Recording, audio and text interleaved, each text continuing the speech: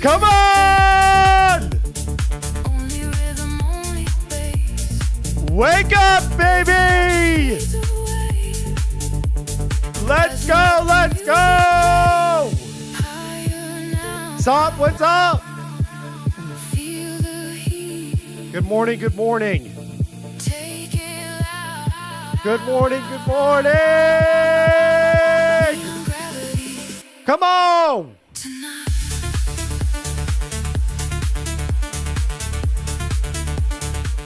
All right. Welcome to day 63 of Vibe Coding every single day. Welcome to day 63 of Vibe Coding every single day until I buy my family a house. We are at $35,979 in revenue earned, and we are just getting started, baby. Last week, we got the shout out from Elon Musk himself. It's been a couple of weeks since we've launched our Mac OS app built in Swift from the ground up, the agentic development environment of the future, CNVS, aka Canvas, aka NVIDIA Parakeet for local voice control, GPT real time for voice control in the cloud, fully conversational like Jarvis. Bring your own subscription, Claude Code, Codex, Cursor, Grok CLI. I'll even let you use Gemini if you're a psychopath. I'll even let you use Gemini. Come on. Yunder, good morning. Rad Wolf, good morning. Sot, good morning. Let's go. Come on, guys. We gotta wake up. We gotta wake up today.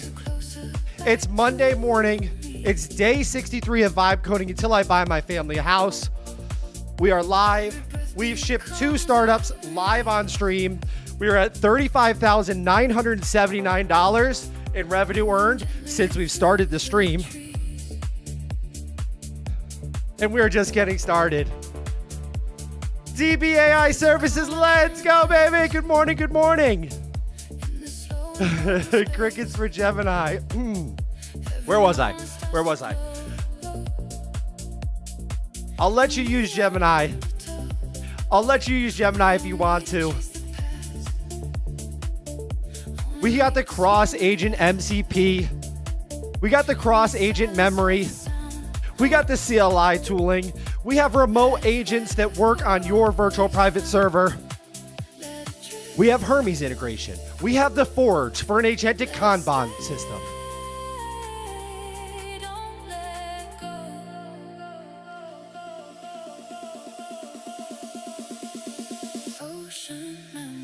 Head over to cnvs.dev, grab yourself a lifetime license.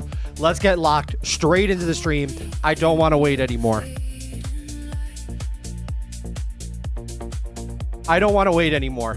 It was a long weekend. I feel regenerated. I feel reborn. We got multiple indie hackers in the hospital. Kitesy, Rob Halam. Claude is playing toxic girlfriend tricks. I need you guys to keep your brain sharp. I need you to touch grass. I need you to do pull-ups. Today, I'm going to do 100 pull-ups minimum. I'm going to do 5,000 steps minimum. And we're going to do $1,000 in revenue minimum. And that's just the start. Come on. Are you guys asleep out there? Can you wake up, please? Listen, guys. Please. If you put your hand up, they'll be right over with the double shot of espresso, the protein cold foam on top, 5 grams of creatine. You know what? Fuck it. We're going to do 10 grams of creatine today, bare minimum, and bump the double shot of espresso up to a quadruple shot. I need you guys awake. It's Monday morning. We have a massive week. We have YouTube videos to make. We have tweets to tweet. We have GPT 5.6 Soul taking away the 5-hour limit. We have Claude coming through like the most toxic ex-girlfriend you've ever had, texting you at midnight saying, this time it's going to be different. Please come over and snuggle with me. And we're coming over to Snuggle, baby. Fable 5 is back. How long is it back until? The 17th? We got Grok 4.5 released. It's fast. It's price efficient. We have Muse Spark 1.1 released. It's the cheapest model there ever was, and it's borderline better than anything else.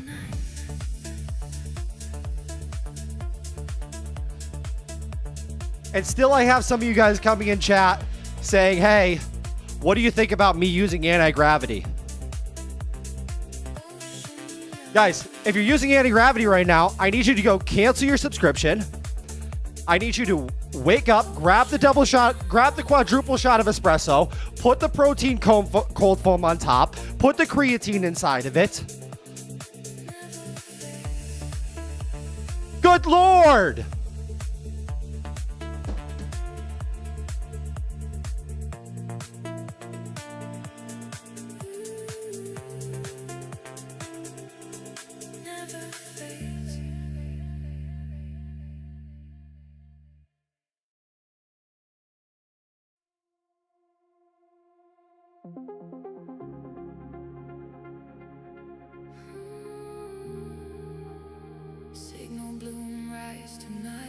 Come on, baby! What do we got? Who do we got? I gotta check up with chat. I got Humble in here. Thank goodness. Thank goodness Humble's here. Oh, Jesus. D-Dizzle's here. Thank goodness. Come on. Database AI Services says, you always rock the best tunes, Max. Let's go, baby! Yunder says, Elon's favorite developer is here. Grok is nice. I'm starting to use it. Let's go. We have everything we need. Brad Jackson, you're the rock star, baby. Oh, good Lord. Brandon is here. Let's go. Let's go. Brent says, hey, why are they extending Fable so much? I remember them saying they didn't have the capacity. They have the capacity. They just want to play with your heart. They just want to play with your heart. That's what they have the capacity to do, is to be a toxic ex-girlfriend. Holy shit. Let's talk about it. Let's talk about it. Let's talk about it. Let's talk about it. All right, our brother in war, Rob Halam, our brother in war, okay? Can you guys even see this when I do this? I don't think you guys can even see this. Here, let me zoom in. All right, here's our brother at war. Rob Halam says, I'm done with them fucking with us. Ended up in the hospital today from stress. Stayed up all night pushing my limits too hard. Think he would be removed. Health comes first. Do better, Anthropic. What do we guys think? What do you guys think here? I need you guys' opinions in the chat right now. Be brief. Hold on, let me prompt chat. Hold on. Let me prompt chat. Guys, I need your opinion in chat right now. Be ultra brief. Talk to me like I'm an idiot. No technical jargon. Explain this to me in Fortnite terms. Okay, so Rob's in the hospital. He says, to be clear, an AI model didn't put me in the hospital, but when a tool is core to your work and the limits keep shifting with no warning, you fall into a binge work cycle whenever access gets up. Okay. So we got Rob in the hospital. We have... What else do we have?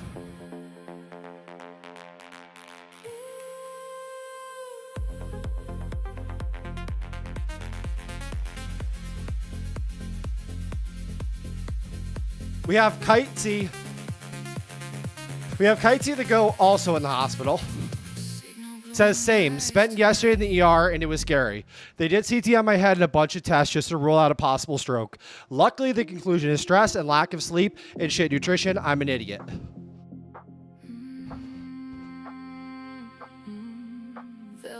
Okay. Came for the AI, stayed for the MC. Let's go, baby! I see it. Yeah, we can't do this. His own fault, to be honest, Lucky says. So it's Anthropic's problem that you suck at taking care of yourself. Got it. I burned. It's not me. This is not me. The fuck? Mind grind. Can you wake up? Do you see me on the pull-up bar? Do you see how good my pull-ups are looking? I'm 250 pounds, 6'5", 5,000 steps, 100 pull-ups today, bare minimum. I got 2 kids. I took them to school this morning. I was up at 5 a.m. on the back deck, baby, looking at the sunrise. Wake the fuck up. Come on. All right. Hype is hype. Look at all the chatter about it. He did the bare minimum. He should have been coding in the hospital. Guys, do you think that I need your honest opinion in chat right now? Please be brief, no technical jargon. To be fair, do you think that Kitesy and Rob should have brought their... I can't say it.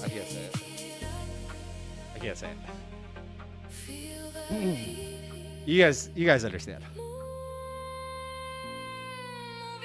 Oh, come on, baby. We're back.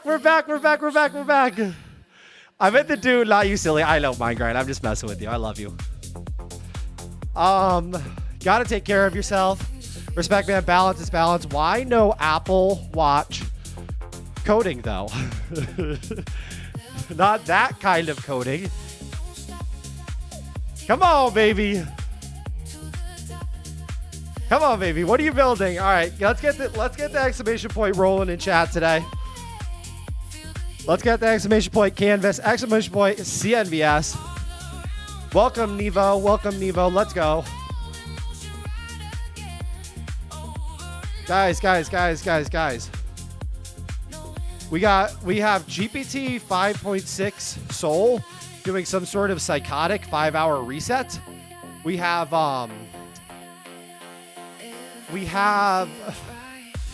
Fable 5 being pretty much endlessly extended. I'm going to go ahead and say it's being endlessly extended.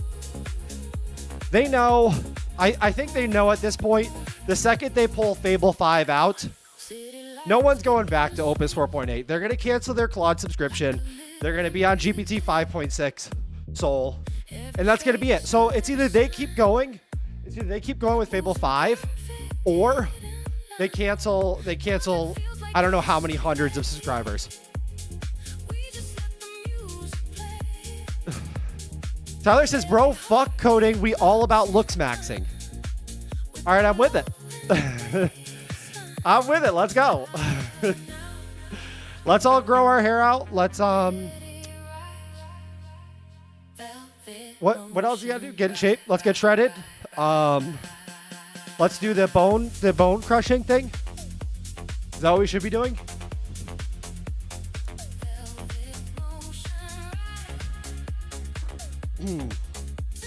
I want to burn Grok 4.5 today. I do too. I really do too. All right, guys, so let's talk about it. This is a new theme I set up for CNVS.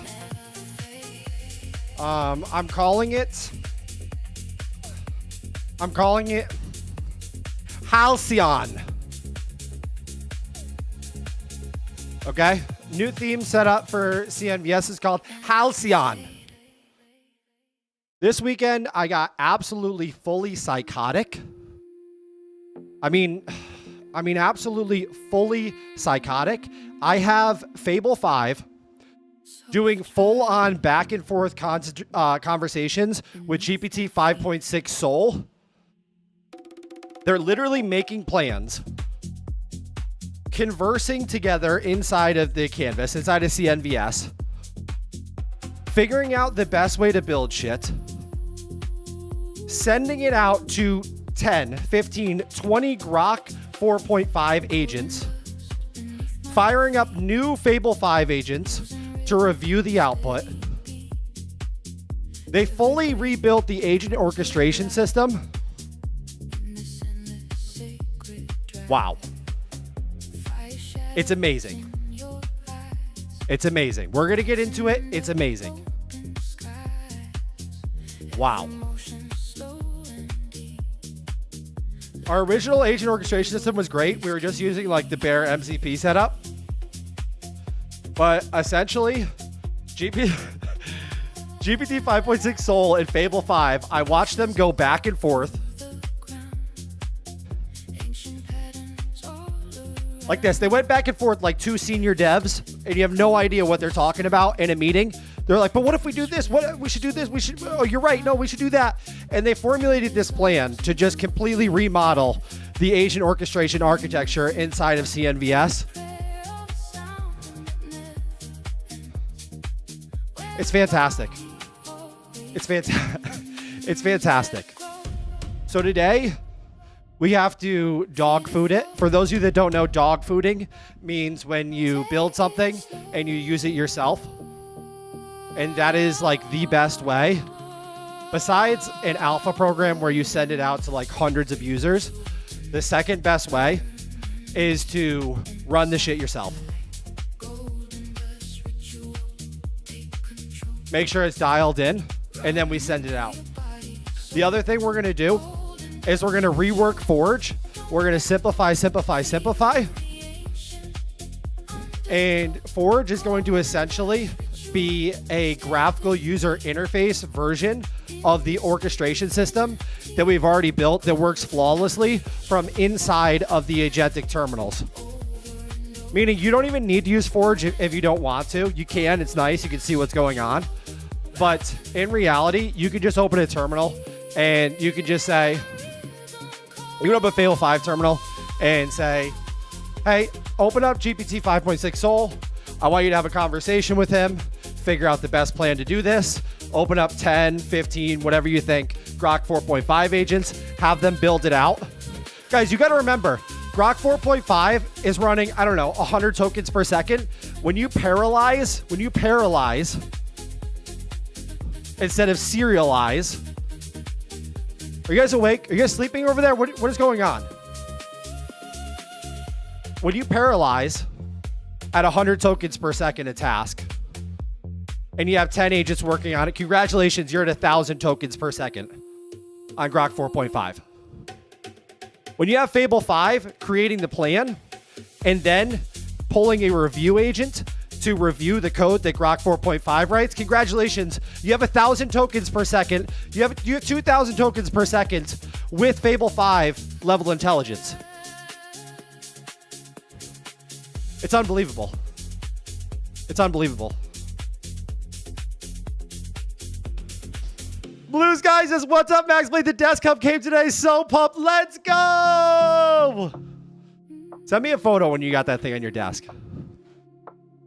Send me a photo when you got that thing on your desk. I need to see it. It's been a minute since I sent a desk hub out. Mad Boy says, yo, was that your sister behind you? Is she single? Yeah, that's my sister. That's my mom. Let's go, baby! She's single!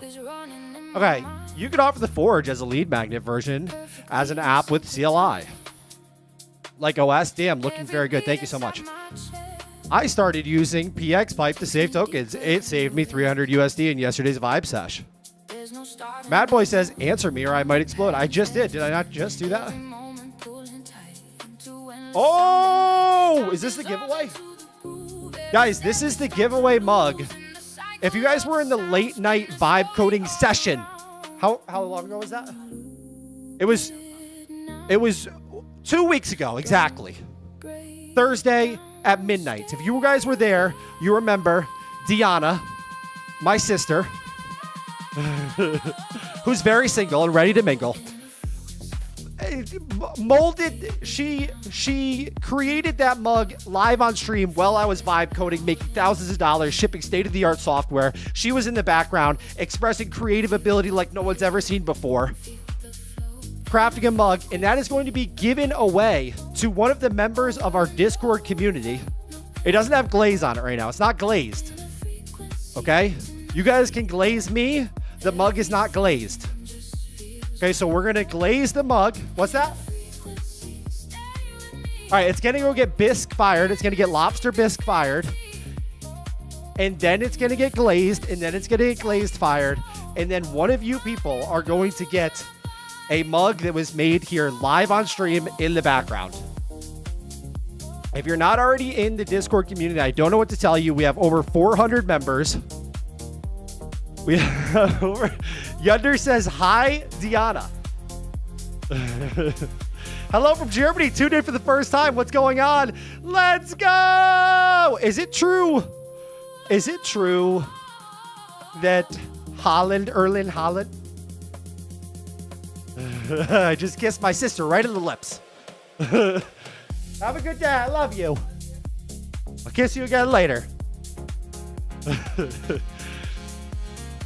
Garlic Crouton says, Grok 4.5 killed it for me this weekend. So fast and accurate for coding.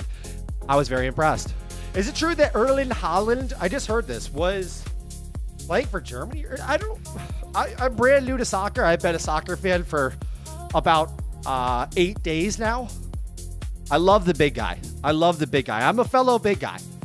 I'm 6'5". I'm 250 pounds. I'm ready for action. I'm a fellow big guy. I love to see another big guy in the mix. Mad Boy says, kissing your sister is kind of hot. If that doesn't get us banned, I don't know what will. If the music in our conversation of low-key, fully psychotic... Okay, we got to keep moving. Bro, I saw you got retweeted by Elon. Thought we were never going to see you again. Yo, I'm going to tell you right now, when you get retweeted by Elon... People in real life notice that you had no idea, even know anything about you. That's all I'm going to say right there. That's all I can say. But when you get retweeted by Elon, I swear to you, you go out in general public, people are like, that you never talked to are like, dude, I saw you got retweeted by Elon the other day.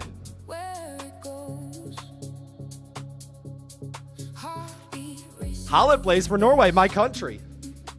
No! Mad Boy, you're not also from Norway. How many people from Norway are in the stream here? We have an endless amount of people from Norway inside of the... This is insane. He's Norwegian, 6'5", health maxing lifestyle, the GOAT striker.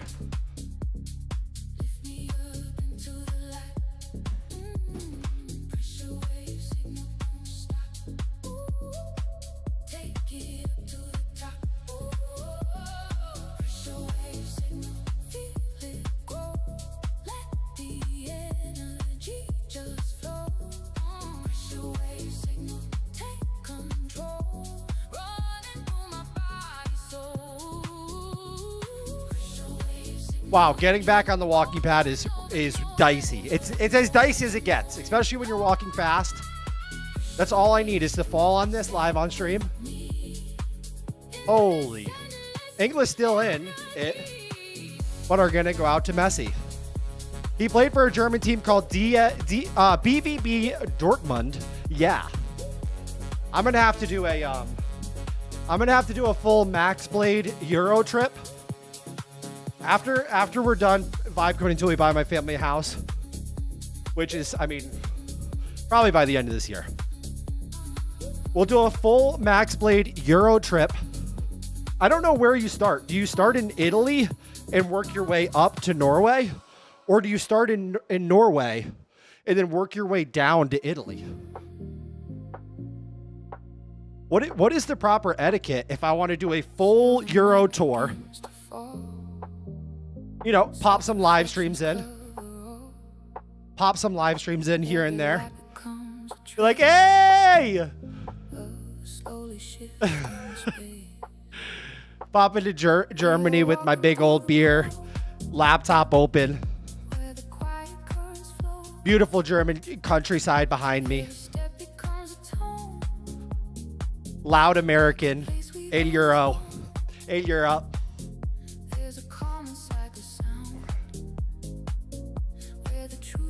Sahil! That game would have been different if he had passed it to him, that's for sure. I know, that's crazy. That's crazy. Will you get in YC? Yo. Thoughts about YC? I don't think it's for me. I've thought a lot about it. I don't think YC is for me. I don't think there's a point for me to go YC right now. If I wanted to take on money, to take on like a marketing department, and then take on a couple degenerate vibe coders, then I would go YC for sure. I would go to YC, and I'm going to guarantee, I'm going to personalize guarantee, I would show up and I would get in immediately. I hate to say it, but I'm gonna put a personal guarantee that I would show up. I would bring the full psychopathic energy, the full vision, and they would have to let me in. There would be no debating it. I actually feel like I'm already accepted. It's whether or not I would like to go with them or not.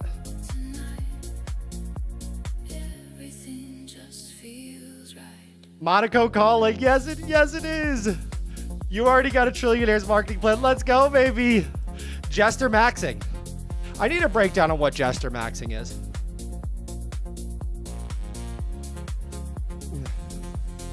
This guy did this in 2 months. Link in general chat, Discord. Interrail holiday. 6,000 kilometers in 13 countries over 7 weeks. Wow. Monaco is calling. It is. Switzerland. Downhill is easier. I can give you as much heads up as you need about Europe. Let's go, Humble, my guy. I got the inside scoop. Go to YC, and with the 400K they give you, buy the family a house. That's exactly what I would do. TK Silver, I would show up there, and I'd be like, all right, so I need your $400,000 investment. I'm going to take the entire $400,000 and buy my family a house because I don't need your money. And then I'm going to go build $1 billion company also. I'm going to spend every dollar on my family's home. They're going to be taken care of. And then we're going to go build $1 billion company fully organic.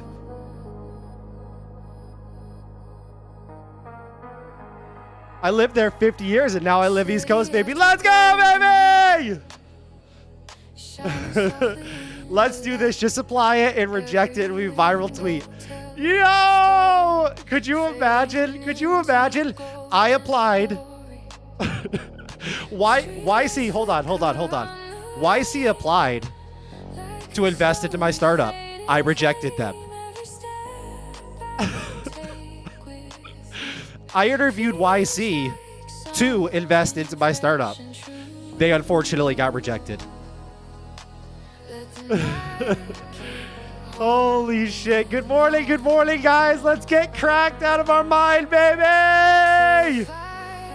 Let's go.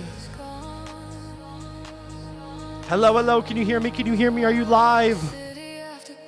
Loud and clear. I'm live and ready. Listen, my main concern is I'm live streaming right now, okay? My chat is fully asleep. They've had minimal amounts of espresso shots. I don't think any of them have had creatine yet today. They're low on water intake. They're low on electrolytes. Can you please scream at your lungs right now so they can hear you? Just say, chat, I need you to wake up. Chat, I need you to wake up. Oh my God.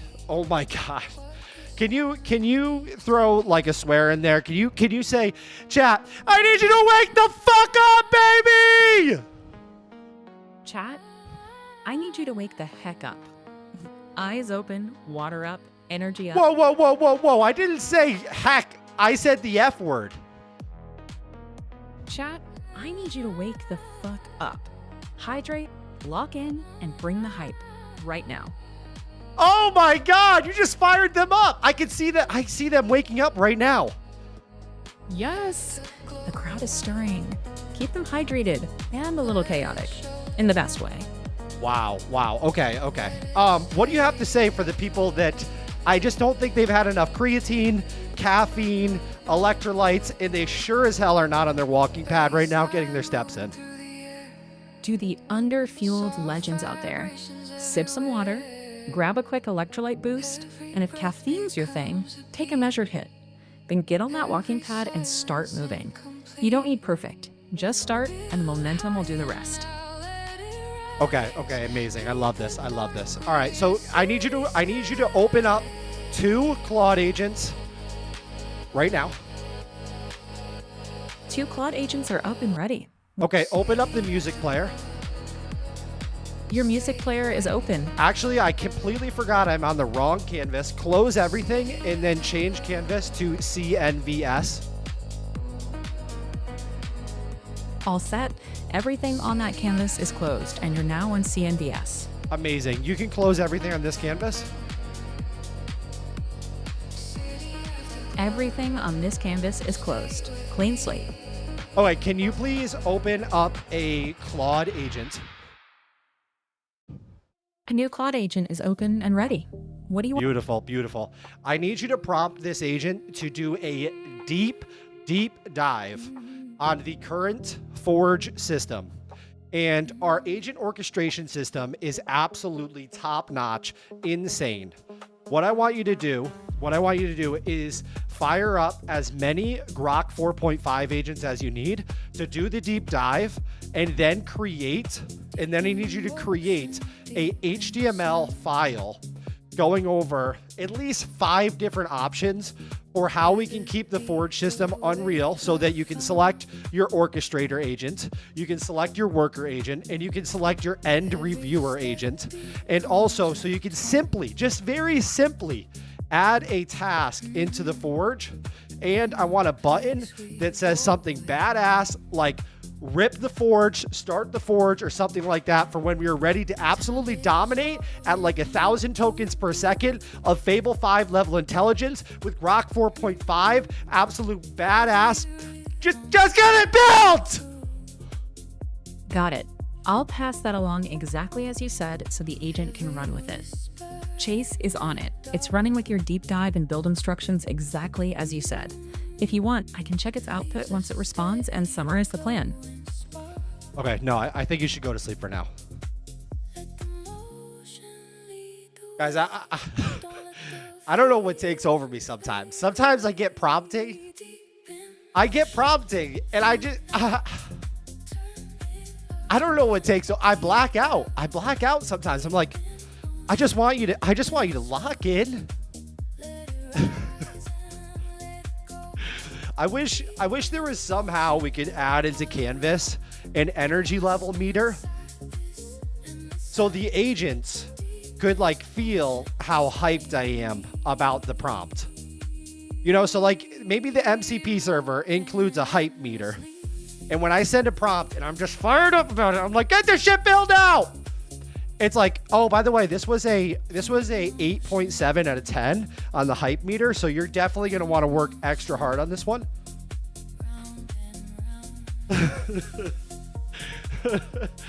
Let's go, baby.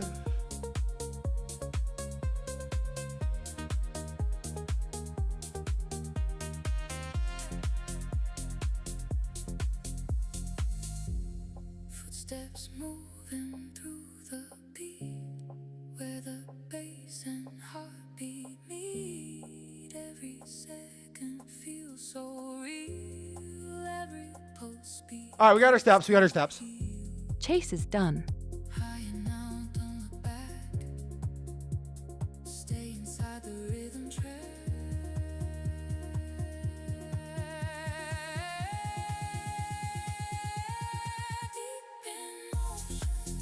Everyone, we can sit down now. The intro is done. We're going to start working. You know, you can sit down. And the people in the front, you have to sit down. Otherwise, they can't see behind you. Is the problem.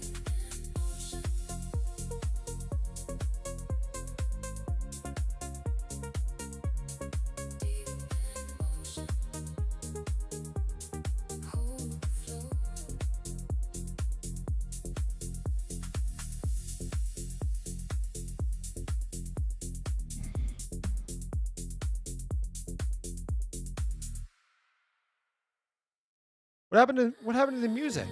Oh, it's here. I'm not gonna lie. I don't know what I said here, but it completely ignored my orchestration request here.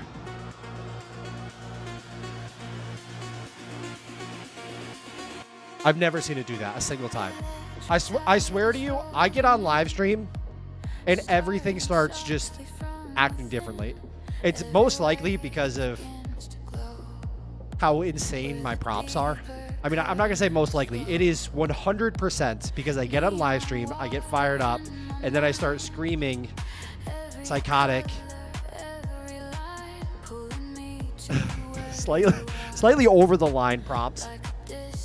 And so this did just fan out internal Fable 5 agents, which is not at all what I wanted to have happen.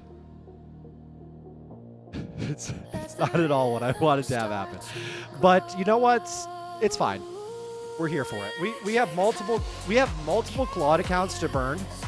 They're probably going to do some crazy shit where they tweet today that they're pulling Fable 5 forever, and actually, just kidding, Fable 5's been extended for 3 months, and we reset your usage. Just kidding, we used all your usage. Actually, just kidding, also, we've reset your usage.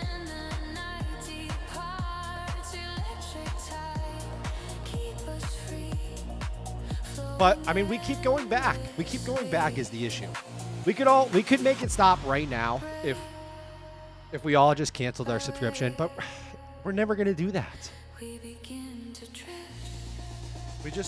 We're not going to do that, guys. We love them. And this time they're going to be different. They're going to be different this time. Are you streaming on Twitch? Yes, I am. Yes, I am. I'm streaming on Twitch. This is better than most YCA, to be honest. Damn. Let's go. All right, what walking pad are you using? I'm using the cheapest. Felipe, welcome! I have tried the new model from Meta. Unbelievably impressed. If you go to my X, I have a video going over the new model. Unbelievably impressed. Max, are you using Grok API or a subscription? If sub, which one? So I'm using my X because I pay for Premium Plus on X or whatever. So legitimately, like, I was fine with just paying for Premium Plus on X because X is like the biggest ROI social media site I've ever seen in my life. They pay me $500 every 2 weeks to advertise my product. And now all of a sudden they're like, oh, also you're going to get a semi-state-of-the-art model included in your X subscription. What the fuck is going on? Not only are we going to pay you to make money to advertise your product, but also we're going to include a ultra-fast Opus 4.8 level model in that subscription as well. And I have no idea even how much usage I have on that, but it feels like... Can you please open up Grok Agent? Your Grok agent is up and ready to go. How do I check my usage? Is it /usage? Oh, I gotta change the font so you guys can see it. I'm at 23% of my weekly limit. I will admit, Grok build, it definitely feels like it's very minimalist right now. It's very minimalist right now. Like, it would be interesting to see how Grok 4.5 would perform in Claude Code, in Codex, or even Open Code. Because I have a feeling that Grok build is in like an extremely minimalist harness right now, which is fine. Obviously, it'll get much better as time goes on. Let me juice the font up here.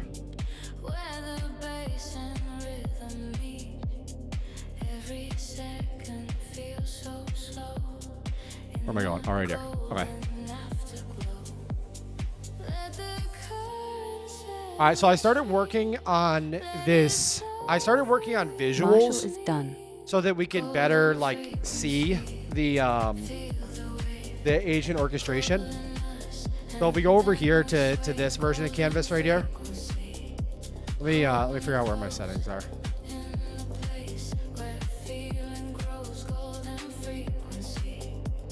All right, this one's on NVIDIA push to talk. Let me just make sure it's set up because this is the dev build. Over here on the left, this is the dev build, and then this is the production build on the right here. Spawn a Claude Code agent. Chase, the Claude code is ready. Okay, amazing. All right. Chase, can you please open 4 Grok agents and then have them figure out the weather in 4 different cities in Mexico and then summarize what they say here?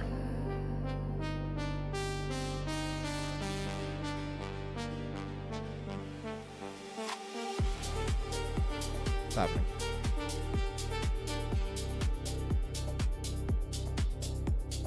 I'm not sure if I have Parakeet enabled Sent in to this dev Chase. build. No, I do. Okay, never mind. I don't know why that just took so long.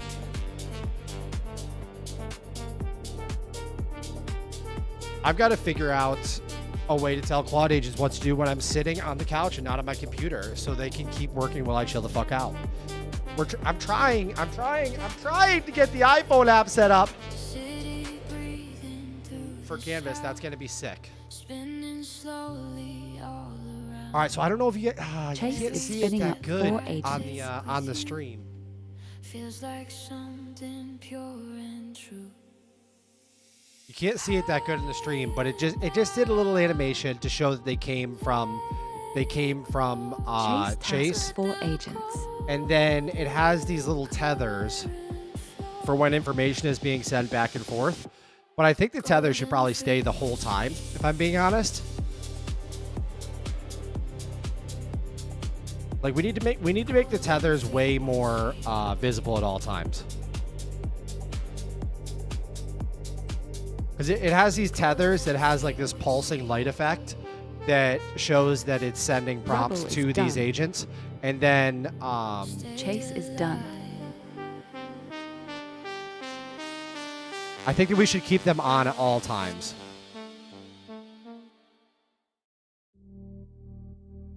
So let me come over here. Let me close this. Let me go. Rocky is done. Can you please open a Claude Code agent? Your Claude agent is up and ready to go. Okay, can you please prompt Marshall verbatim that I would like him to do a deep dive on the current agent orchestration visualizer? So the actual tethers that go from the orchestration agent to the working agent. And I would like to come up with an HTML plan on how we can improve it in every way possible.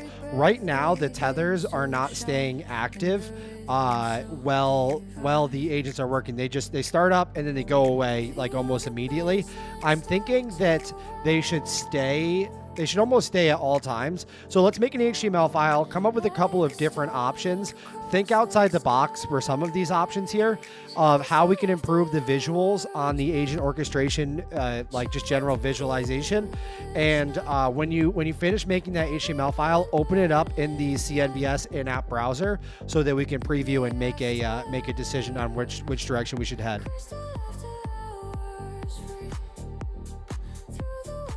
Marshall's Marshall now is on done. that deep dive in HTML plan. When it's ready, we can preview the file in the in-app browser and pick a direction. Fantastic. You can go to sleep now. Thank you. All right, let me close these. So basically, this Fable 5 agent just orchestrated these four. It opened these 4 Grok agents. It fanned out prompts to all of them, and then it used the MCP setup that we have to read their end output and got it back inside of this terminal. That's basically what I've been doing all weekend. Okay, is I have a Fable 5 agent talk with a Soul. GPT Soul 5.6, GPT 5.6 Soul agent. They come up with a plan together. It's amazing. When they work together, it's unreal. You get the Disney magic. This is what happens. You get the Disney magic of Fable 5, and you get the just raw technical. You know what it is? You know what it is? Like Fable 5 is like Steve Jobs, and then. Who is GPT 5.6 like? I want to say Elon, but that's the wrong person. I don't know. GPT 5.6 is just like that guy who's semi-autistic at the office, fully cracked out of his fucking mind. Chase Like is no done. one knows better than him. He is the ponytail guy at the office. He's got his hair in the ponytail. He can rewrite your 1,000-line code base in 8 lines, and it's going to work perfectly every time. So when these two start talking back and forth and figure out the is plan, done. it's perfect. Then they orchestrate it out to GPT. They orchestrate it out to Grok 4.5. You have 10 agents working at 100 tokens per second. That's 1,000 tokens per second of parallelized work. You bring in the review agents at the end to make sure that the code is perfect and it fits the plan. I'm loving life. I'm loving life right now. I mean, everybody couldn't be any more stressed out. It seems like on X, on the timeline, on all that shit. This is the most fun time I've had in vibe coding since the very beginning. I mean, inside the sound. it's unreal. Anthropic put a study out that let me see what the Anthropic study is. Let me put the study up for the Anthropic situation. Anthropic. Here, why don't we be smart here and just use the infinite canvas that we have in front of us? Huh? What about that, guys? Every mile becomes a tone, guiding slowly back Close everything. Closed 5 windows.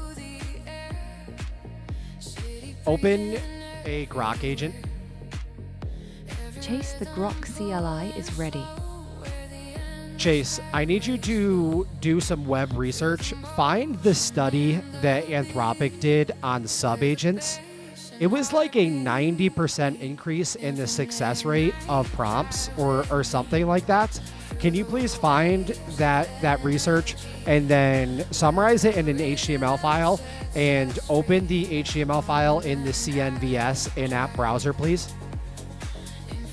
Sent to Chase. All right, we're gonna check that out 1 second. But here's the deal, guys. Here's the deal. So Anthropic comes out with this study, right? It's faster, uses less tokens, the success rate is better for when you have a smart agent fan out to sub agents. It's just better in every single way than using a single agent. The thing is you don't want to be stuck inside of their ecosystem.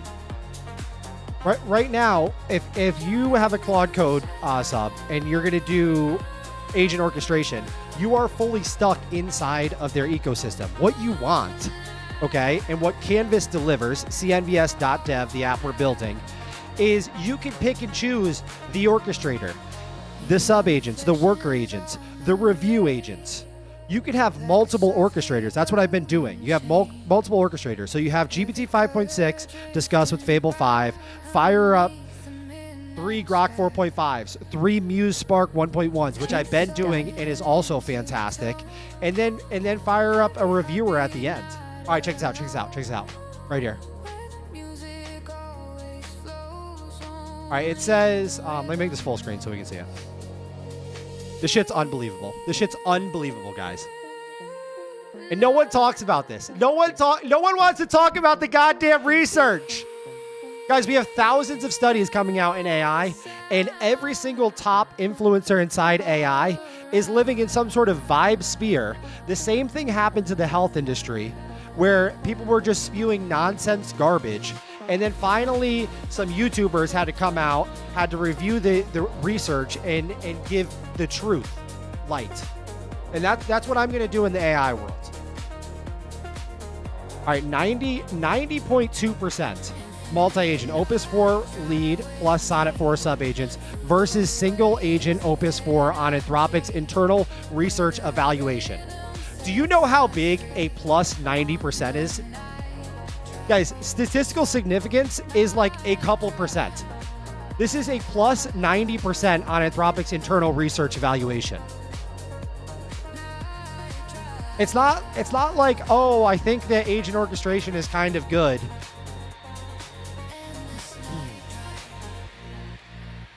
New theme slops, thank you so much. You know, I said Parakeet is fast. I built a mini version just so I could test out the native dictation. Yeah, it's so fast.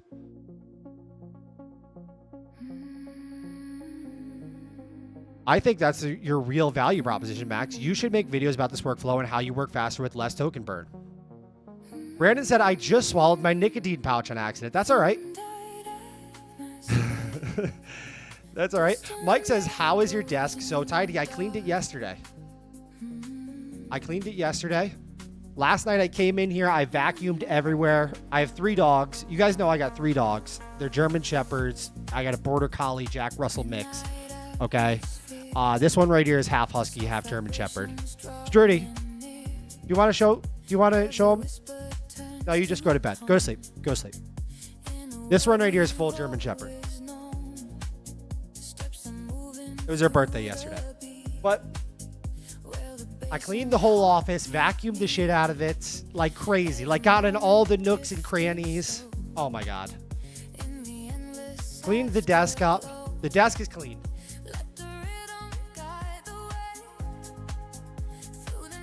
It's a 4-foot by 8-foot desk. I made it myself.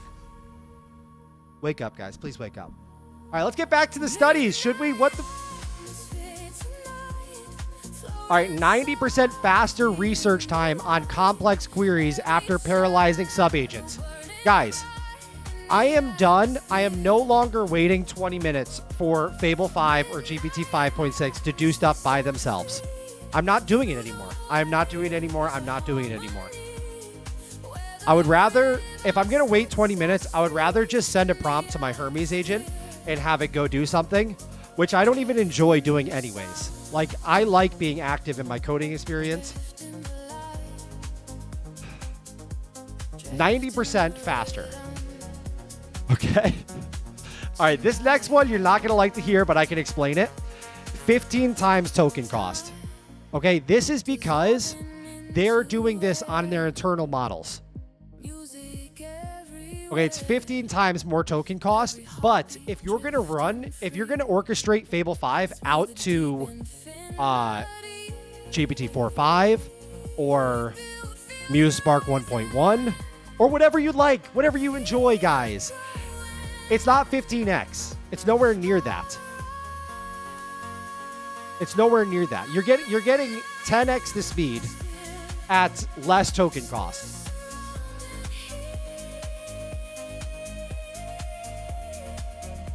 But are you using tokens or subscription? I use subs on all of them. How are you making money from vibe coding? All right, so right now we are building Canvas, which is the app that you guys are looking at right now. Okay, so it's an infinite canvas that you can launch all of your existing AI subs inside of. And there's an MCP server and a CLI tooling running in the background. So they can spawn and prompt each other, and they have full access to each other's data. It has a cross-agent memory system that is also built on the latest research so that they all feel like the same brain, whether you're working with Grok 4.5, Claude Code, Codex, anything. All right. And it's available at cnvs.dev. That's where we're building Canvas.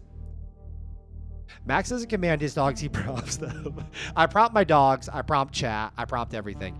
Ethan Blend says that new theme is fire. Thank you so much. Thank you so much. What the fuck is bro talking about? I don't know. I have no idea. Codename Zulu, let's go! Welcome. Good morning. Where's the adversarial debate in the orchestration? Every time I do an adversarial debate. If you guys do an adversarial debate between the same worker, you see a decrease in performance. Okay, so if you're going to have Fable 5 debate Fable 5, you will see a decrease in performance up to 5%.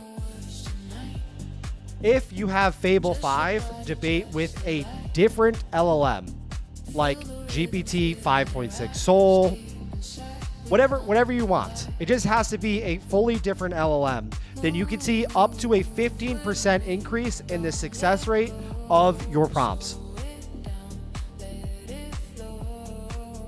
Chad, what is up? Deep house love, deep house soul.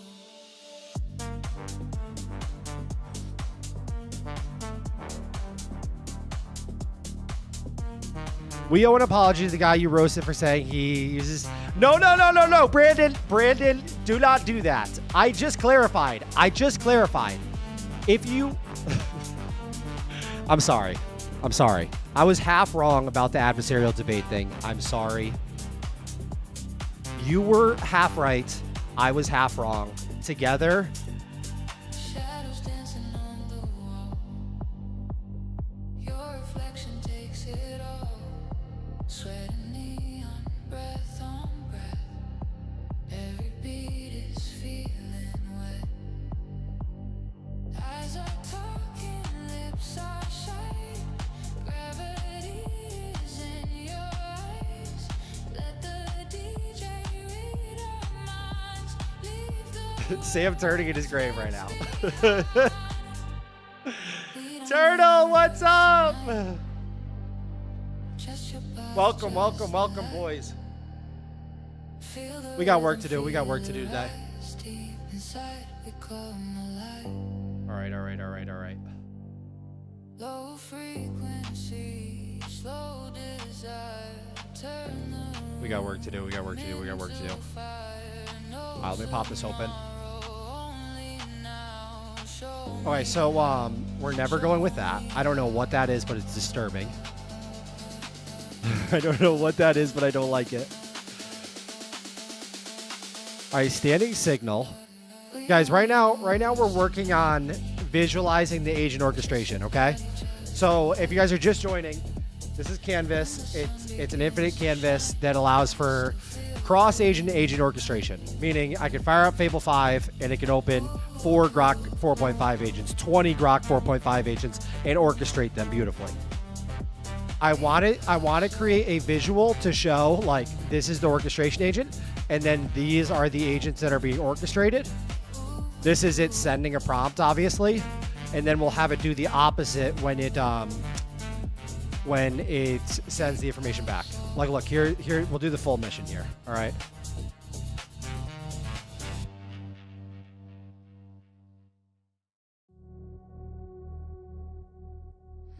Honestly, I was playing with this all day yesterday, and I had to throw in the towel because, like, design-wise, I don't know what the right answer is here, guys. So that's the complete, it retracts.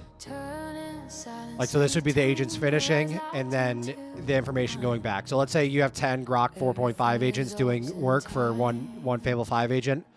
They're done. Brings it back.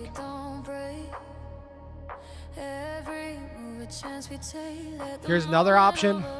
All right, so this is option 1 right here. It's option 1, which I like. This is like the typical. This is like the typical situation, right?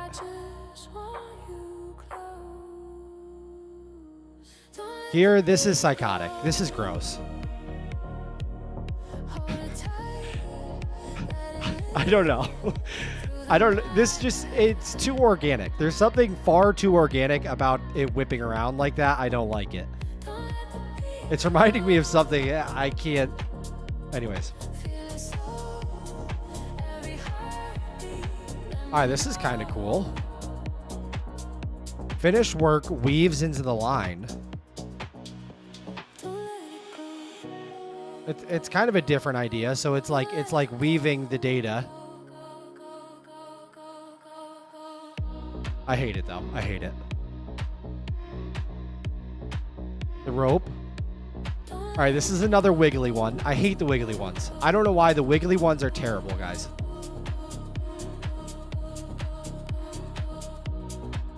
The wiggly ones are terrible.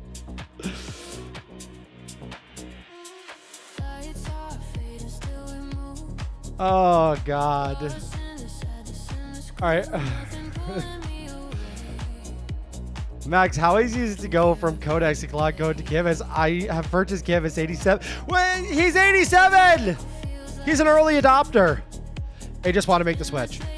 How easy to go from Codex/Cloud Code to Canvas?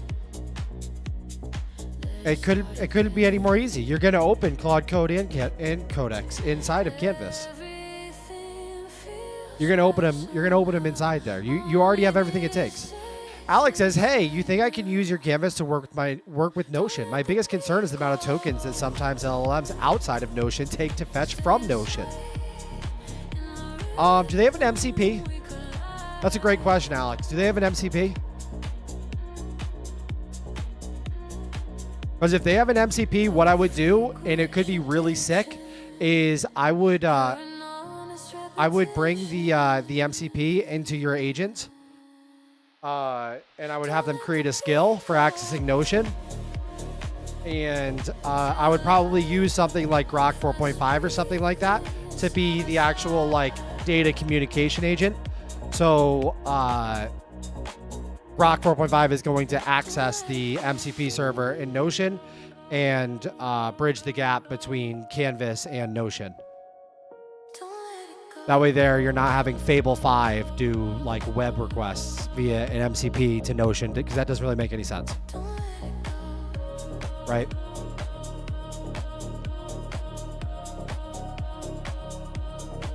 I was in the gym tonight and thought an always-on assistant on my phone would be great, hands-free, so I can work out and still do stuff. I think it's a good idea. What reps are we doing?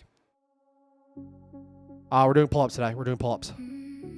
Why not just include a set of options for orchestration animations and let the users choose via settings? Because I am I'm the grand ruler, and everyone is forced to use my choices. Oh, nice. That's a great idea. Notion has a CLI too made just for that. Oh, amazing. So I would just install the CLI inside of Grok 4.5 or Muse Spark 1.1, and then I would use it in your cheaper models, because you don't need Fable 5 to do any of that work. AI Luke, what's up? What's up? What's up? Less is more. Feel the pulse, don't let it fade. Let it echo in the wave.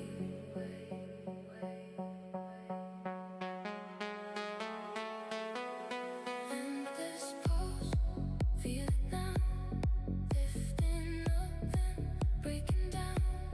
And this pulse, all around. Better than me. I love nodes and vector connections in general. I know.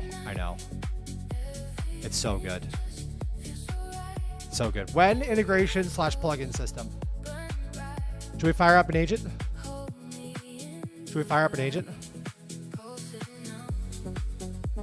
right, so let me screenshot this. Let me screenshot this right here.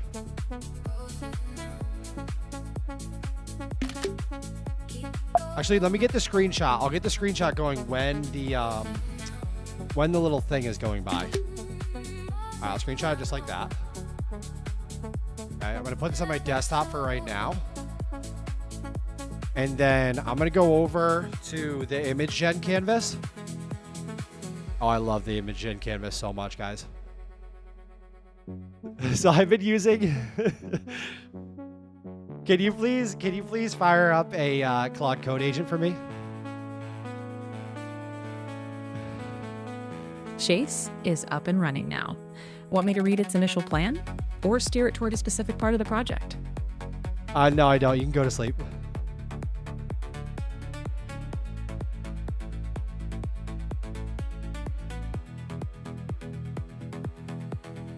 Can you please take this image and then send it over to the ImageGen 2 API? And basically, I want you to take a look at the image and figure out 5 different ways that we could show agent orchestration, right? In the image, we have Zuma, who is the orchestrator agent, and then we have Chase, Sky, and Nova as our worker agents, okay? And then there's got to be a tether in between them. I need a design system for showing the data and just the general orchestration process of the Zuma controlling the agents, basically. So I want you to create some different prompts, use ChatGPT Image Gen 2, and figure out how we can have this look much better. Feel the pulse, don't let it fade. Let it echo in the wind. Endless pulse, feel it now. Lifting up. Wow, I just saved the day right there. Holy shit. Endless pulse. All right. So basically, this canvas right here, I've been using this. It's so cracked. It's so cracked. I love it. It's so cracked. I love it, guys. I've been using this canvas. You guys need to do this. If you haven't do that, just do it today. Just try it out, and you're gonna say, "Oh my God, Max, thank you so much for showing me this. This is the shit." I gave this canvas a ChatGPT API key. Okay. Fable 5 created basically like a CLI tool for it to create images with Image Gen 2. So whenever I want, I can hop in here, fire up a Fable 5 agent, which has the Disney magic, and it can just create images with ChatGPT Image Gen 2. And then when it's done, I have them open it in the Canvas in-app browser preview. I am 98% sure I'm going to make this into basically a default workflow inside of Canvas. So basically, like in settings, when you put your OpenAI key in for GPT Realtime, I'll have an option so you can enable in the MCP so that any agent can use the OpenAI key to create images with ChatGPT Image Gen 2 and automatically place them inside the canvas. So essentially, you can just prompt your agent and say, use the MCP. You can just say, generate 4 images. This, that, and the other thing. And Fable 5 is so good at prompting GPT Image 2 at creating images. It's insane. It's not the cheapest thing in the world, but it's the shit. I'm telling you, it's the shit. And for you guys know, we have that workflow that we do all the time where basically I take a UI element and it's like AI slop when it's generated programmatically.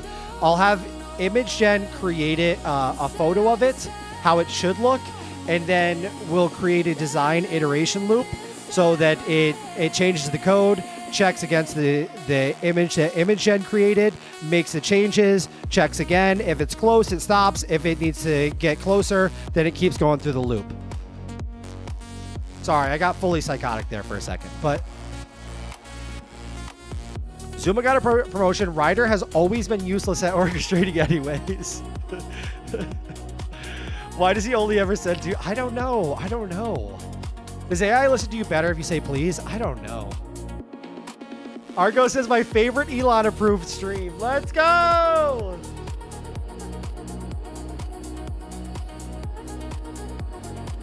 You got to set up a Grok agent with a phone number and a Cloudflare tunnel MCP. Have it set up right now, and even a secret password rule.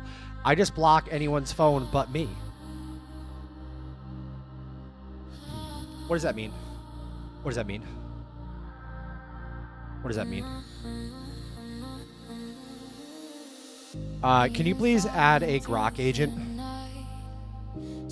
Your Grok agent is up and ready on the canvas. Go ahead and give it a task whenever you want. All right, go to sleep. Someone in my chat just sent me this message. Can you explain to me what this means and what the end benefit to CNVS would be? Every breath begins to shine in the rhythm so divine. Let the feelings You guys thought I was going to wait for Dragon to reply, but I'm not. We're going to see if Grok CLI can beat Dragon responding. Using Grok 4.5 in your workflow right now, right in front of you. All right, I'll translate that chat message into plain language and map it onto how Canvas already works. Control plane, MCP, remote access, so the end benefit is concrete. Can you please look at Sky's response and pretty much word for word, like just read to me what's going on. You know, you can provide a little bit of paraphrasing, but make me understand what's going on.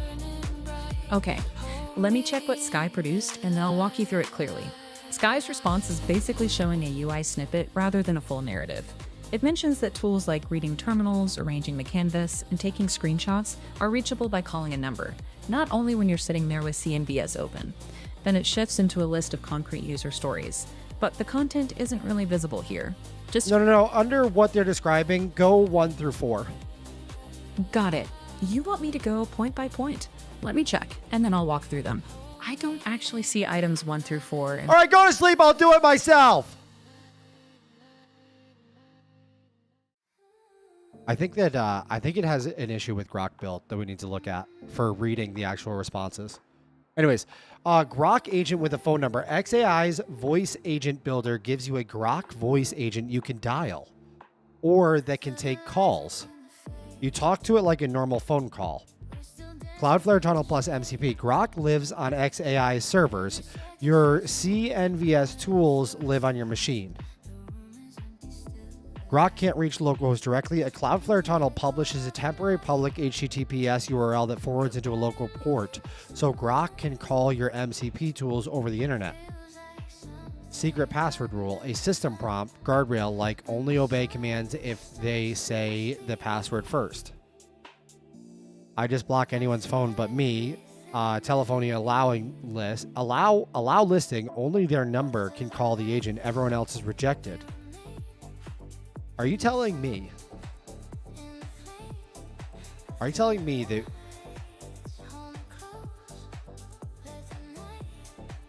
Are you trying to tell me that I can set up a Grok agent that will allow me to text my canvas? What would the end benefit be for CNVS? Phone away control of the canvas. Same verbs you already have in app. MCP, canvas control, voice, GPT real time, status, spawn, prompt, read terminal, arrange, screenshot, etc. Reachable by calling a number, not only while you're at the Mac with canvas open and mic/voice HUD up. Situation, you're out, agents are grinding. What's blocking on the auth agent? Agent reads terminals, roster, and answers. Sky You is want done. a glance without opening the laptop. Give me a fleet status, briefing style summary over the phone. Hands busy, no computer. Voice orchestration from any phone, not just the Canvas mic path.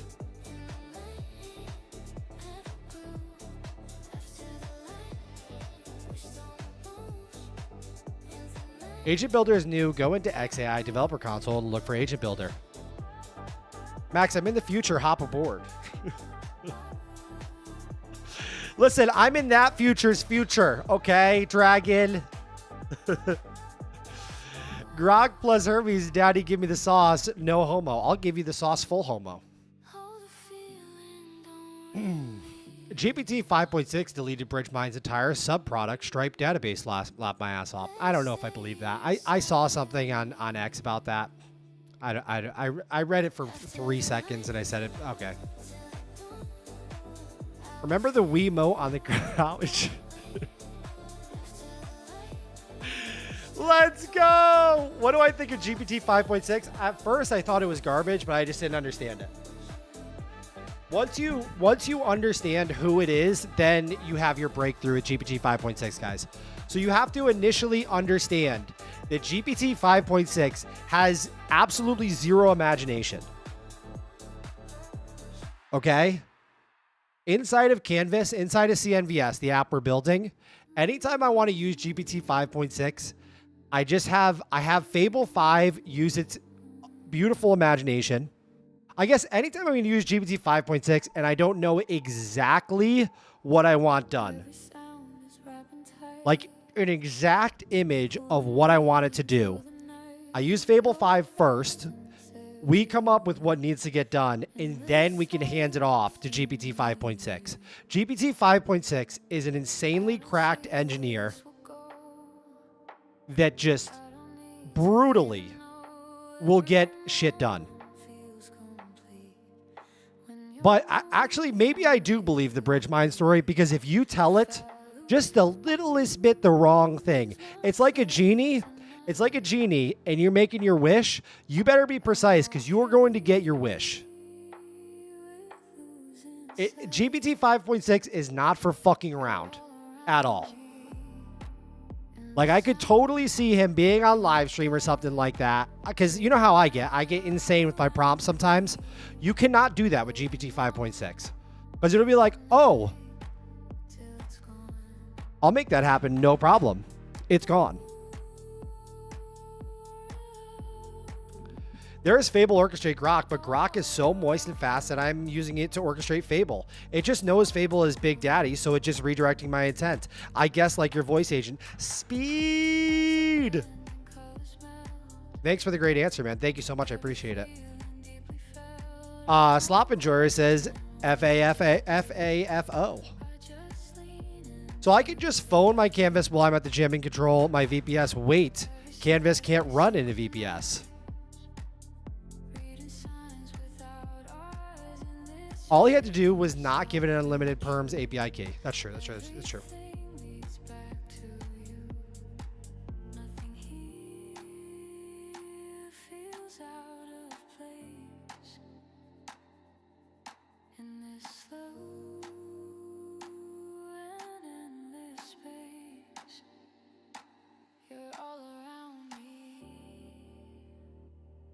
Stay with me in the pulse, in the frequency. Low lights, no direction, just a perfect. The GPT 5.6 limits are nuts. Really? Do you guys think the GPT 5.6 limits are nuts? You're all around me. Because I've been using it, but I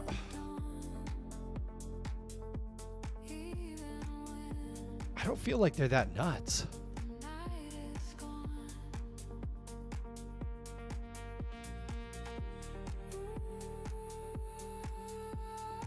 Can you please open these images? Actually, make an HTML file showing all the images and then open it in the Canvas in-app browser preview, please.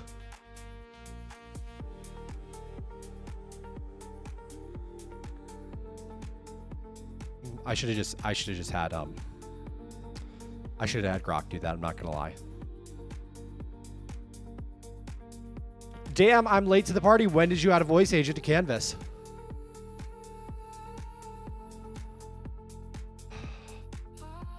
Brother, we have had a voice agent inside of Canvas since the very first day of building Canvas.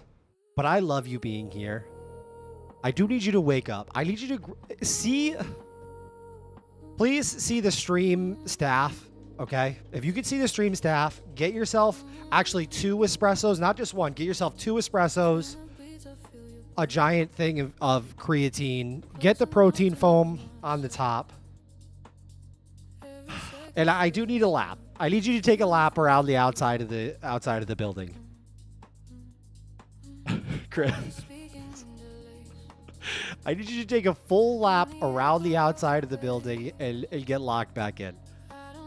Well, I meant via telephone. Oh, okay. We didn't add that. But I was before who told me that idea? Before Dragon said that, I was thinking that it wouldn't be bad at all to add text messaging to Canvas. And what Don doesn't realize is I have created a daemon that runs on Linux. So you could technically, it would be interesting to figure out how you'd get the text message there, but you could totally, well, actually you wouldn't have to, because the Canvas that's running on your Mac can communicate with the Linux virtual private server. So it wouldn't be that crazy if instead of doing an iPhone app, which we're already halfway through building the iPhone app, we should just finish that, to be honest. But you could have a version of Canvas that ran straight in iMessage. So basically, you could just text Canvas and see, you know, what's going on with the orchestrated agent, what's going on with Claude Code, what's going on with Codex, what's going on with Grok 4.5, where are we at? But I like the idea of having the iPhone app and then having it do push messages. So on my phone, I can see, ding, this agent's done. Ding, this agent needs your attention. Ding. Holy. Marshall is Hold done. on. Hold on. Hold on. All right, so this is the reference. Jesus. This is what it came up with. It's kind of cool. I like the little pulsing nodes. That's kind of cool. This is ridiculous. We'll never be doing this. Just so you guys want to know what we'll never do is this situation right here. What is this, dude? Are you guys seeing this? Give me a break. Ooh. This circuit board situation is not bad. Schematic traces is not bad. With the little text things in between that show, you know, idle, working, finished. That's not bad. Oh, the command halo is insane. Dude, not the submarine radar system. OpenAI removing the 5-hour usage window was huge, in my opinion. Yeah, it was. That's insane. Yes, SMS, easy add with Twilio or Telenix. WhatsApp is easier, I think. What's your top app, back end and front end, for vibe coding apps, storing data, etc.? To be honest, I have no idea. We just went through this whole problem. Every single app I've done myself. I've just made a virtual private server. I've done all of it custom. I do a MongoDB backend. I do a Node server, and I keep it persistent with PM2. A MongoDB database, and I do a Node server, keep persistent with PM2, Nginx for reverse proxy. Lay on a bunch of security on top of there, and then I call it a day. And that's insanely easy, insanely fast. You have full control over it, obviously. This most recent app, I let you guys talk me into using. What are we even using? What is it called? Guys, who knows what we're using for our database? God, what is the name of it? I hate it. I don't hate it, but I hate it. Please, someone in chat. Someone. Supabase? It's called Supabase, for God's sakes. I let you guys talk me into using something called Supabase. We're using Supabase. The only thing I can say about Supabase is it has a MCP and a CLI tool, so I never have to look at it. And I don't want to look at it. It's disturbing. What we've done is we've taken everything that just runs on a server that back in the day you would just write the code and you would put it on your goddamn server and call it a day. We've taken it and we've broken it off into all different pieces that have a subscription now. So now I don't even know why I have a subscription for a database and for auth that could all just run on my own server that I already pay for monthly. I don't know, guys. I have no idea. Vibe coders use React, TypeScript frontend, Fast API, Python backend, and Supabase for storage. I guess that's what we use. I don't know what we use, guys. It's a disaster. It's a nightmare.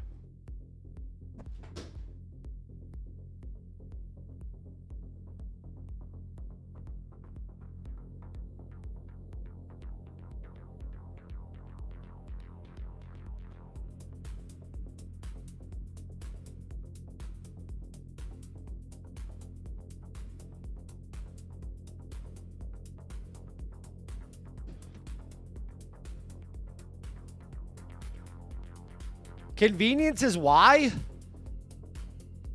What is more convenient than opening a terminal inside a Canvas, SSH, Mongosh, and then I have full access to my back end, my database. Like,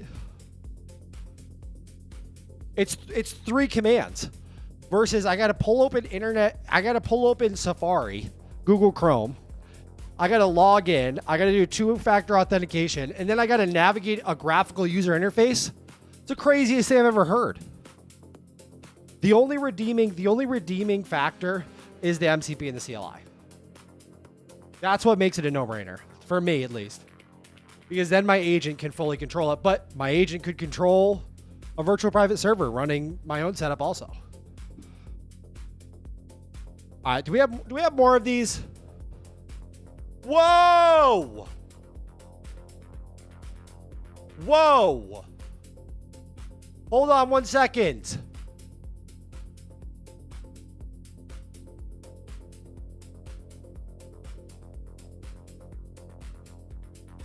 Whoa!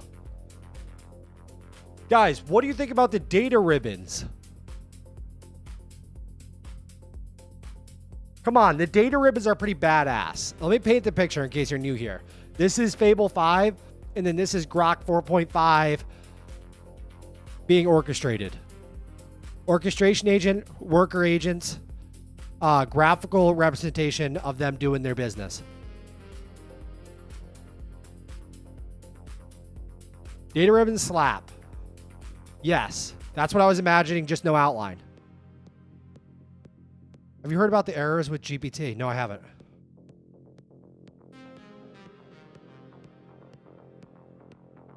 What is that Mangosht DB which you... I was talking about MongoDB, but the command that you run to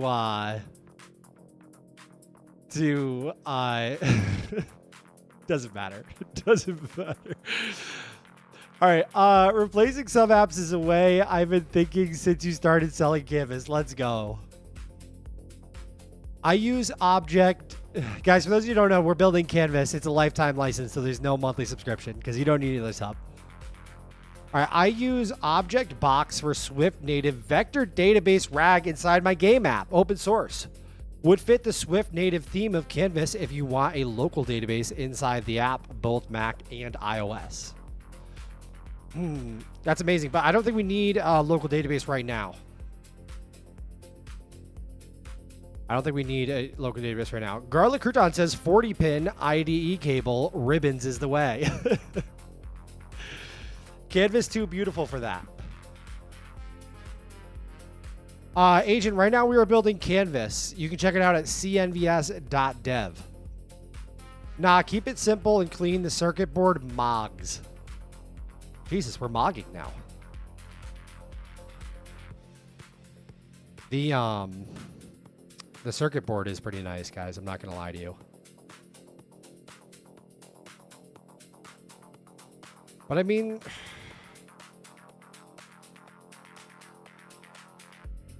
God. I don't know why. I spent the entire day changing this back and forth. I just feel like we're doing something wrong.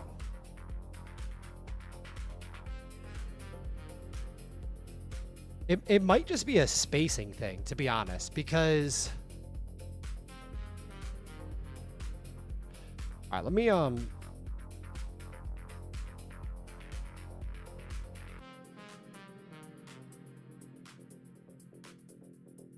Let me switch. Here's what we're going to do.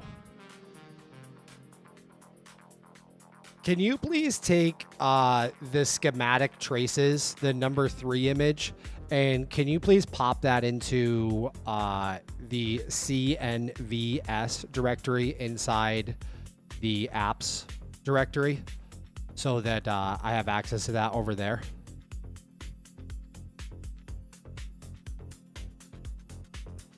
It's like, okay, I've deleted everything. Okay, I've deleted all your monthly recurring revenue. Is that what you asked for? I don't know why. That's what I'm thinking about. All right.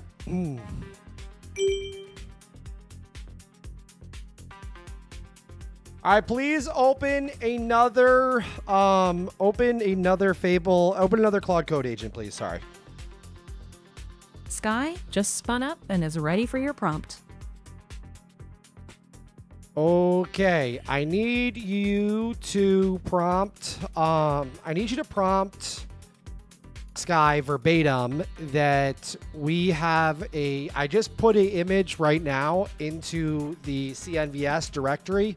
It's like a schematic image that has a visual layout of what the canvas could look like when we have an orchestrator agent orchestrating other agents. Can you please find the PNG and take a look at it and give me an honest breakdown of how we could make that a reality inside of CNVS? Do not make any code changes yet. I want to talk about it. Be ultra brief in your response. Talk to me like I'm an idiot. Nothing technical. Let's just talk it out for now. Sky's got it and is looking for your schematic PNG. Then we'll give a super simple, non-technical take on how to make it real. Okay, great. Can you please open one more Claude agent? Rubble is up and ready for instructions whenever you are. Okay, go to sleep for now.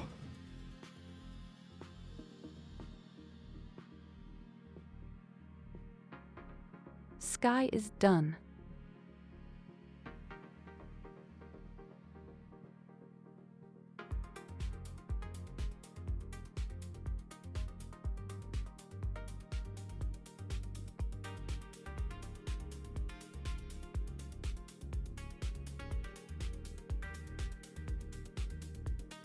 Is he broke now? I'm broke. GPT 5.6 just took all my money, guys. I'm broke now.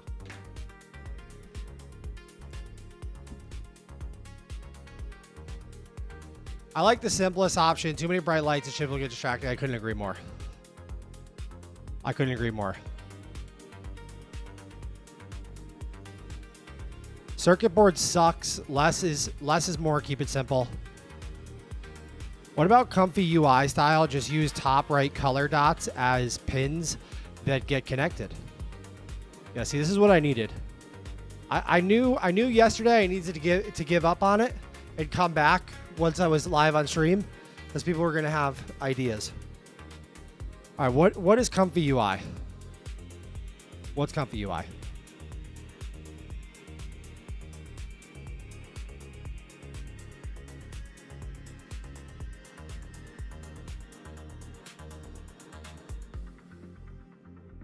I just opened Comfy UI and it immediately rerouted me to like a download page for a virus.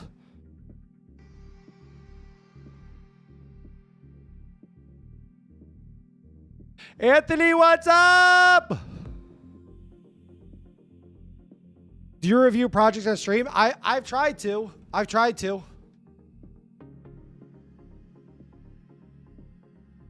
I have tried to. All right, I see it in the Git status. Let me take a look. I found it. Good news, you're closer than you think. What you already have, hold on. What you already have, most of it, lines between the lead and its workers. That's the tether. It already knows who's boss, who's working, who's stuck. The colored statuses, the app already tracks all that. Little text summaries inside each card. That's a live digest already built. What's genuinely new in this picture, three things. Words riding the wires. Right now, the tether shows motion, but never text. The picture puts the status queued. Okay.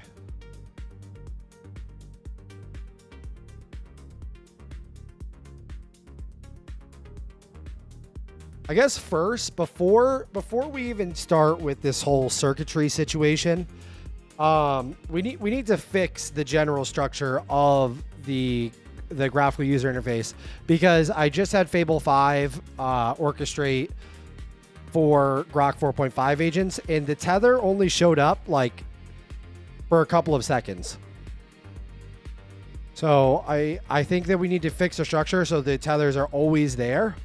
I want you to do like a deep dive of how we can fix it so that they're always there. Also, they're way too subtle right now. Like, you cannot see them at all on like the live stream or the marketing videos I make, which is not going to be good. Let's start with creating a plan so that they actually show up, and so that you can actually see them, and that their design doesn't look like AI slop, because right now they look like just AI slop, which is not good. All right, let's start there. Let's just start there, guys. A summary on the connection, like 15 character limit. That's a good idea. What's the project? Use animated Paw Patrol characters to carry the requests and replies between the terminals. Sent you the perfect orchestration image in Discord, better than the ribbons. Don, if I pull up Discord right now and it's a picture of John's feet, I'm going to freak out. You're supposed to be head of product design, and immediately I have a fear that I'm going to pull up my Discord chat. Which we now have over 400 vibe coders in. Guys, we now have over 400 vibe coders in our Discord community. If you haven't joined already, I don't know what you're doing. You either wake up and you want to chase down your dreams, and you want to make it massively, and you want to surround yourself with absolute killers who are on the bleeding edge of things at all times. Anytime AI news comes out, okay, I see it, right? I see it on X. AI news breaks. I see it on X. I pull open Discord so I can go share it with them, because I'm like, they're going to love this. Hold on 1 second. I pull open Discord. 8 people have already shared it in general.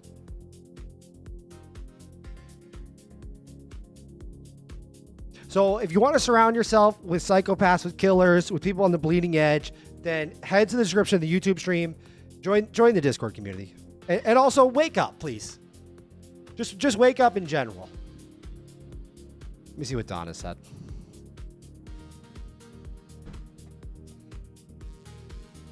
Don's drinking tonight. My head of product is drunk tonight. That's what's going on. Just so you guys know. I just got done saying how good the Discord community is, and this is what Don does to me.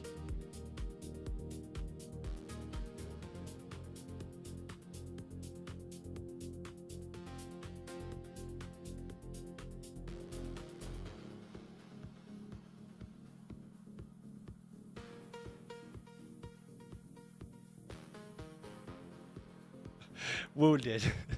Wounded. Oh, man. Sky is done. One taste call I need from you before building. When a mission is fully done and the lead moves on, should settled lines stay forever? Until cards close or fade to nothing after a few minutes.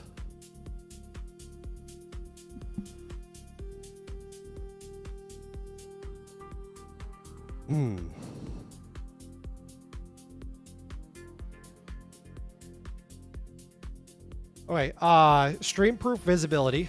Raise the whole system's floor, roughly double the line weight. Push active opacity from 0.6 to 0.9. Okay. Phase 1, the tether lives as long as the relationship, not the task. Once a lead dispatches to a worker, that line exists until one of the 2 cards is closed.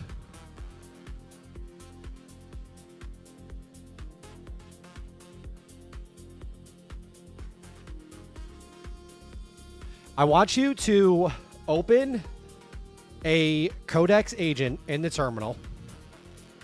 I want you to send over this entire plan over to the Codex agent. get its opinion on the situation, and then I want you to print a summary back to me right here with what the two of you think is best.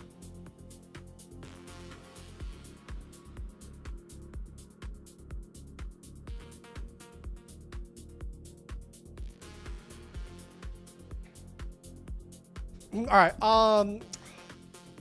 Let's go, baby.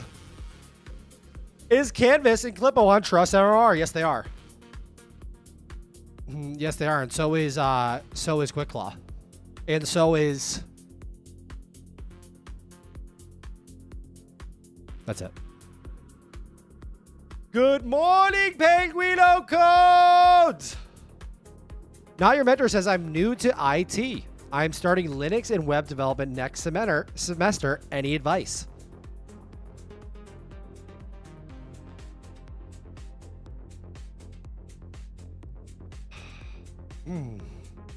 The real world is moving. It's gotta be 5 years ahead of what the university world is moving at. It could even be even further than that, honestly. When I was in school, the real world was 10 years ahead of the university world. Sky is done. So I would take your semester stuff as you got to get a degree or whatever. But I would fully understand that the real learning is going to come from you building stuff, from you watching videos, from you listening to people inside the industry, and fully understand that it's going to be 100% your responsibility to do all of that. And the school thing is just going to be like the piece of paper. Like the actual learning of what the industry is doing right now is going to fully come from diving into the world yourself. They were teaching us old Java slop at school. It's all useless. How much you spend on AI models per month? Way too much right now for no reason. For absolutely no reason.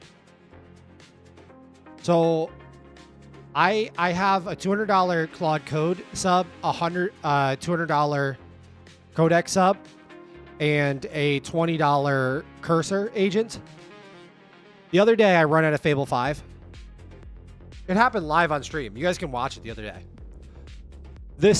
I go and buy another Claude Code sub like an idiot. A $200 a month Claude Code sub. I might as well tattoo an L on my forehead.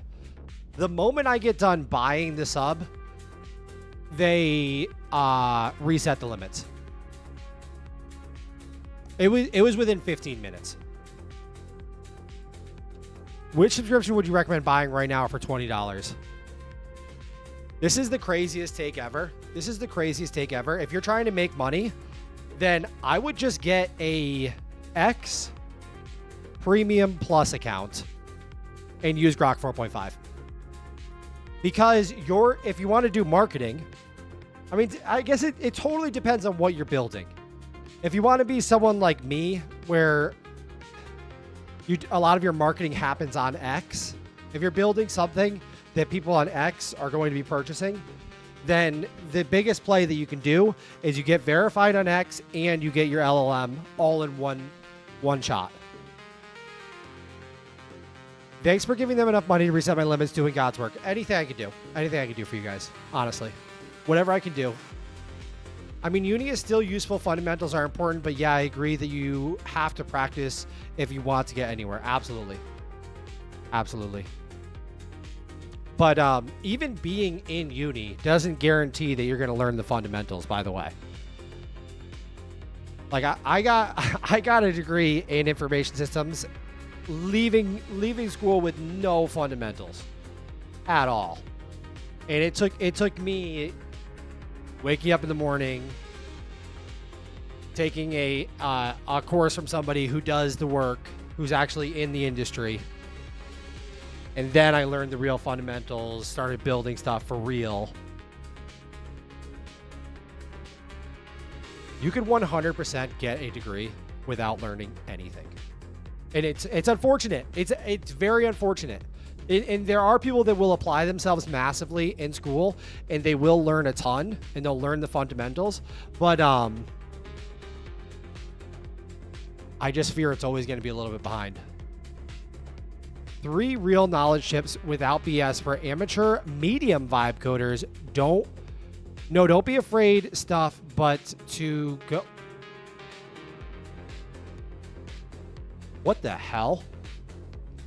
No, don't be afraid stuff, but to go to market. GTM?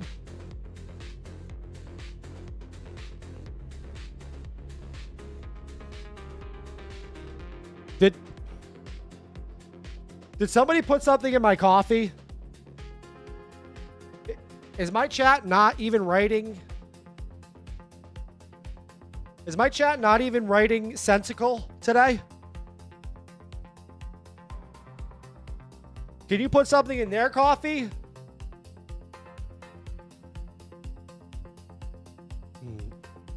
3 real knowledge tips without BS. Okay, building matters very little. You have impressions and you have conversion rate.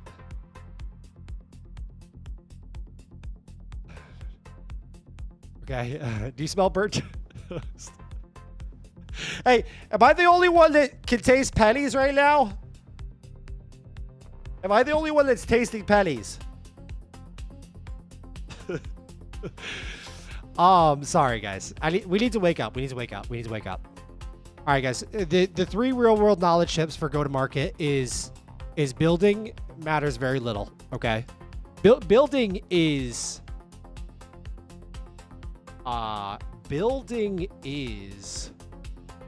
a given. Like, you have to be a world-class builder now. There's no like there's no messing around. It is a given that you need to be a world-class builder. That don't even think about that in your mind. If you're shipping AI slop, if your app doesn't work, if you're garbage,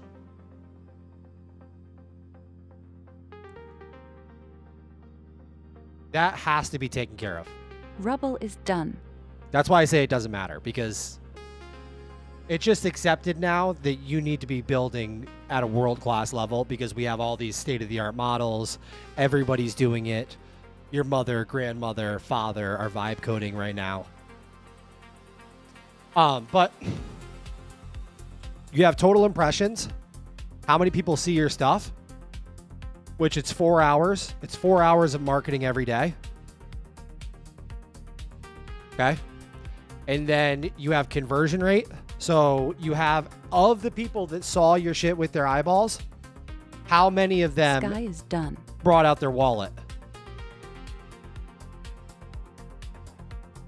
All right. So Sloppinger says taste matters a lot now. Yes. So building.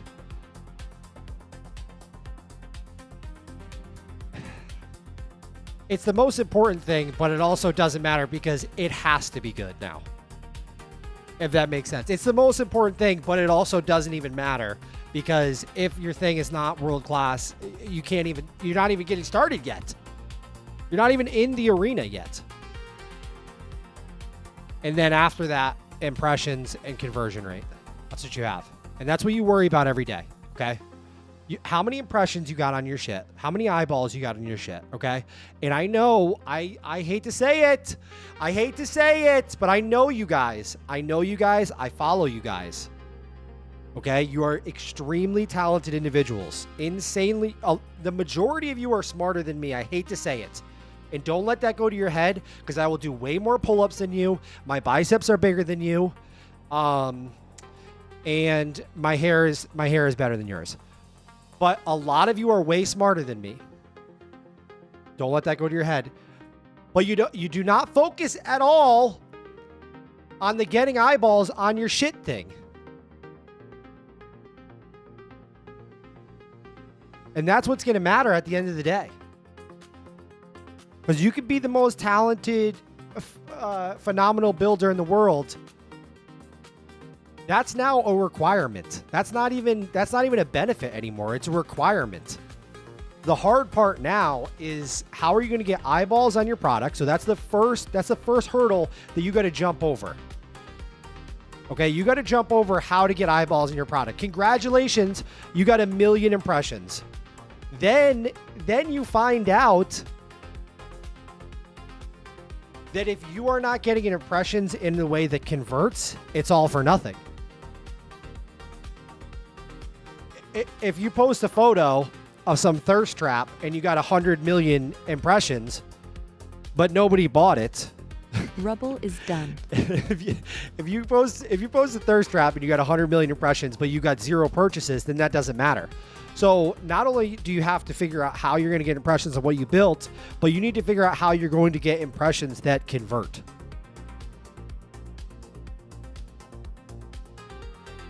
Okay. Does that make sense? Brandon says your hair is not better than mine. Take it back. Okay. Are you building anything for the Revenue Cat Shipathon? Yo, they have the Shipathon. They have the Shipathon. Shipathon. Sky is done. Is it every month at this point? No, I'm not building anything for that. I asked them for the socks. I got declined from the App Store.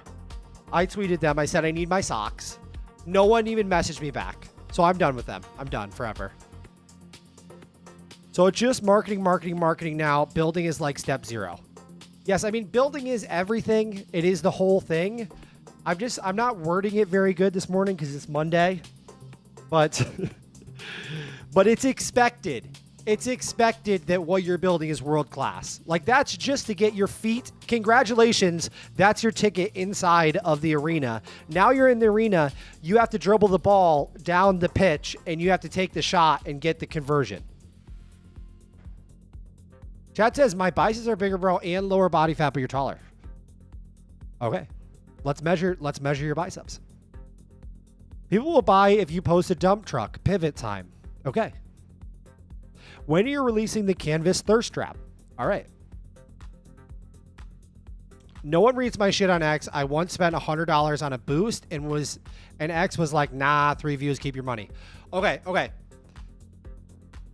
Boosting on your main account is the worst thing you can do.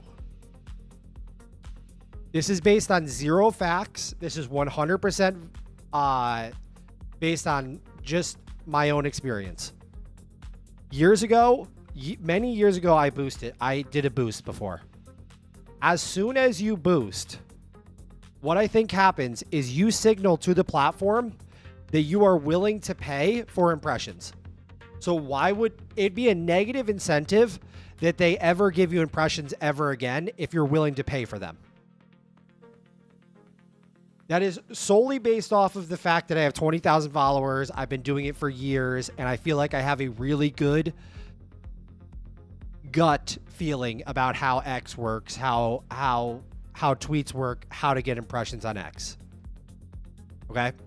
And if no one reads your shit on X, I am sorry. I am sorry. One day we're going to have an X review where you guys are going to give me your X accounts. We'll go through all your X accounts. And if no one's reading your stuff on X, it is because of the content you are creating.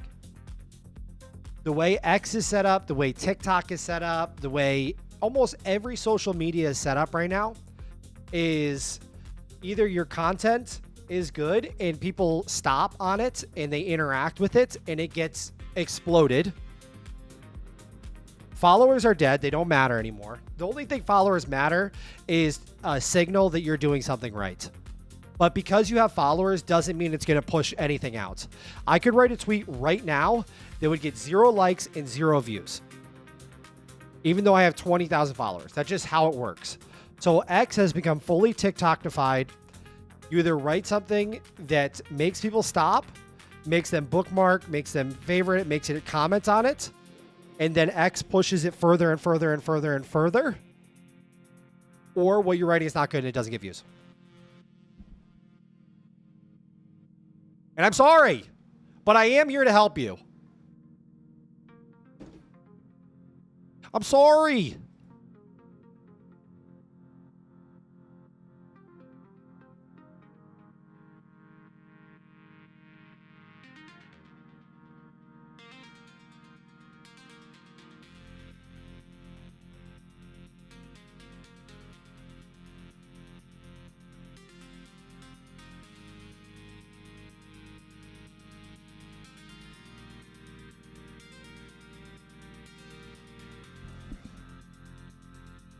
And a lot of you people are out here thinking that you're going to do 1 rep a day.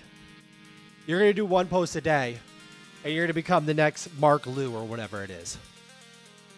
I mean, I think if you're struggling on X, you're under 500 followers, and your posts are not getting exposure, you're not monetized. I mean, it's 10 to 20 posts a day. Forget about the reply guy bullshit. That doesn't matter. Just stop it. Stop it right now. All right. It's 10 to 20 posts a day. You do value post, personal insight post, just straight up attempts at like viral meme posts. You just start working every single angle until you find something that works, and then you keep repeating that. You change the hook a little bit, change the value provided inside of it, rewrite it until you start getting a feeling for what's going to perform well and what's going to be dog shit.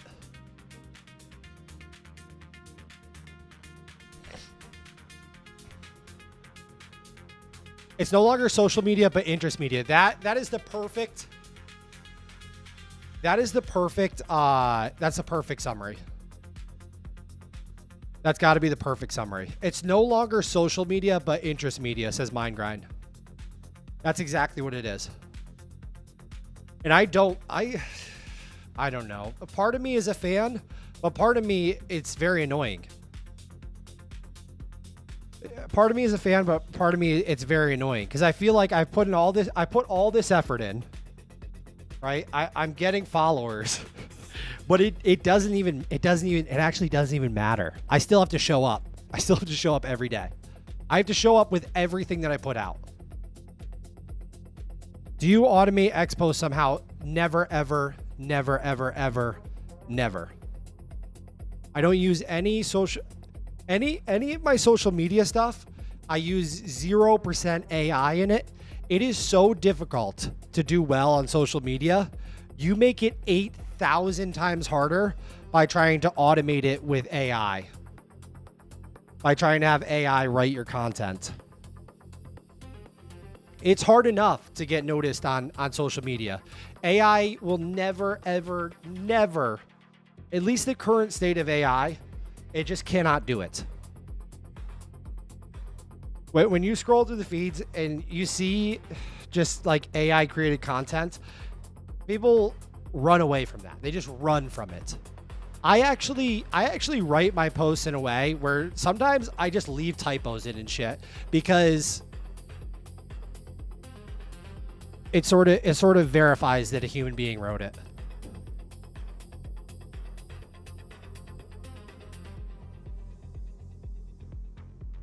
Hello, Max. Can you explain what you use the WebView in app and what is the performance? Are you using WebKit or something else? And thank you.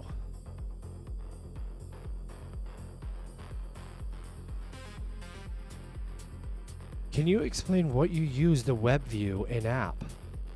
I use it for a million different things. So like when we're making Clippo, I pull Clippo up and I can, work on the landing page, or I could work on the actual web app itself and see it inside the canvas. So I have my agents on the right hand side, and then I have my the web view up on the left hand side. But I use it constantly. I actually use it a lot I'll have agents do a deep dive on stuff and then make an HTML report of what's going on and open that in the browser preview, because it's a lot easier for an agent to make you understand what's going on via an HTML file that's visual than a text output inside the terminal. I'll also use it for like if I'm doing image gen, I'll have it make the different images and then create an HTML file with the images inside it. So you can see a live preview of the app you're building inside of this and then have the agents working on it, or you can have them create stuff to better communicate with you.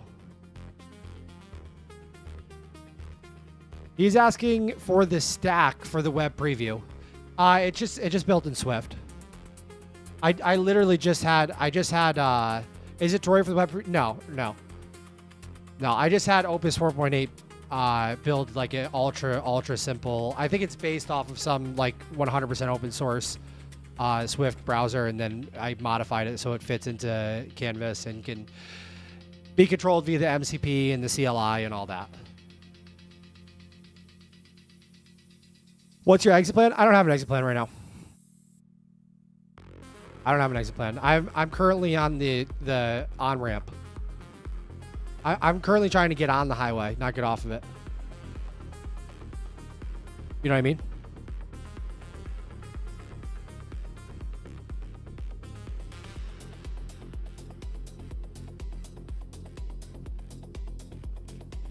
All right, so this Fable agent just opened this Codex agent, and they had a little short conversation back and forth talking about the plan, and then it came up with a summary here. It says the joint plan: one permanent line per lead worker relationship, static, cheap, visible, plus bounded task animation on top, plus honest evidence-based coloring everywhere, plus regression test that drives the real-world watchdog path. The July 12th test missed this precisely because they never did.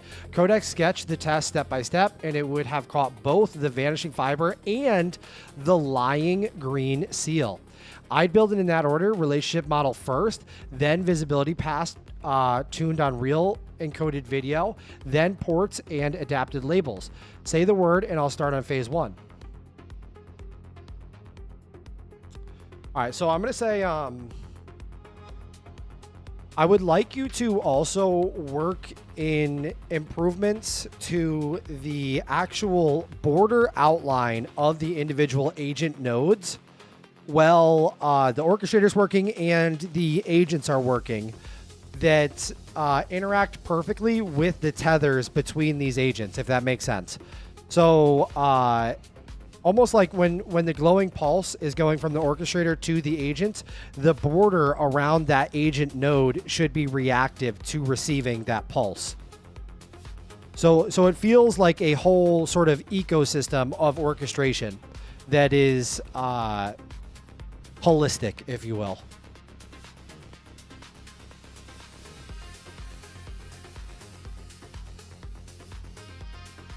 All right, beautiful, beautiful, beautiful. Guys, if you haven't already, check out CNVS. It's available at cnvs.dev. I feel like your live stream audio is a lot quieter compared to when I watch a regular video on YouTube. Is that true?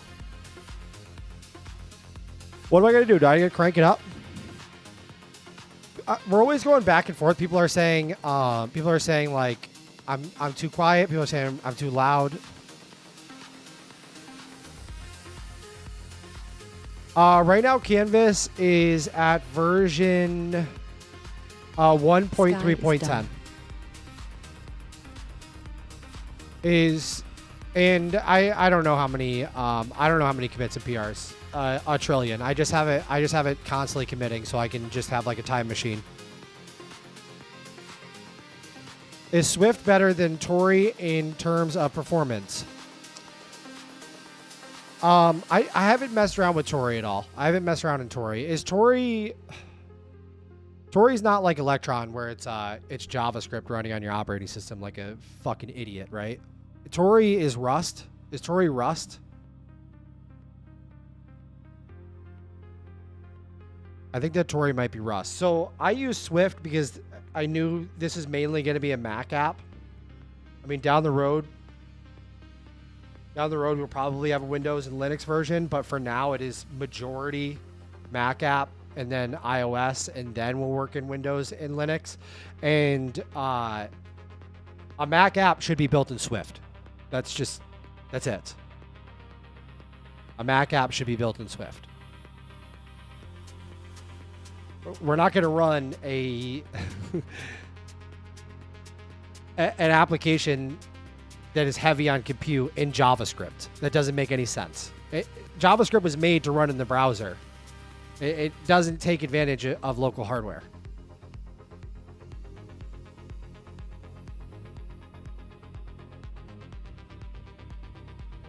Tori is pretty much the best web view wrapper out there. Okay, great. It's gross though. It's gross. Tori is Rust backend with JavaScript frontend. Okay, all right, yeah. So it's gross. I don't know why that's gained so much popularity. I could see if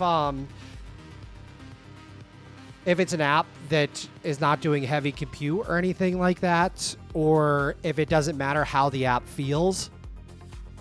But when I open apps that are built in Electron, or I guess Tori too, and it's a web view, it makes me want to projectile vomit. I don't want to run that in my operating system. That's the craziest thing I've ever heard.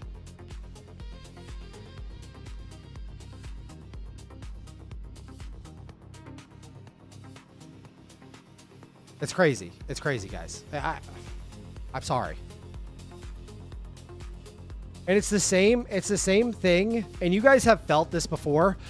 You know when you open an iPhone app that you know is just a web page? I know you guys have done this. You've downloaded an iPhone app for like a local business or something like that, and it's a web page.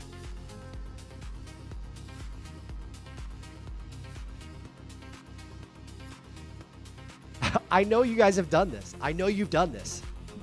And it immediately is repulsive.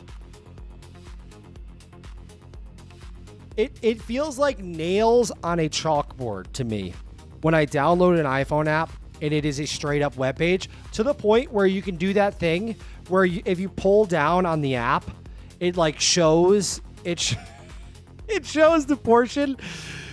It shows the portion of like blank space above the web page. That's the feeling I get when somebody ships an app that is a web view on your operating system. You guys remember that? They don't do it as much anymore, and it's a lot less noticeable. But do you guys remember that when a lot of people, especially like smaller local businesses, they would have these iPhone apps that were made from some dude who's just cranking them out. It's a web view, and you could literally pull down on it. Okay, you could pull down on it, and you would see the negative space above the web view. You have to do 78 pull-ups. Are you kidding me right now?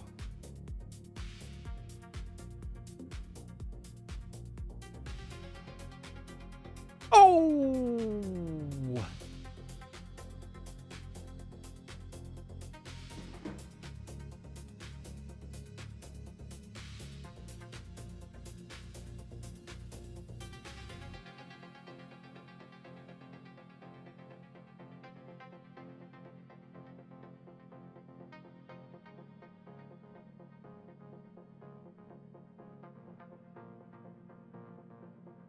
Sarab, what's up?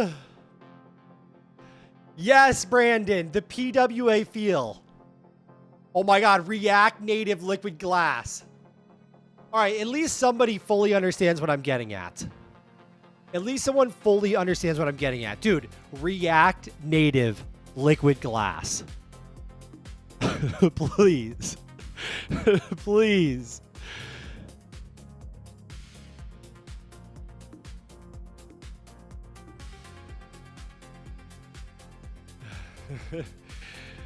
AK, what's up? I bet you couldn't tell in some of the Electron apps I've built. It just isn't easy. No, I'm sure there's some people that are cranking Electron that feels decent. I'm sure they are. And you guys got to realize that I am fully. David Kang, what's up? Barrier to entry. Yes, low. You got to be way behind in the stream. That is the exact verbiage that I was thinking about when it comes to building apps. The barrier to entry is that your apps are world class that you're making. What's the issue with Electron? If you want to get Windows people, shouldn't you always build Electron? Honestly, if you are like me, if you're a solo vibe coder, I would just start with Mac OS. If you're interested in making money, start with Mac OS. If you would like to make everyone happy, but you're not interested in making money, then start with Android, start with Windows. Actually, if you're not interested in making money, start with Linux first. Credit for real pull-ups. I know. I think I got to be the only... Whatever.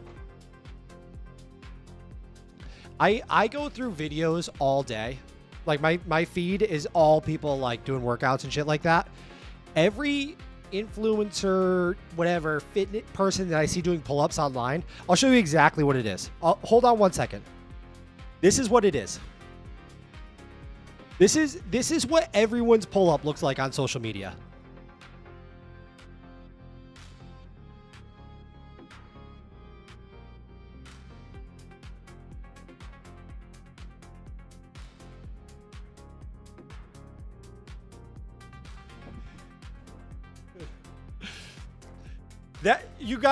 That is exactly what their pull-ups look like. Like 0% back. There's no back muscles being used at all. It's like this.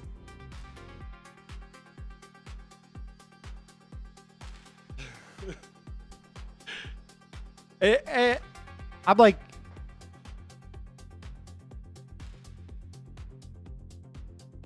what is happening? What is happening?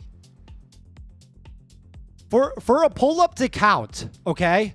Your elbow is at full extension. Okay? So your elbow is at full extension and your shoulder should be touching your ear. Okay? That's the way you can stretch your lat. So in order for you to stretch your lat out, okay? Your lat, your back muscles, which are what you should be working in a pull-up, your shoulders have to come up to your ears. Otherwise, you are doing an arm up.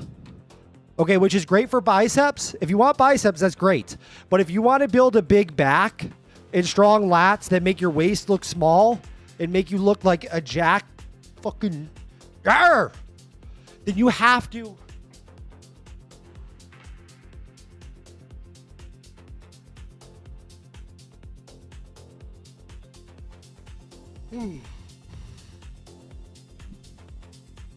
Yes, that is it. Not hitting the lats at all. What about building in Rust or Odin Render the whole thing in Raylib? Your app is pretty much canvas based anyways.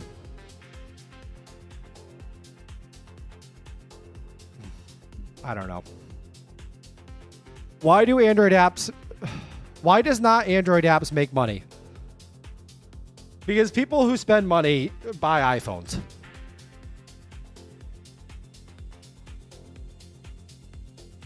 That's what it comes down to, guys. I'm sorry. Guys, if you haven't already, check out Canvas. It's our agentic development environment of the future. NVIDIA Parakeet for local voice control. GPT Real-Time 2.1 and 2.1 Mini for cloud control. Cross-agent memory system. Remote canvases living on your virtual private server so you can conduct remote agents. I mean, the list goes on and on and on. It's available at cnvs.dev. Go get yourself a lifetime license. There is no subscription. It uses all of your existing AI subs. Let's get you woken up. Let's get you awake, please.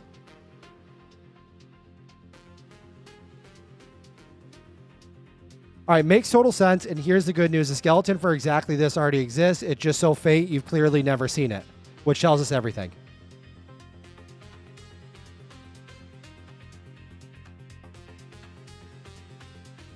All right.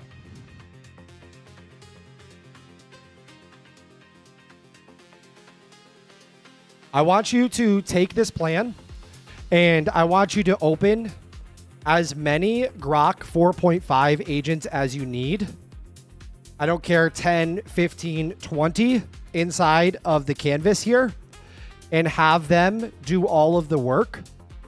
Then I would like you to fire up both a Codex agent and a Claude Code agent to do a deep review of the work that Grok just did. Have it all come back to you here and give me a full summary of what was done.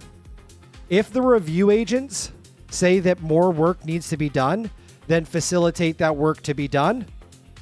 When you provide the summary, also run a dev build so that I can play around with it.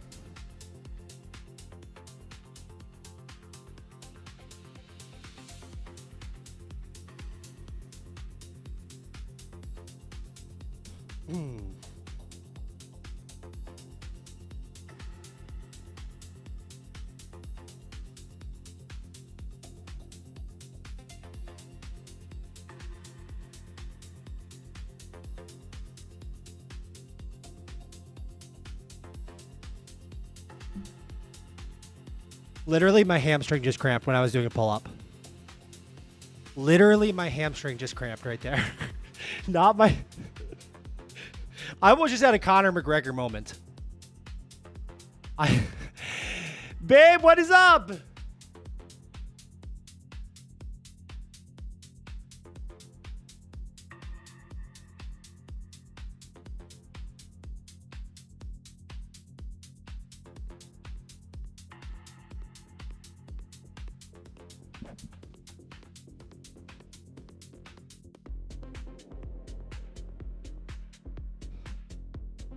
$108 here. What the fuck? Apple people buy. Yeah, they do. There are no 3-star Michelin restaurants in the suburbs. What does that mean?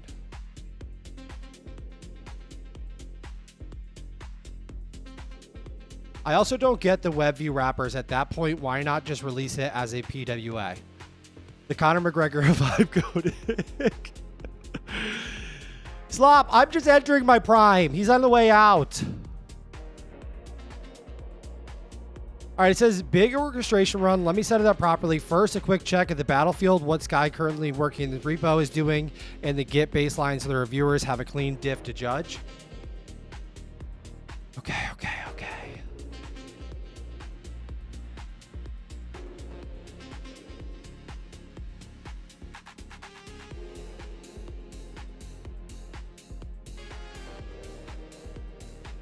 Guys, I'm not gonna lie. This might be the most pull-ups we've done on live stream while vibe coding since the beginning of this whole adventure. I mean, we are going to Patty the Batty of vibe coding. Patty the Batty of vibe coding. Let's go.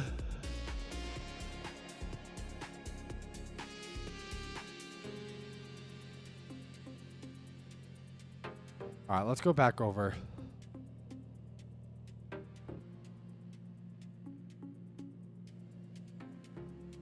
What I want to do is so every time I make a new theme, like this is the new theme, guys, okay? This is the new Canvas theme. It's not live yet. It's going to come live with the massive orchestration update that we're doing right now. The theme is called Halcyon. Okay, it's badass. It's badass. You just gotta trust me. In person on the MacBook Pro screen, this theme looks just wow. I had Fable 5 work with Midjourney, create an HTML document with a million different options for colors, for typography. I had it work the typography until it was AAA standard for like contrast ratio, so you can see all the text very clearly. This is my favorite theme that I've created yet. The thing that we need to do now is I created a dark mode for all the theme elements, but we need to create a dark mode for the actual background. Like we have Vesper, which has the colors right for everything, but we have to create the actual background. And I think that we might use GPT image gen to actually facilitate turning this into a dark mode theme. Some sort of, I don't know, maybe like a moonlit situation. I don't know. Let's fire up GPT image gen and let's see what it says. Oh, I'm gonna unfortunately have to leave this. I can't wait till this is the default because I really do love this. Everything about this theme. The typography is insane, but it's really cool. All of the color choices are just like wicked artisan, like the gold matching the pastels, matching the Sky is shimmer. done. You know, it just feels like the place I want to be vibe coding in. I was going for like Roman Beauty meets Dragon Ball Z Floating Island. What is it called? Hyperbaric? Oh my god, am I this shot today? It's not hyperbaric. What is the Dragon Ball Z training center? Guys, somebody help me out here. Dragon Ball Z.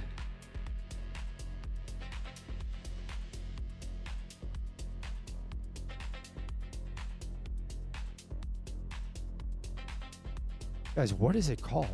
Is it the hyperbolic?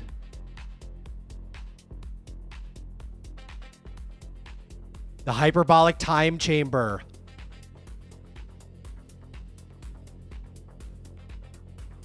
Oh my god. I was going for Roman Beautiful meets like Black Mirror / hyperbaric floating island Dragon Ball Z. This is where you want to be vibe coding from, inside a canvas. And it's not even close, by the way. It's not there's not even a close second.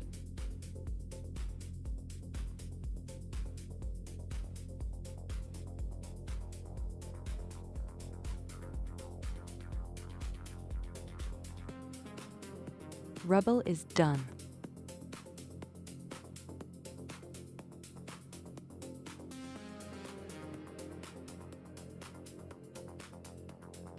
Oh, is it hyperbaric? Hold on. Google says hyperbolic. Sky is done. Needs to be lightning storm. Very Thor coded.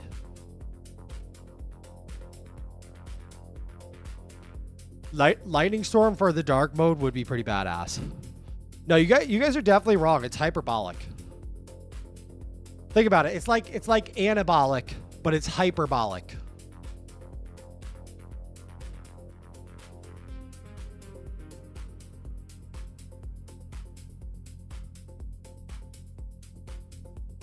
Hyperbolic time chamber.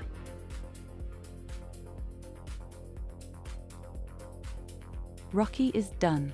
Animate the clouds? I know, I did try animating the clouds. Guys, I did try animating the clouds, but the AI models really, really struggle with this image. They really struggle with this image because the water is Sky glassy is done. and they kind of meld into the clouds here in the background. I mean, we could try to. Hyperbolic just means exaggerated point in English. I'm telling you, this is what the website says. Rain theme. Yeah, the rain theme would be nice. All right, so let's go into by the way, guys, this Fable 5 agent is absolutely ripping Grok agents to Marshall is done. to get this feature built out. Like, it's just ripping. It's ripping. I don't know what to tell you. Psychobolic. That's the training chamber that I go in, is the psychobolic chamber. All right, we'll go to ImageN API. What's happening here? Let's close these. Let's close these. Let's close these.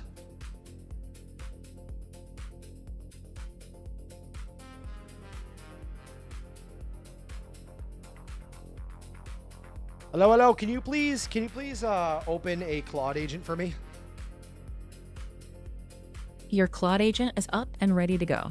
What do you All right. I need you to prompt Chase verbatim that I would like him to go into the CNVS app. Do not change anything. But I need you to grab the background image for the Halcyon theme. I think it's HALCYON theme. And then bring that image over into this directory. And then I would like you to look at the image so you get a full understanding of what's going on. and I need you to take that image and send it over to ChatGPT Image Gen with maybe make like 10 different 4K insanely high quality night mode versions of this image, because I'm gonna have a light mode and then a dark mode of these themes, and I need to create the dark mode of this background image. And I want some out of the box thinking here with the dark mode image. So one thing I'm thinking is we could have rain.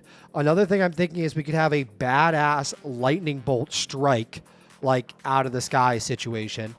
And then the other obvious thing is we could have like a moonlit water type situation. It's got to feel, you know, world-class image like the current light mode is. So generate the images and then put together an HTML file to show me the images. Make sure that the photos inside the HTML file are nice and large so I can actually see all of them. And give me like a little breakdown above the photos so that I actually understand what your thinking was with those.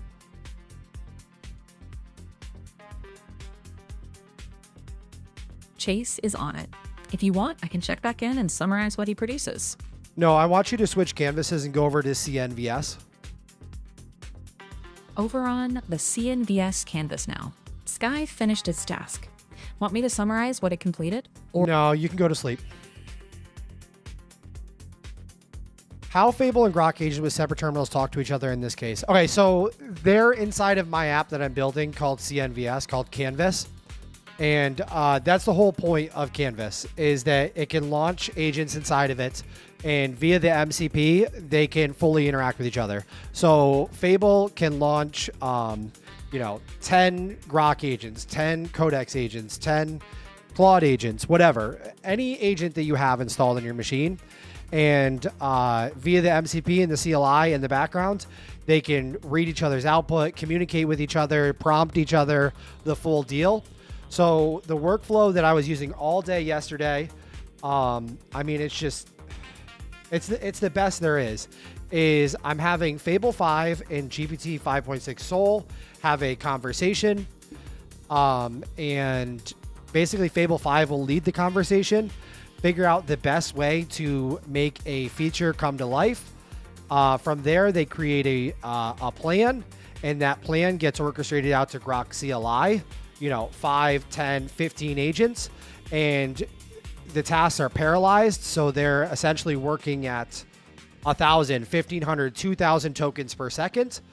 I'll fire up either a Fable 5 agent or a GPT 5.6 agent, a brand new one with a clear context window. That's very important based off the research, is your reviewer needs to be a clear context window, brand new agent. They can go and look at the plan and go and look at the output that the Grok 4.5 agents did. Make sure that it's all kosher. It works perfectly. And that's the meta right now. That's the future of vibe coding. And we went over some of the data in the beginning of the stream, but it's not like, oh, that's a little bit better. Like Anthropic's own study was parallel agents working together like that was a 90% increase in the success rate. It was like an 80% increase in the speed. Their study also says it's 15 times more expensive, but that's because they're using Anthropic agents. So what we've done in Canvas is we've given the ability for Anthropic agents to make the plan, Grok agents to carry them out, Muse Spark 1.1 agents to carry them out, Composer 2.5 agents to carry them out. So you're doing the hard work, you're doing the planning, you're creating the plans with Fable 5. You're executing them with GPT 5.6 Soul, Terra, Luna. It's beautiful. It's the most fun I've had in vibe coding since, I don't even know, day one. And the cool part about Canvas is it's fully voice controlled locally with NVIDIA Parakeet or with GPT Real-Time, now 2.1 and 2.1 Mini. With 2.1 Mini, I think the other day when you guys told me about it in Discord, I think it's like it might be 7 times cheaper than regular GPT Real-Time.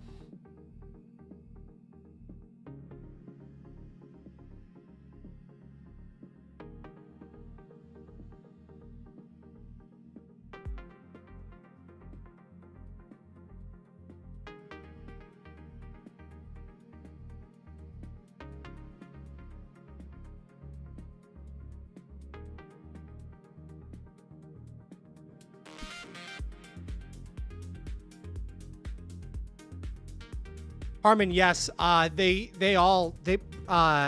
can fire up sub agents and Codex can fire up sub agents. Yes.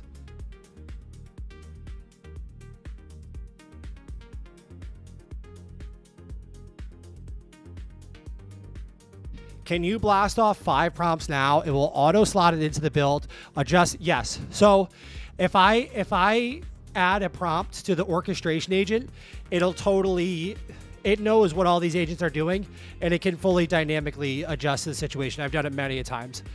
I'm not going to do it right now because we have a plan that we put together. But if I told this agent, I also want this, that, and the other thing, it can totally dynamically control that situation. Like Fable 5 as an orchestration agent is just the best it gets. It's the best it gets.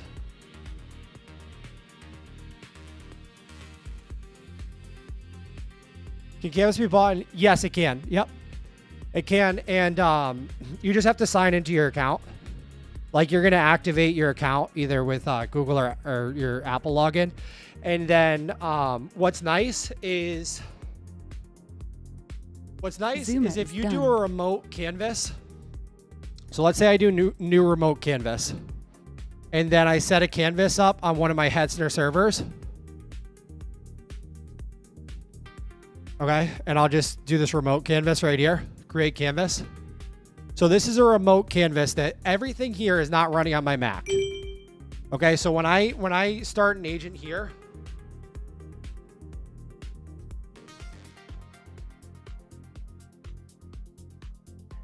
this agent right here is running on my Linux server in the cloud on Hetzner. Okay? Meaning if I open Canvas on my other Mac, on my other Mac and log in, I can see exactly what is going on right here. We're making the iOS app right now. So basically when you have remote agents working, you can open them in your iPhone, you can open them on their Mac, you can turn your Mac off, they keep working, it doesn't matter.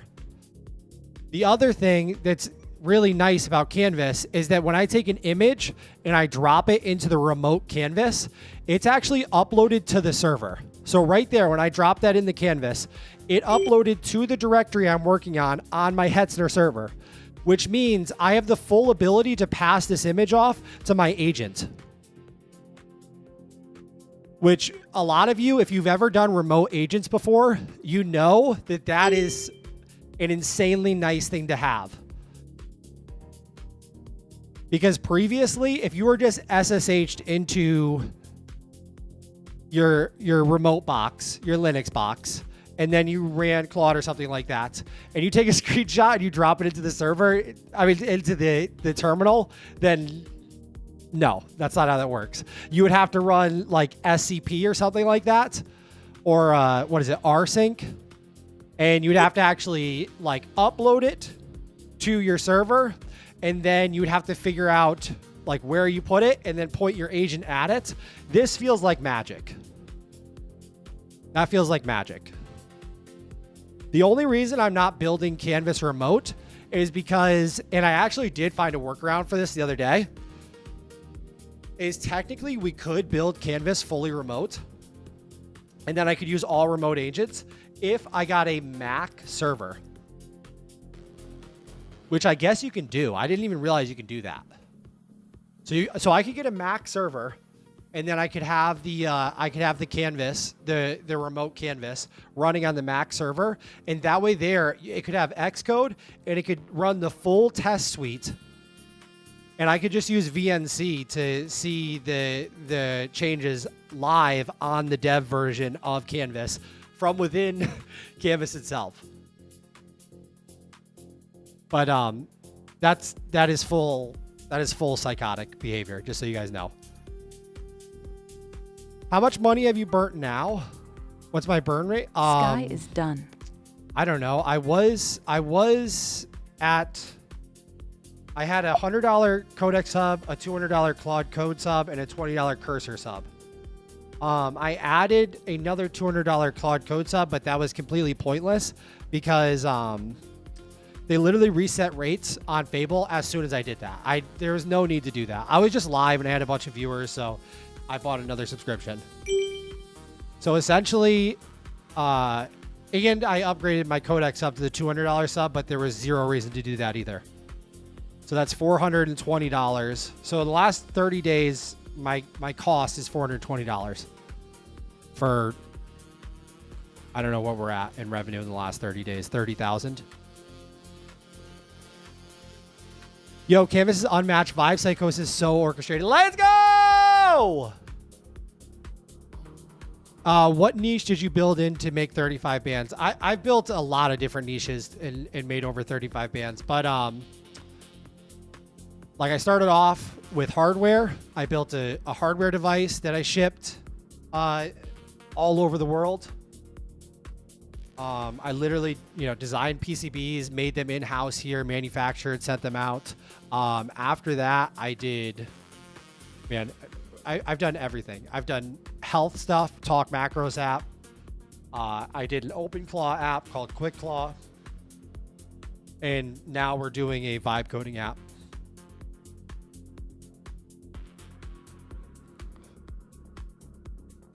Decent money, but you earn more. It makes sense. If anyone didn't know, you can get a free 4-core 12GB RAM VPS from Oracle Cloud. No reason not to have one. Dude, it's insane. You can get 90 days free on any of the virtual private servers inside of Lightsail right now. 90 days free. There is legitimately zero reason. And then you can work straight on production if you want to get insane.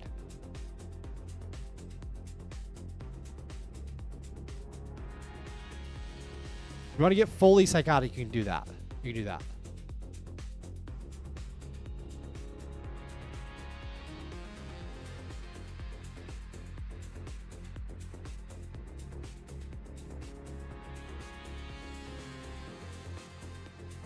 Open the HTML file in the CNVS in app browser.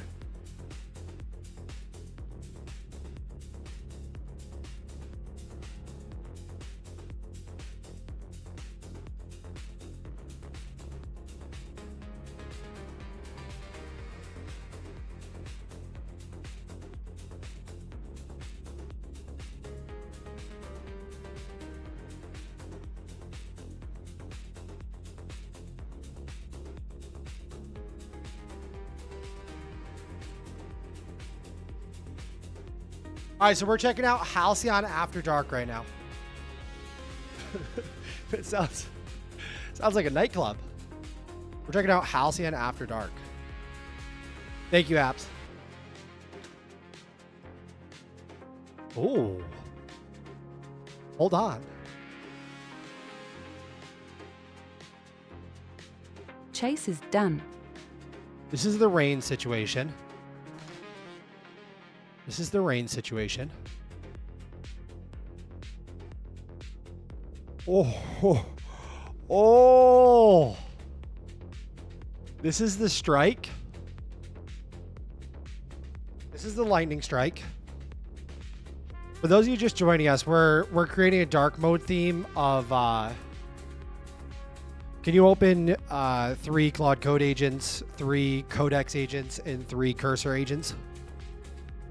We're creating a dark mode theme Spinning up 3 Claude for agents, the 3 light mode Codex theme that we agents, have and here 3 Cursor agents. for Canvas. So this is our new light mode theme. It's awesome. It kicks ass. But we're creating the dark mode theme right now to go along with it.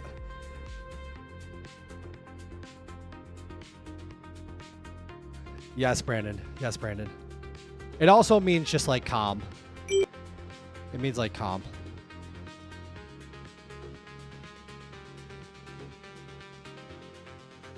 Ooh. Hold on. Hold on 1 second here. This one we could easily animate so that the water is just doing a nice, easy little thing right here. Sort of like the water is doing right now right here. See this water? We could do a nice little thing so the water is doing the same situation. Whoa!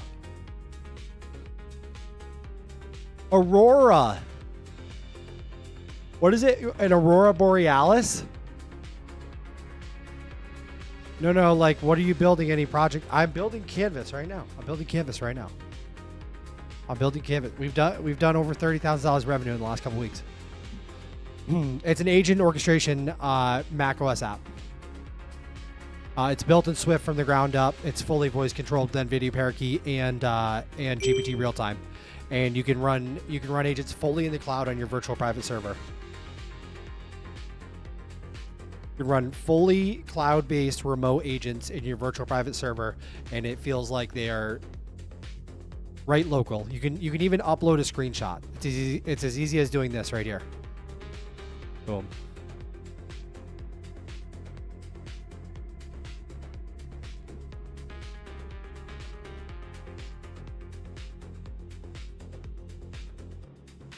Bioluminescence. Not the bioluminescence. No purple slop. No purple slop. No purple slop. Oh, man. The galactic core. The clearest night sky ever recorded. Yo, the galactic core is kind of nice. The galactic core is kind of nice, guys. The storm sanctuary, calm versus the approaching wall. This could be really good for animation, because you could do a really sick effect where you know how lightning kind of looks behind clouds. You guys know what that looks like. Like lightning in the background behind the clouds, and then it wouldn't be as in your face as like a lightning bolt in this one, literally going off constantly on a loop in the background. Like this could be way more subtle, where it's just vibey lightning behind the clouds going off. This is even better. Heat lightning, that's exactly what I was talking about. This is purple though, and we know how we feel about purple. And also I feel like if there was some light inside of the dome, inside of the hyperbaric time chamber, the hyperbolic time chamber, I feel like that would be nice. Like something like these lights inside this one. Heat lightning background, lights inside. Oh shit, the meteor storm? Dude, these are all insane. These are all insane. What? Oh, not the mist. Dude, the mist might be the best one. Guys, I'm not going to lie. Animating the mist. This might be the best one, and it's the least AI slop. It's the most subtle. It's perfect for a background. Because you guys remember, this is going to be behind terminals and stuff like that. Like, this might be the best.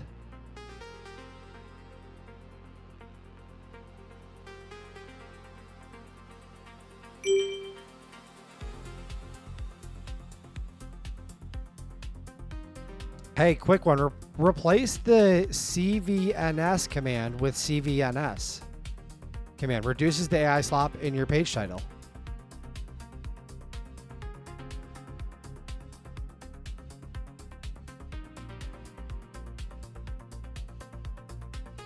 Why don't you join them all together and have them as seasons? We both out here. Let's go, brother. I love that. Add some Moon, Mars, etc.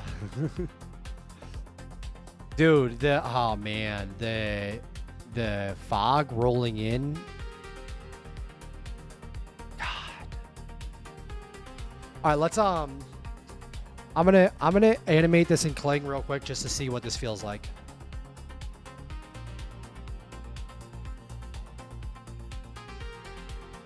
Let me animate this in Kling real quick. We'll do a nice 4K render of this one animated. I'm telling you, it's going to be insane.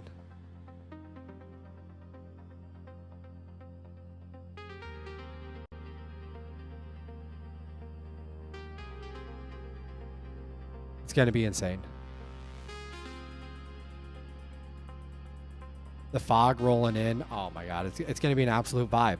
You're going to be vibe coding in the vibe-mosphere, if you will.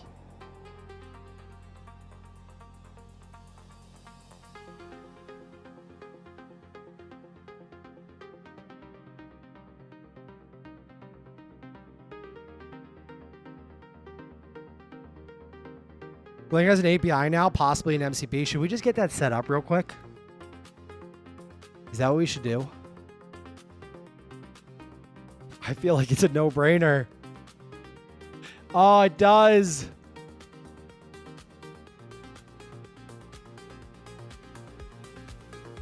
All right, we're just going to get this set up real quick. I'm going to put it on my face for a second.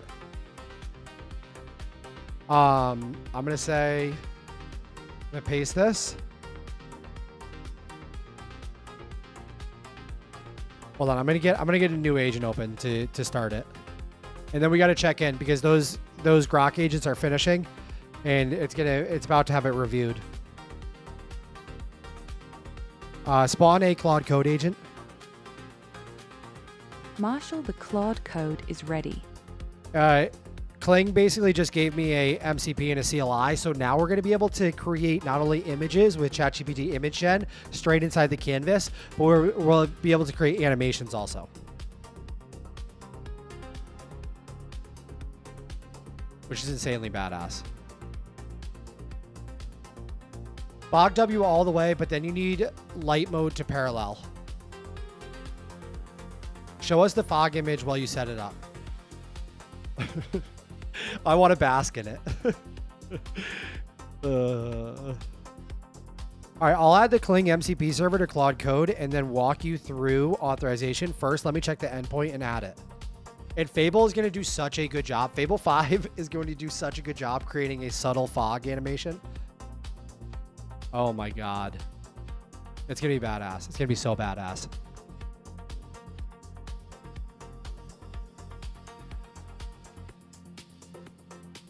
Marshall is done.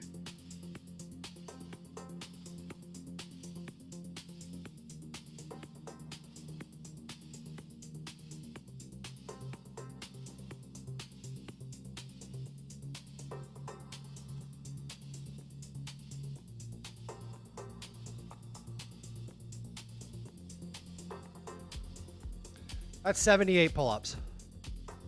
That's, guys, subscribe to the channel. Join the Discord community. If you want to get insane, head over to cnvs.dev. Purchase yourself a lifetime license. I don't know what to tell you. I had to go grab a bar. I got to grab a water. I'll be back in 30 seconds.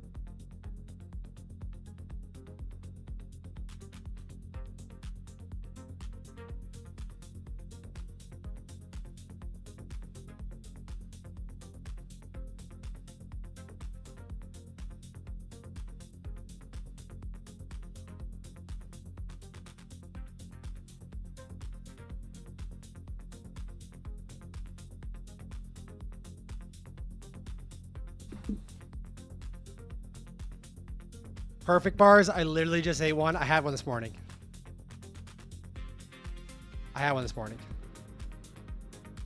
Does it burn a lot of tokens if you say run Fable 5 for planning and Grok for execution? Or what's the best way for one Claude max 20x sub multiple projects? No, it uses way less. Way less. You're probably... You got to remember, like... You can't go off of pure tokens because you may use more tokens, but the tokens you're going to be using are all going to be in Grok 4.5, which you're going to be paying 50 times, legitimately 50 times less per token. And it's like more like per task, on a per task basis, it's better on tokens. So every way around, orchestration beats single agent. And you can look no further than Anthropic's own research that they put out. The problem is when you do these, you want full control over your orchestration. You want to be able to say, whatever LLM can be the orchestrator, whatever LLM can be the worker, whatever LLM can be the reviewer. You need full control over that.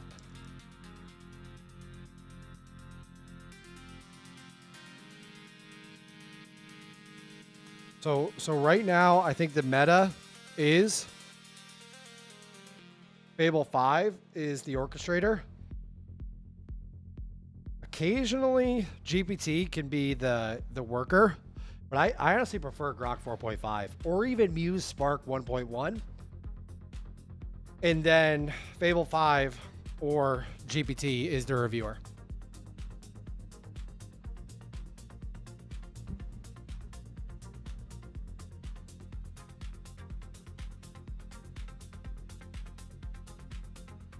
Mind My Shop, what's up? Poke Chop, what is up? Hey, I love seeing you in the Discord. I love that.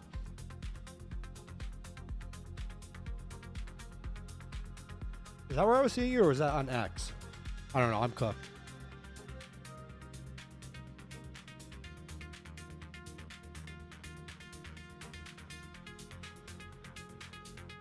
I don't know. Grok 4.5 as workers has been killing it for me. Yeah, it's unreal. It's unreal. It's literally comically cheap. That's the only way I can describe it. Is it's comically cheap compared to for the speed and the level of execution and outputs compared to using something like Fable 5 all the way through. I mean, we're talking about 50 to 100 times less, not just a little bit, and 90% faster.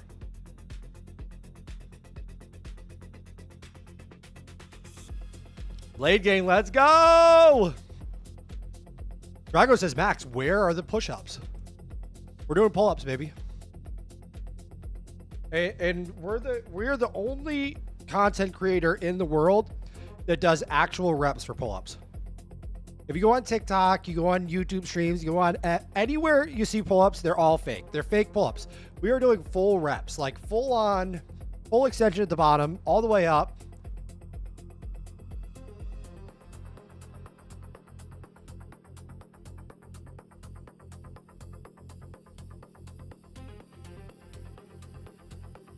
Guys,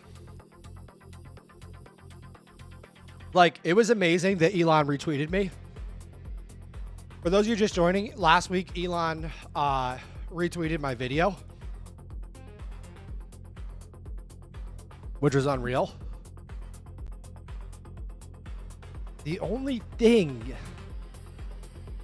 that happened, like, I feel like it could have gone from like being insane to borderline, I don't want to say life-changing, but close to that, and he only did this for me, which is fine. I'll take everything. No, he actually did it for a couple other people too. Is the way he retweeted the video. And listen, I'm not complaining about an Elon retweet. Oh, he actually did it for everyone. Okay, he did it for everyone. I saw that he did it differently for other people. But essentially the way he retweeted my video.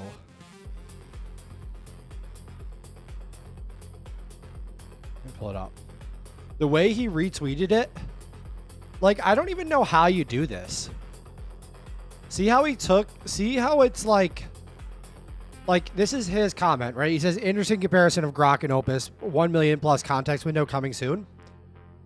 Grok 4.5. It's not like a regular retweet, like how it has my profile name and then it has like my tweet, which would then in turn have Canvas plugged underneath it. Does that make sense? You guys know what I'm getting at? Because you can retweet stuff so that, let me show you. Let me show you. Because you're fully asleep today, and I can tell. You need to wake up.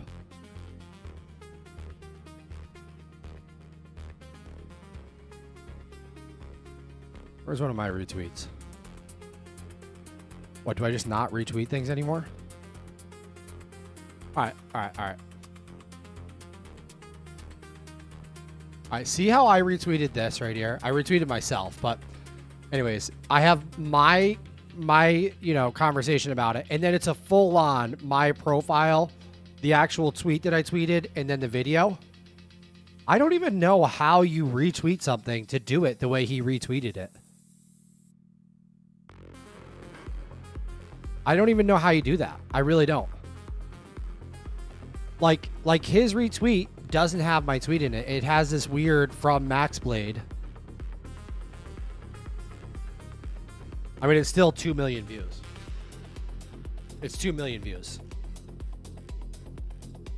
And it was like, I don't even know. It was like $2,500 in revenue for this video.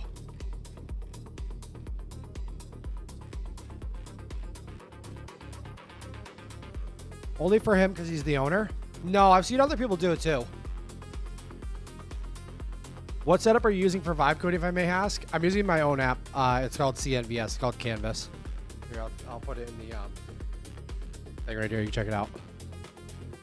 If you haven't already, guys, go buy yourself a lifetime license to the best agentic development environment in the world.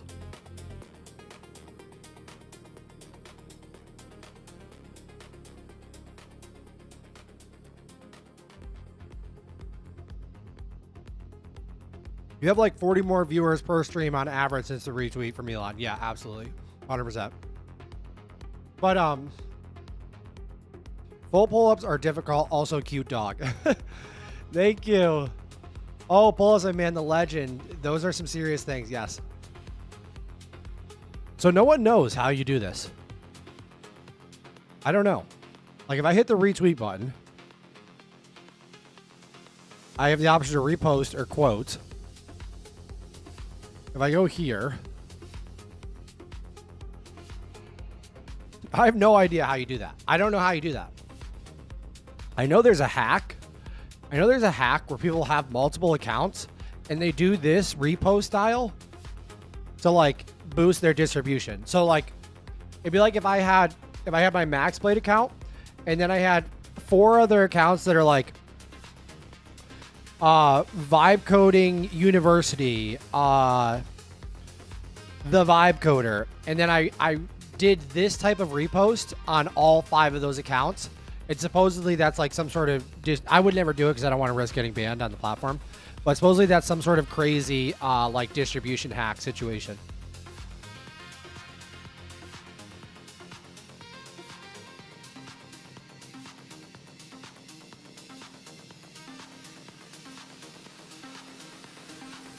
Why are you eating unhealthy? I'm eating a fig bar. It's figs.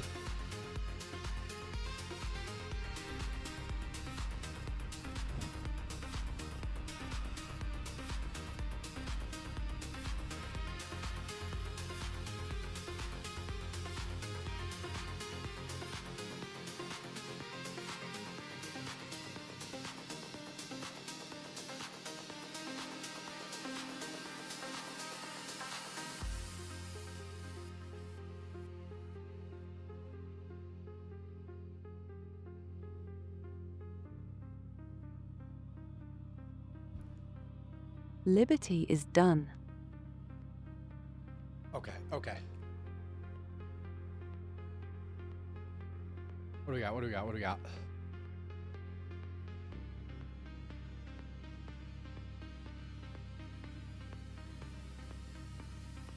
All right, they're still working away.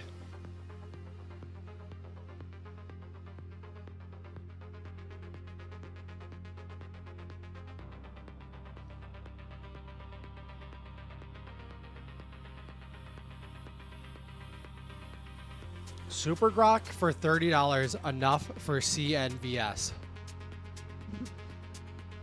Yeah, I mean, Sky is done. I would like having a orchestration agent to sit on top of Grok, but I mean, you could just use straight up Grok 4.5. There's no reason why you couldn't. But like I will say that Grok, like, let me go to a different canvas. Check this out. I'll close these. Open a Grok agent. Chase, the Grok CLI is ready. Watch this. Watch this. Chase, can you please open a Claude Code agent, a Codex agent, and a Cursor agent, and have them search the weather today in 3 different cities inside Mexico, and then summarize the findings here? Sent to Chase. So it's about to use the Canvas MCP or the CLI tooling to open the agents.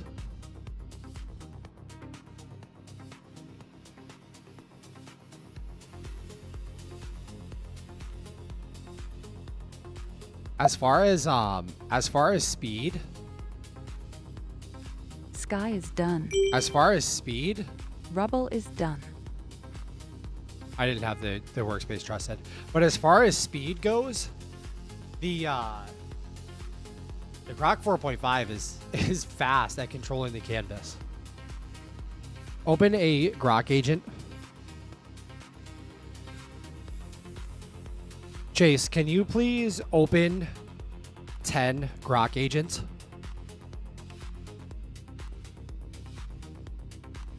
Sent to Chase.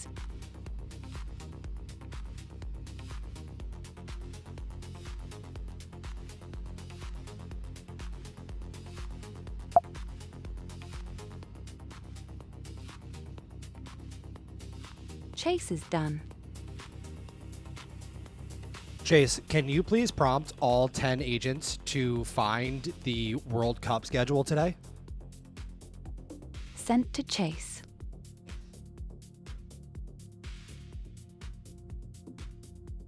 They're all prompted already.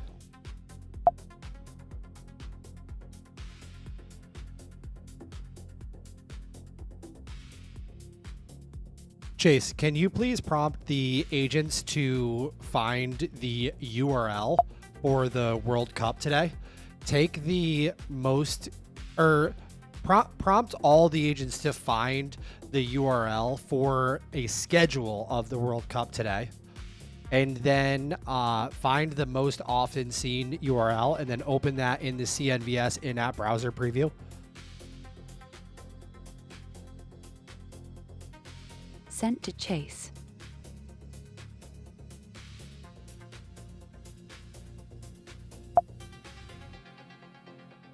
DNK, that's what we're working on today. We're working on creating a graphical user interface that makes it a lot clearer Liberty is what's done. going on.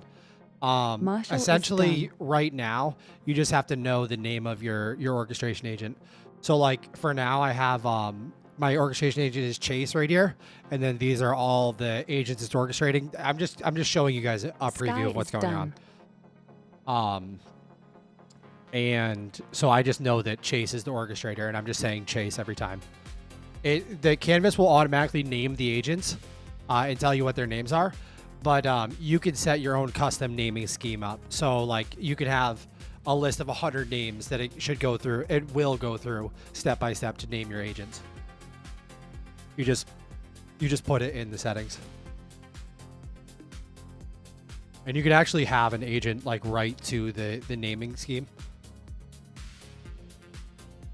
So see, it had the 10 agents find the URL for the schedule, and then it took the most often seen one, and then it used the CLI to open the browser preview and navigate to FIFA.com.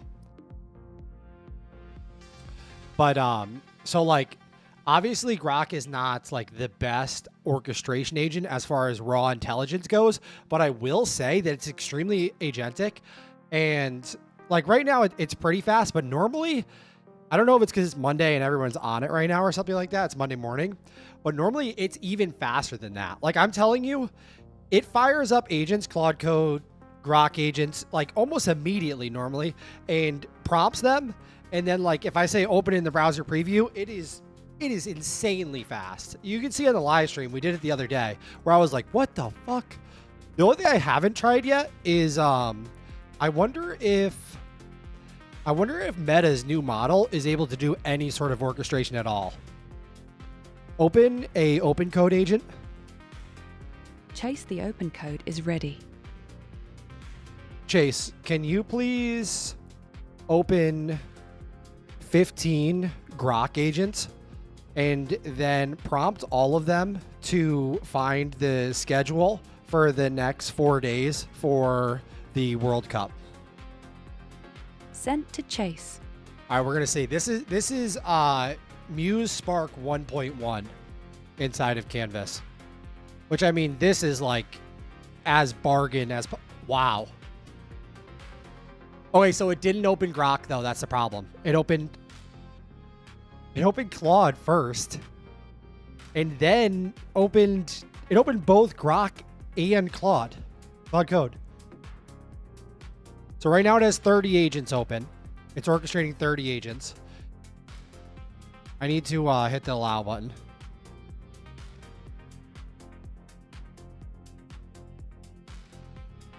This is obviously a Chase lot to is do done. while live streaming at the same time. This is too much to do on one computer. Like if I wasn't live streaming, it'd probably be fine.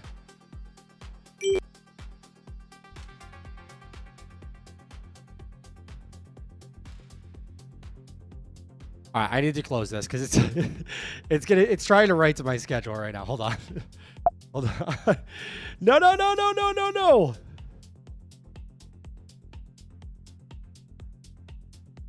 All right. All right. What is this streamer trying to do? He's trying to get fully psychotic. I'm trying to get fully psychotic, Ogre. Man, I can't run more than 6 to 7 Grok agents at once. They keep crashing my MacBook Pro M5. What? There's something wrong there. My Grok 4.5 is so unstable. There's something wrong there. I have the opposite experience. I actually have the opposite experience. Not even bullshitting you.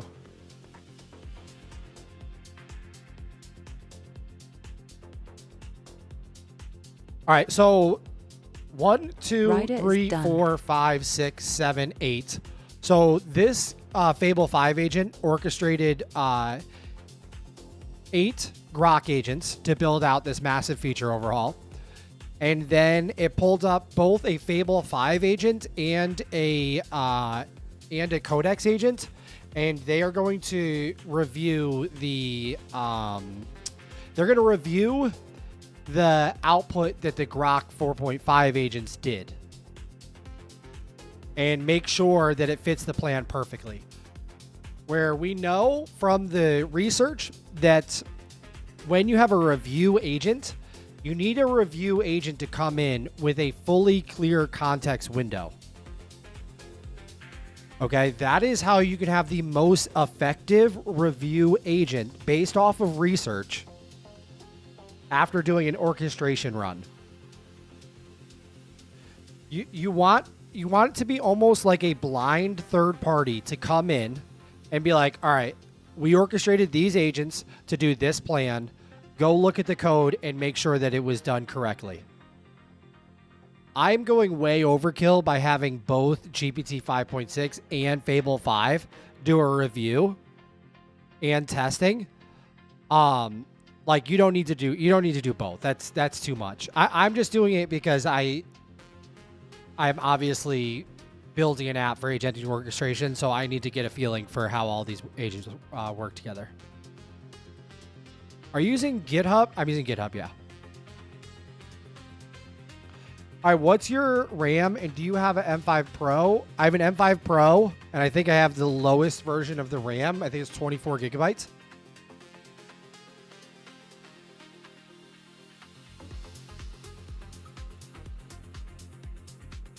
What I would look at for you is what you have going on in your Grok build setup.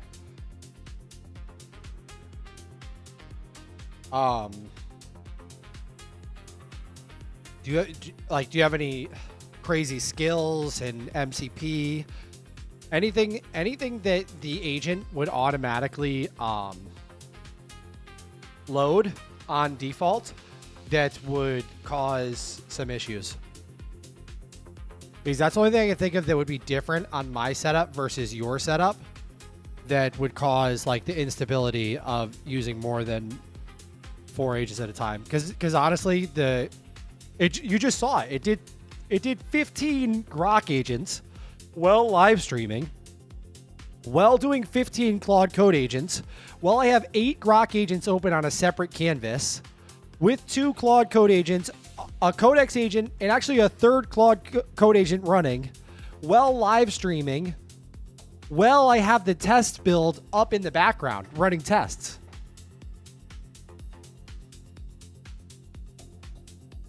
And that just goes to show, guys, Canvas built in Swift from the ground up. Canvas built in Swift from the ground up. CNVS, my agentic development environment, guys, every single element is built in Swift from the ground up for maximal performance. If you tried to do this in an Electron JavaScript app, I don't even want to know what the memory situation would look like. Okay? It would not work. Wouldn't work, guys. Just please believe.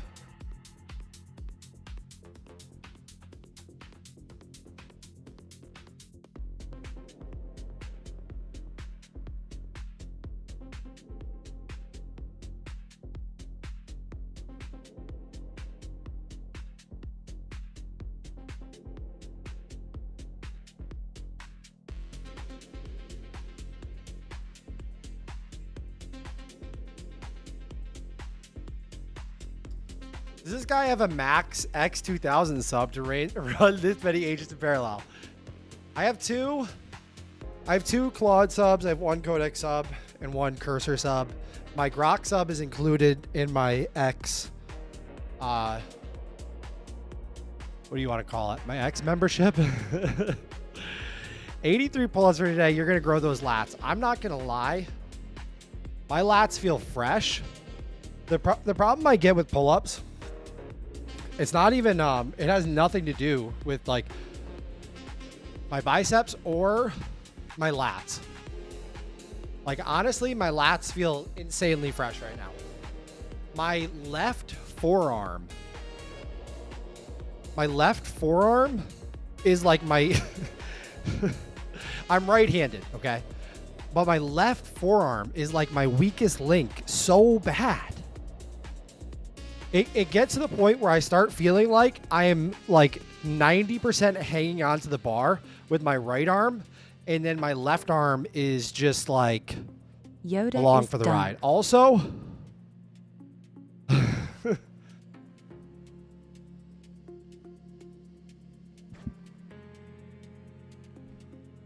Max, your top 5 vibe coding tools in general, except models, anything? Obviously, CNVS, because it's the tool that I'm building for myself. That no one has built, so I need to build. Other than that, vibe coding tools, GPT image gen, obviously. The rest of the stuff is not really vibe Sky coding, is done. but just like almost design and distribution. So there's GPT image gen. We use that all the time. If you guys are new here, we use GPT image gen all the time for our loops. So I'll have Fable 5, Codex, Grok 4.5, whatever, design something, and it makes AI slop, obviously.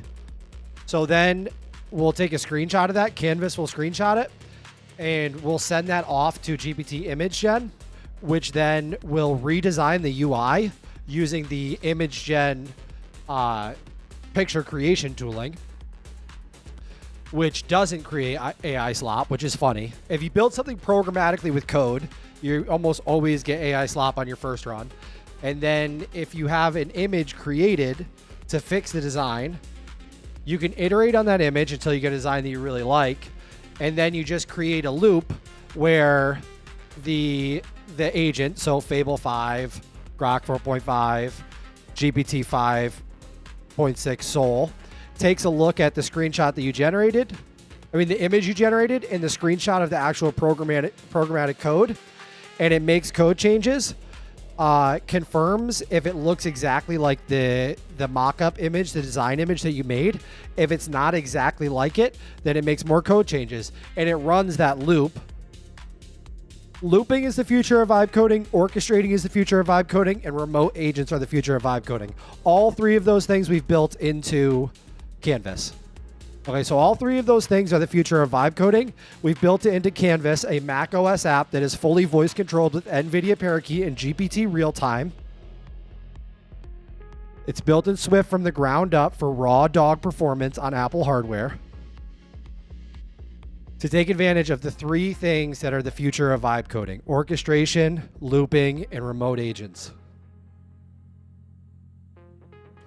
Is that design flow productizing Canvas? Not yet. So that's what I was saying at the beginning of this stream, is I think that's going to be an absolute no-brainer for us, John. We should probably start working on that right now, actually.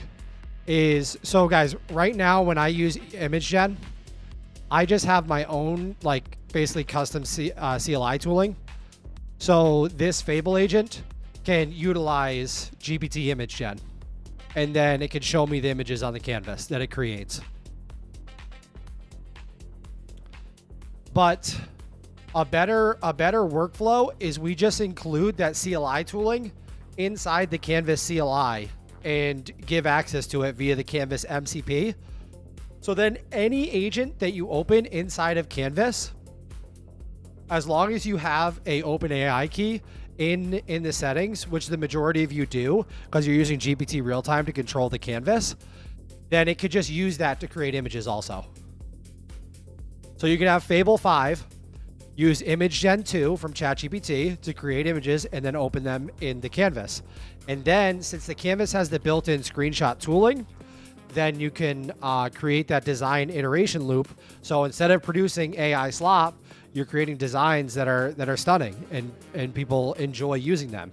And when you post your designs in your apps on X, people stop and they say, "What the fuck is this? I need to use this."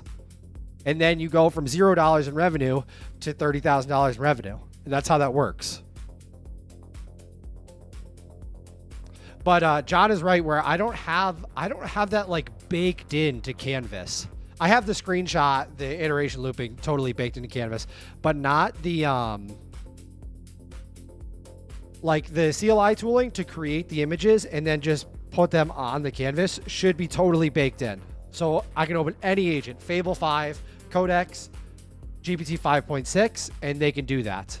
And then also taking it a step further, adding, Kling for animation, adding maybe even Nano Banana in case somebody wants to put a Gemini key in there, like they're full psychopath.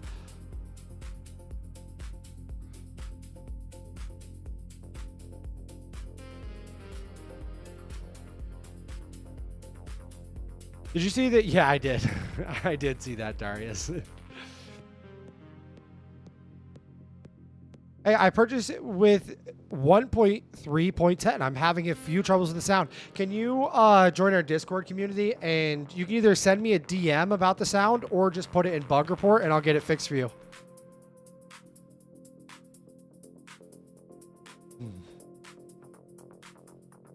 I'll get it fixed for you right away, brother. But yeah, I'm gonna be sending an update either tonight or tomorrow. So if you send me the bug report, I'll get it fixed, included right in there. I don't have any problems on my end with sound right now, but I'm sure if you have an issue, then I will. I'll fix it.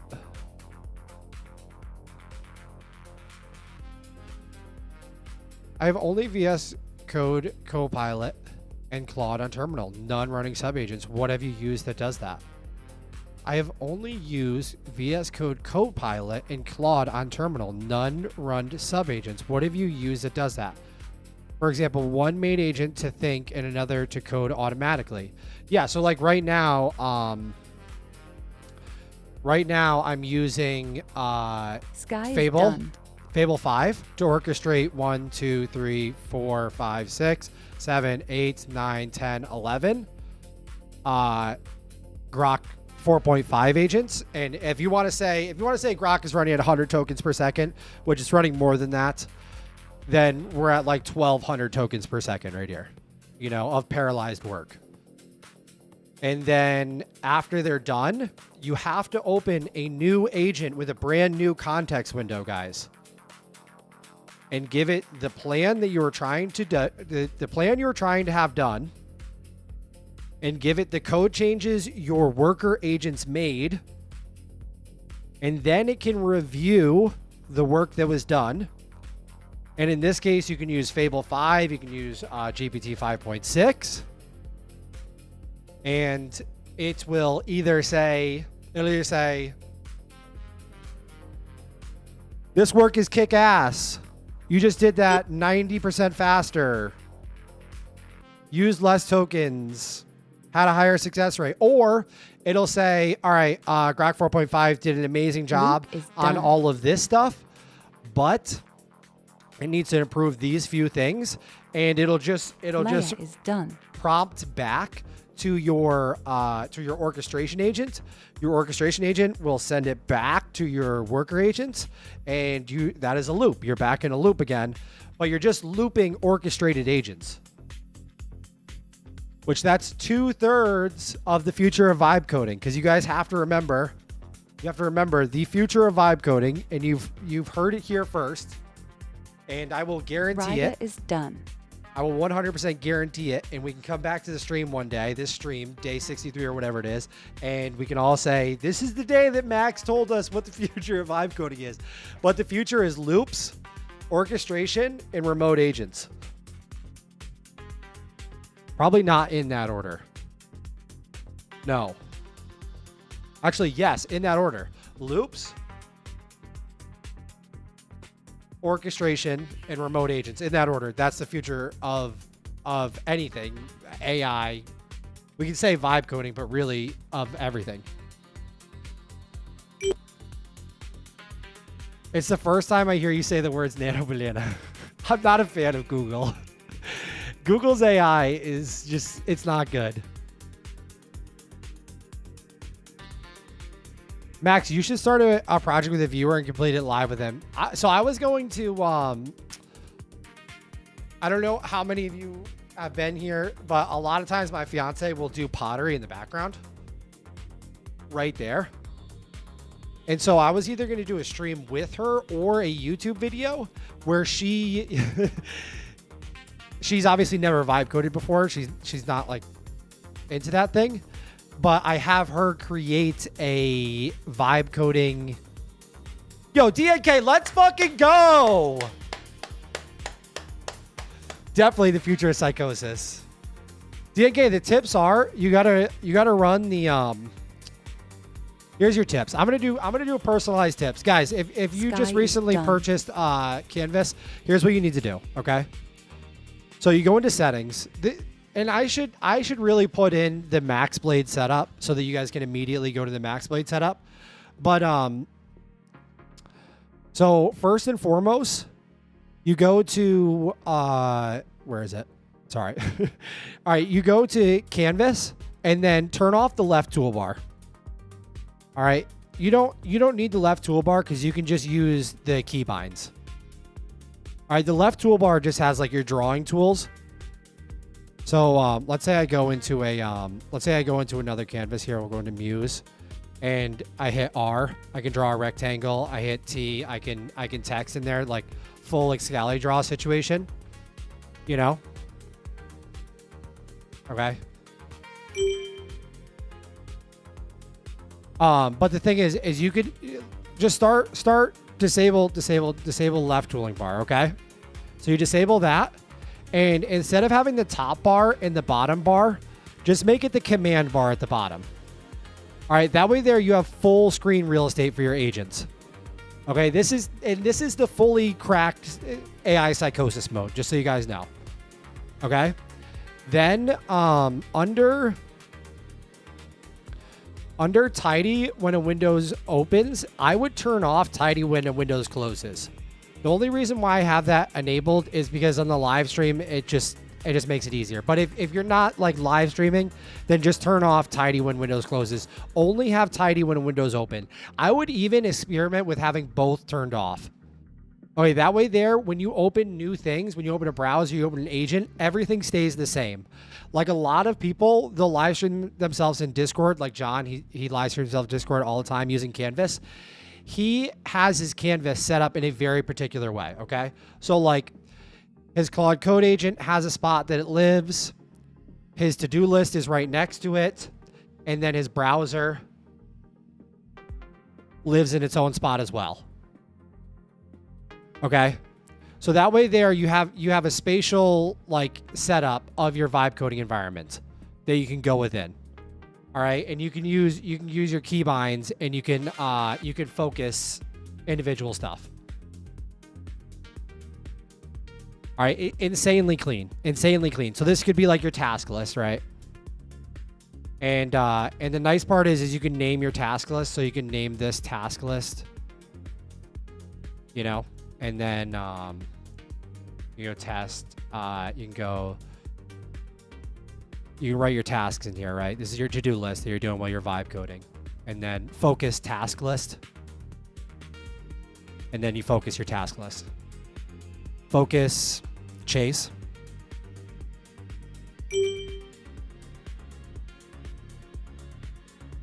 Okay, you get the idea. All right, moving on. The command bar, left toolbar, turn off, let agents move the canvas and focus. I'm about ready to just take this out completely. This is kind of nice. It was kind of nice. Like basically what this meant was agents can use the MCP server to, let's say I told a Fable 5 agent to open the browser. They could open the browser and they could control what you're looking at and switch you to the browser. So let's just say I close this. Okay. And then I have a Claude agent open and then I have a browser open.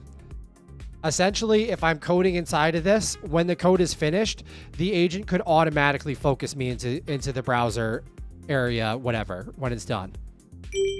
But on live stream, it's way too annoying. It can also switch your canvases. So it can automatically switch your canvases. All right, from there, you need to get a don't worry about a Grok key. You don't need that for now. But get an OpenAI, a Grok with a Q key. Don't even worry about that. You need to get an OpenAI key so you can use GPT real time. And you need to get a Grok key so that you can change the voice of your voice response to Eve.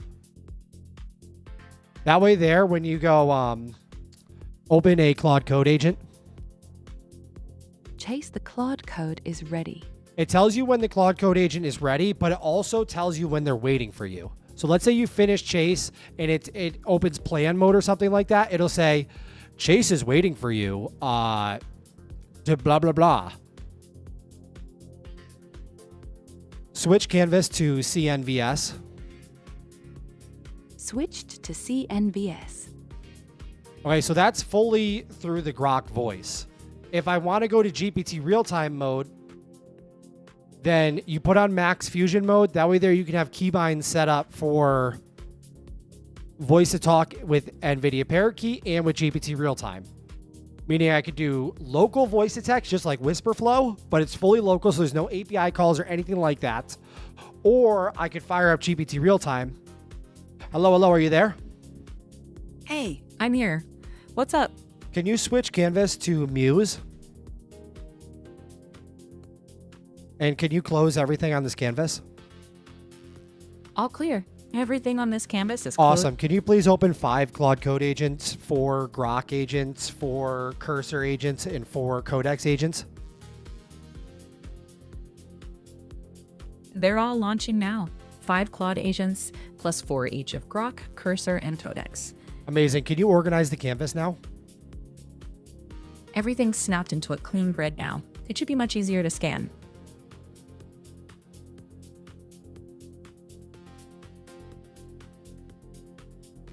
Awesome. Can you prompt all the Grok agents to search for what the schedule is on the World Cup? Got it. Let me send that instruction to the Grok agents now. I sent the instruction, but it went to every agent on the canvas, not just the Grok ones. If you want, I can target only the Grok terminals next time, but No, can you please close everything? all I don't know why I just said it. Go to sleep. I don't know why I just said to everything. That's very strange. But so that's with GPT real time, and then NVIDIA Parakeet fully locally. So I have a keybind for GPT real time, and I have a keybind for NVIDIA Parakeet locally. So I can say open for Claude Code agents, Spinning up 4 Claude agents. and that's done fully locally with NVIDIA Parakeet. Open 3 Codex agents. Spinning up 3 Codex agents.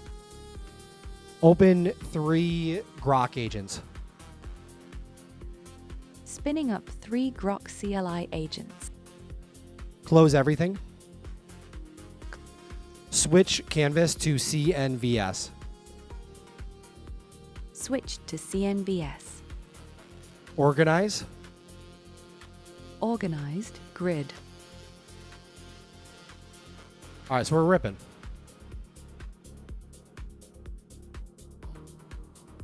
Rex is done.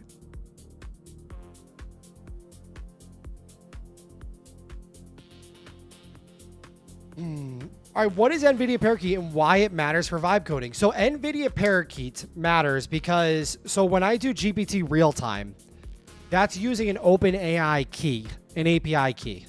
So you have to pay for all the time that it's doing. Versus when I use NVIDIA Parakeet, it's local voice to text. So let's check this out. Let's go back over to Muse, the Canvas Muse. Okay. And then when I do this voice dictation using NVIDIA Parakeet, it costs $0. No money. Versus if I use GPT Realtime, that conversational assistant that you hear, where I was talking back and forth with her, then that uses money. That's an API call. NVIDIA Parakeet runs locally on your computer and handles it for you. Open a Claude Code agent. Code agent, the Claude code is ready.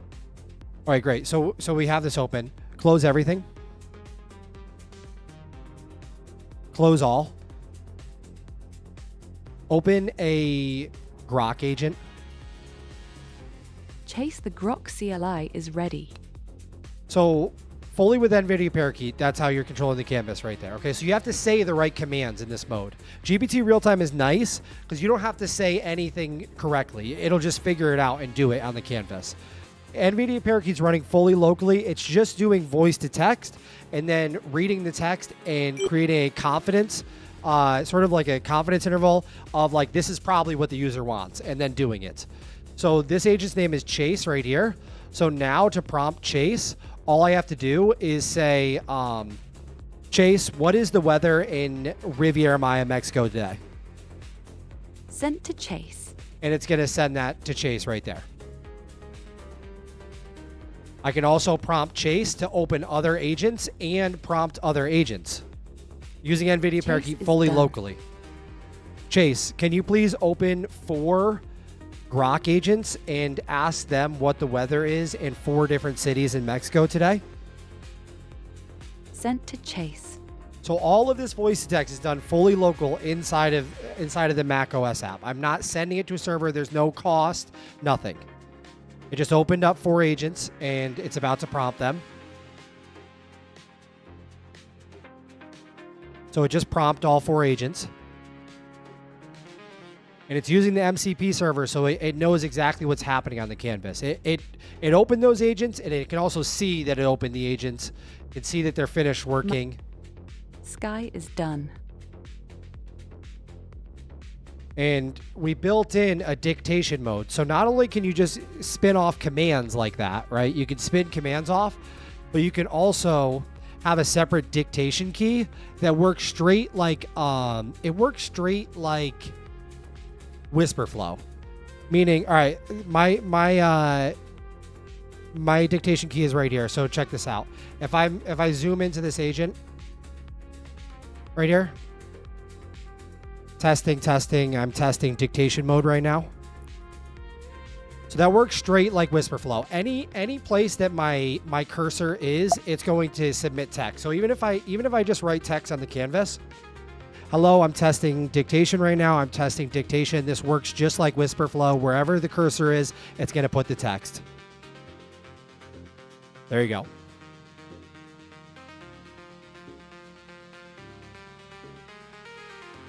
All right, so that's only on the voice control side of things. Behind the scenes, we have the cross agent memory system that all the agents have access to. It's based on the latest 2026 research, so it's fully on-demand agentic memory system, meaning it does not increase context bloat. When agents need something, they go and search the memory, grab the memory, and inject that singular memory into the context window. Versus the old school method of memory systems, which are already built into Claude Code Codex, so you don't even need to add that, where it would just sort of include a working memory into the context.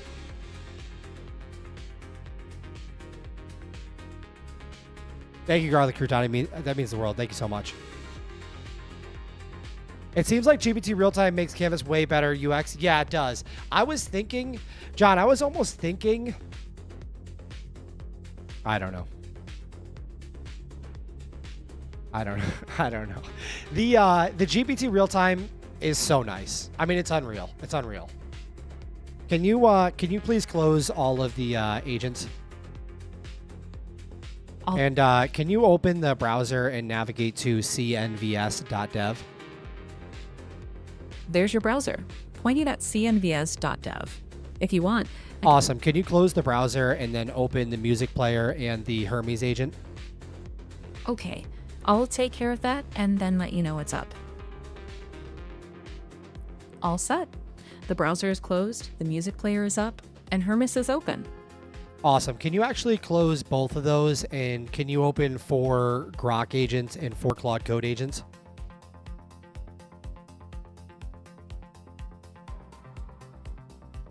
All set. The music player and Hermes are closed, and 4 Grok agents plus 4 Claude agents are spinning up now. Okay, go to sleep.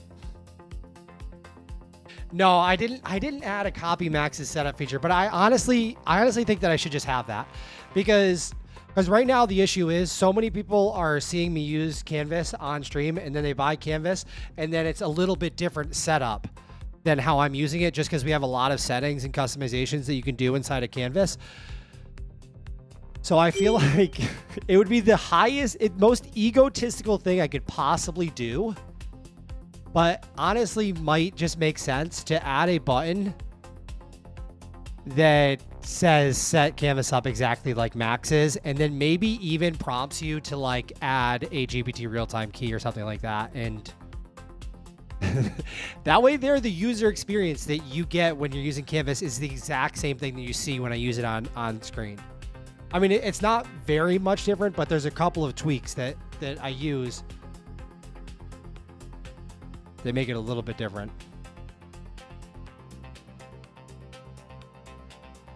I can't wait to get this update out, though. I cannot wait to get this update out. So this loop is gone fully insane in the background here.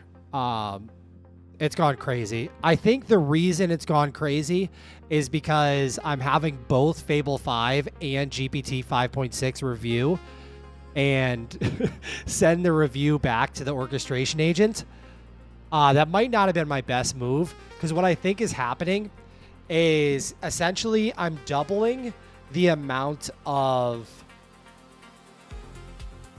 tweaks that want to be created. Like for instance, if I had Fable 5 orchestrate the Grok agents and then only had a new Fable 5 agent come in and review the code and send it back, then obviously that's just one agent that's like, I don't like the way this is set up, change it. But now essentially I have 2 reviewers that are different agents. So I think our output is probably going to be, I'm not gonna say, actually our output is going to be insane. It's going to be good output, but It's two agents that are like, I don't like this, I don't like this, fix this, fix this. So we're doubling the amount of looping that will be created, essentially. Just brain dead. Give me the good shit. I'll pay whatever. Okay. All right. That's what we'll do. Just give me the good shit. That's what we'll do. Zuki, I just said join the Discord and I'll get you all fixed up. You're probably just hearing the built-in Apple sound, I'm sure, because you don't have a Grok key inside there. Like the sound that you hear that I'm using inside the stream here is just because I have a Grok API key set and I have my voice sent to Eve. And then the voice is, oh shit, hold on. Sorry. I have a Grok XAI key, and then I have the voice set to Eve. And Grok is literally the most inexpensive voice to text I have ever seen. The other day I checked, and since the creation of this app, it was 90 cents. I don't know if there's got to be some freaky caching because it's a very common, like the words that it's saying are extremely common, but I don't know. Does Canvas work in other language? Only in GPT real-time mode. Can you show me how to orchestrate Fable with Grok in Canvas? So you really shouldn't orchestrate Fable with Grok. You should orchestrate Grok with Fable. And so I'll show you how you can do that right now. I'm doing this live on stream right here. This is what's happening. But I'll show you inside another canvas here. So all I would do is let's go. Can you please open a Claude Code agent? Your Claude agent is up and ready to go. What do you want to build first? All right, I want you to prompt Chase verbatim. Open 4 Grok agents and have them build out a 3JS game that is like a Subway Surfers clone. And then when they are done, I want you to review their output. If it meets your standards of excellence, then open the game in the in-app browser. Otherwise, have them make the changes until Vader, we're happy Ray, with it. and Sky all finished their tasks on the CNBS canvas. Want me to switch over there? Or give you a quick summary of what they did? Go to sleep. All right, so I just opened Fable 5 agent Grok right here, and I just prompted it. I said open 4 Grok agents and have them build out a 3JS game that is like a Subway Surfers clone. And then when they're done, I want you to review their output. If it meets your standards of excellence, then open the game in app browser. Otherwise, have them make the changes until we are happy with this. So this is both orchestration and looping, because it's going to create a plan. It's going to create a plan for the 3JS game. It's going to open the Grok agents, and then it's going to send the plan out to them, have them build the game. It's going to check the game. If the game is good, it will open it in the in-app browser. If it's bad, then it will it'll have the agents do more work.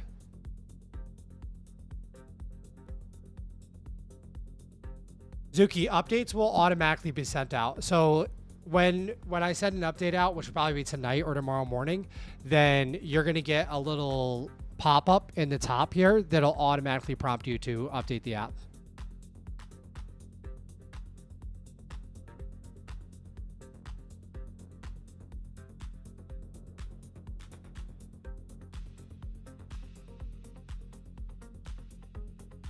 I have like an insane amount of things going on in the canvas right now, but we're adding even more. I can't even imagine how many tokens we've used today.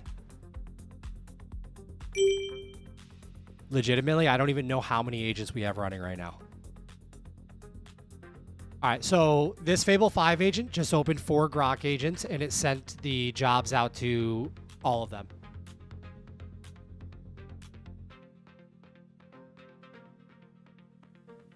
And I have a feeling as I just did this, as I just said, I don't know how many tokens we've sent today. Nope, I guess we're still good. I was gonna say, I don't know if we ran out. I don't know how much is included with an X, because I just have an X account. It's a verified X account. That's how I'm using Grok.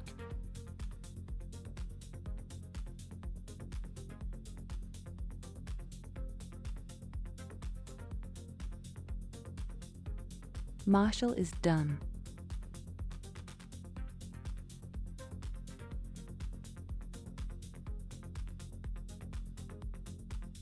Chase is done. Sky is done.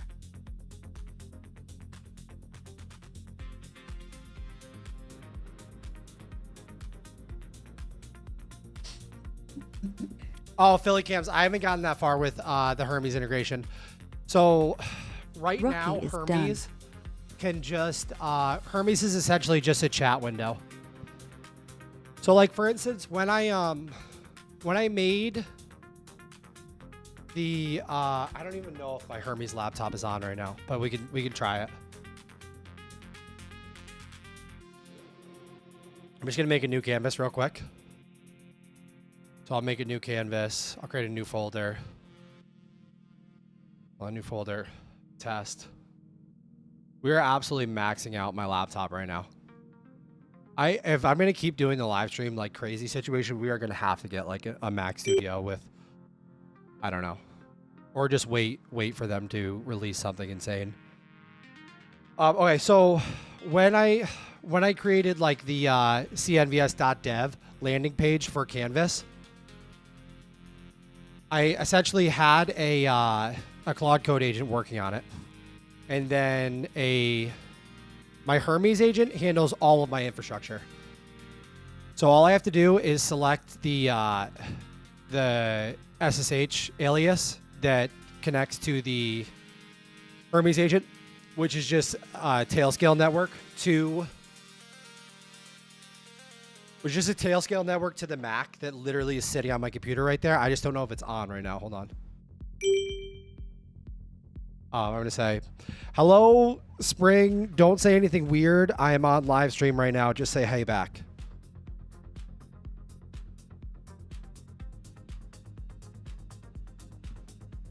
Okay. Yeah, see, it's off right now. Shit. I think it is. Oh, no, it's not. There it is. Okay, great. All right, so it says, hey, Max, right here.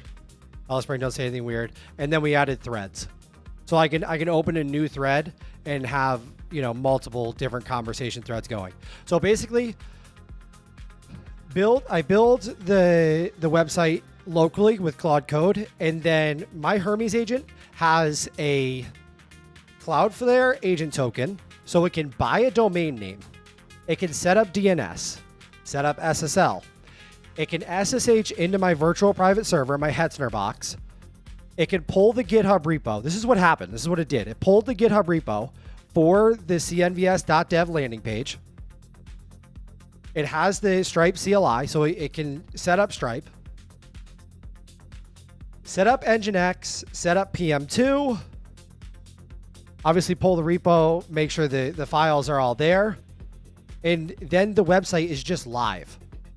So what went from like literally days process of going from a website that I made locally on my computer, adding Hermes alongside Claude Code. So like I'm working locally here, and then my Hermes agent just takes care of all my infrastructure.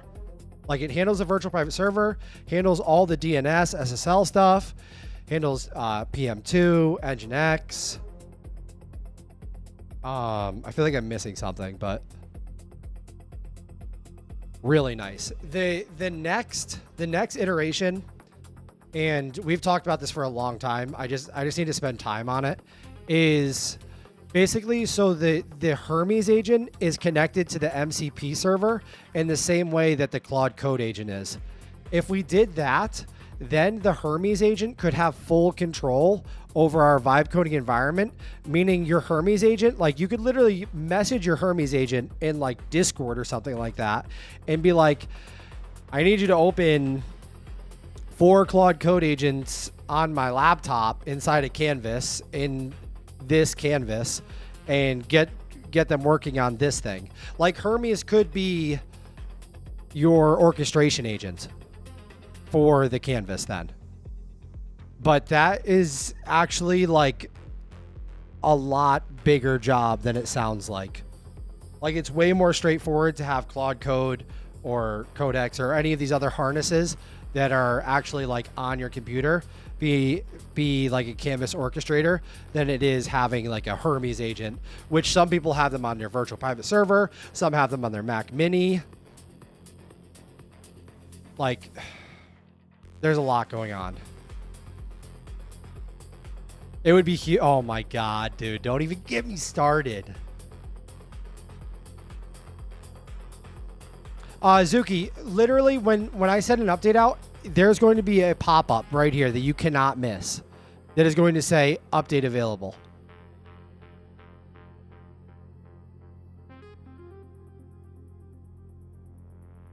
Bro, what in the world was on my landing page for YouTube?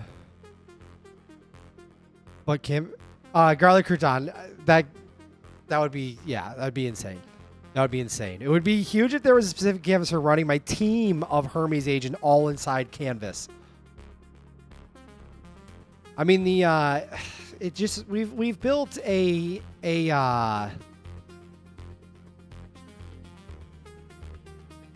we've built an ecosystem that allows for just infinite possibilities.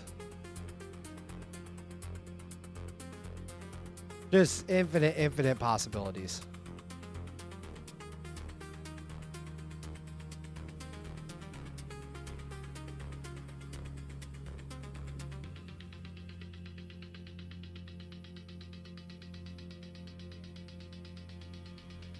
Really crazy. Really crazy. We just have to figure out like the directions that are worth heading, I guess. And prioritize those and just keep going is the main thing.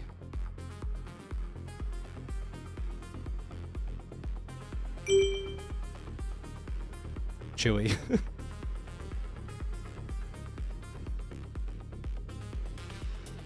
I have a feeling we've set up a essentially infinite loop here by having multiple agents review, which was not our best idea. Like, I think having the two agents, you could have two agents converse, and then one of them send the orchestration plan. I have never had two agents, a Codex and a Claude Code agent, be both reviewers. Not a good idea. As you can see, we have so many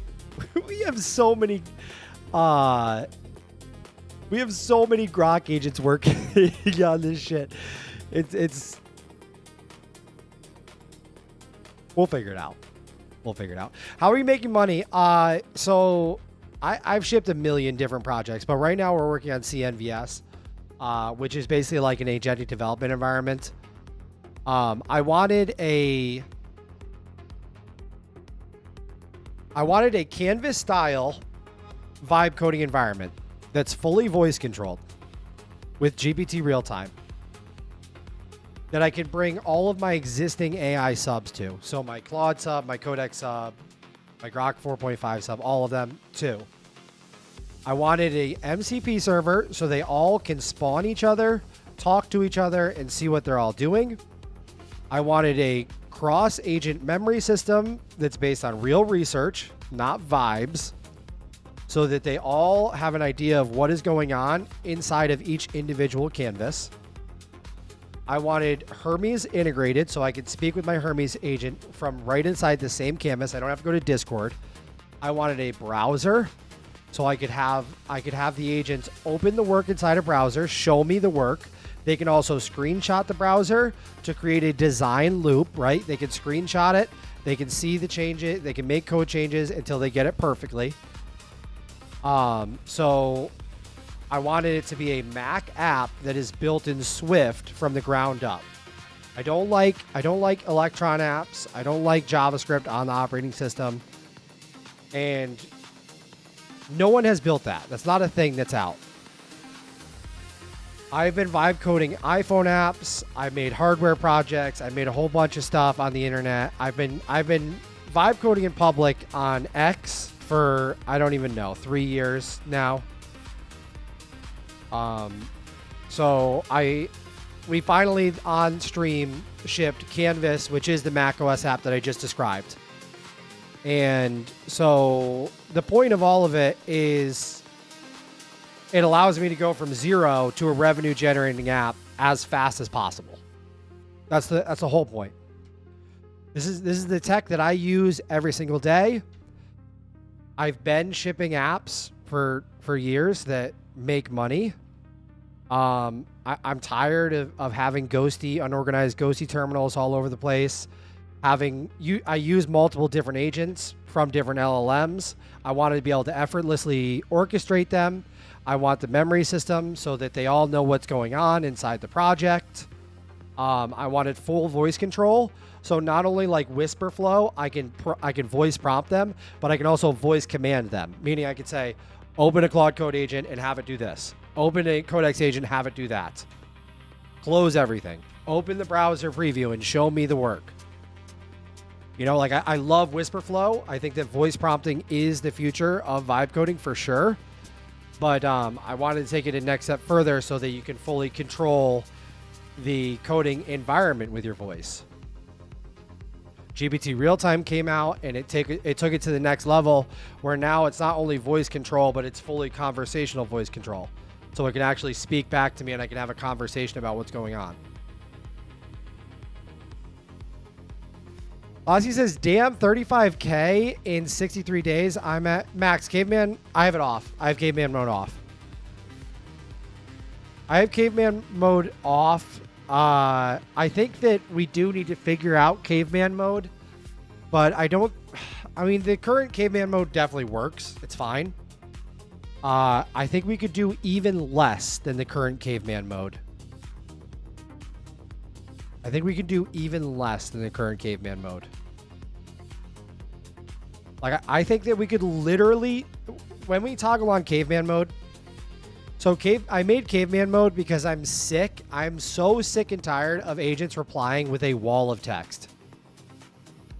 Like this, that's what happens now. They work for 17 minutes and then they reply with a 800-line reply of what was happening. They could easily be summarized in one sentence that has no technical jargon. So I made caveman mode. So it essentially just it reply. Oh, the other thing you got to turn on is you got to turn on skip permissions if you're ready for that. If you're just getting started, don't do that, obviously. But if you're ready for it, turn off skip permissions on all your agents. So you just turn on skip permissions right here, and for each individual agent, Claude Code, Codex, Cursor, and it will automatically run them in essentially YOLO mode, and then it won't ask you permission to do stuff. A couple of them will ask you permission like the very first time you run it inside a brand new directory, but then after that, they'll never ask you for permission again. You'll just voice command them and they'll just immediately start working. But yeah, I built caveman mode so that it would do the work and then we reply basically in one sentence and just be like, this is done. This is what I did. Or I think we should do this. And that's it. You know, like when you're vibe coding, the worst thing that can happen is you get an 1800 line reply with insane technical jargon. GPT 5.6 is the worst at doing it. Fable 5 is a little bit better. And even Grok is actually really good at not doing it. The one thing I will say about Grok is it's fantastic about it's fantastic about like the replies that it gives are concise, and it will even do like little like bullet point summaries. And like look at this box right here. Look at this right here. Dude, why is Grok, the cheapest model ever, the best? This is not caveman mode, but it just gives me this nice table, and the table renders perfectly. The table renders perfectly. Look at how concise this is. I don't even have to scroll. This is within one scroll right here. You guys see this? Method, behavior, visual, feel, done. That's badass.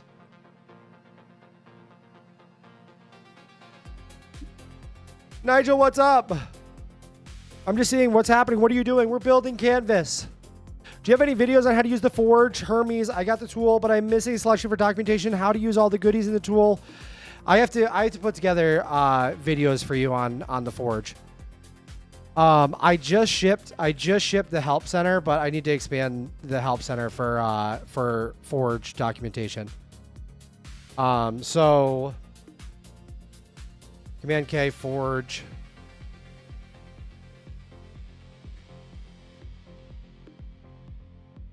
And we are in the middle of changing the Forge slightly right now, but anyways, like I could add a task. I could add the task. So let's select for our worker agent, let's select Grok.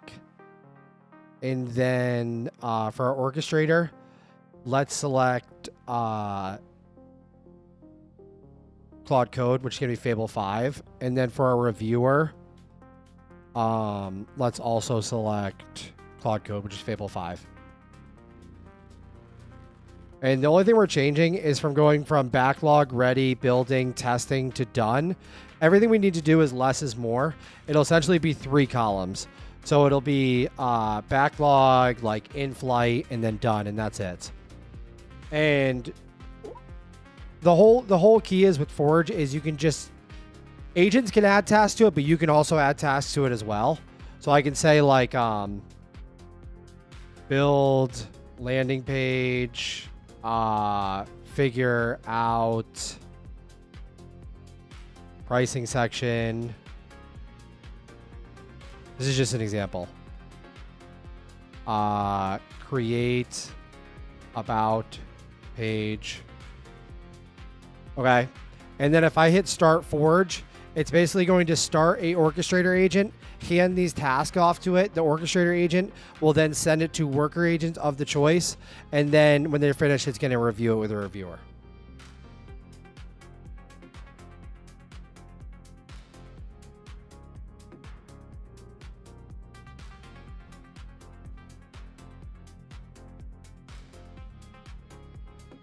Is it possible to have this app as a web app? Not really. Will this work on a newer iPad? Not yet. Not yet. The Forge is like an agentic Kanban system, but like I said, that's what we started the stream off today with simplifying the Forge. There's gonna be an update to the Forge that greatly simplifies the Forge. You don't need the Forge at all because like the Forge is just literally a graphical user interface of what I'm doing right now with having an orchestration agent orchestrate many agents, check their output. All it is a visual representation of what's happening on the canvas right now. Like when I open a Claude Code agent and tell it to open 4 Grok agents and then check their output, all it is a graphical user interface to do that. Like a part of me, I don't know. Clinging the fog image, can you give Muse a try for a parallel light mode?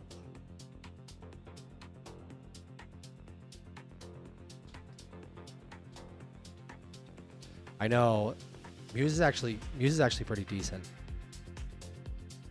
Do you hit usage limits often or just pay for the highest subscription? I hit my first usage limit the other day on stream for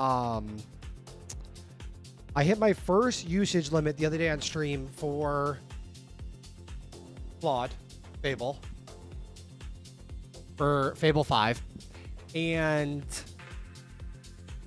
I literally went out and bought another Claude sub, which was so stupid. I knew it was stupid when I did it. This is the first time I've ever bought a second sub for any LLM. I have 1 Claude sub, I have 1 Codex sub, and I have 1 Cursor sub. My Grok sub is included with my X verified. But I bought the second Fable 5 sub. The moment after I got done purchasing it, they reset the rate limits on Fable 5.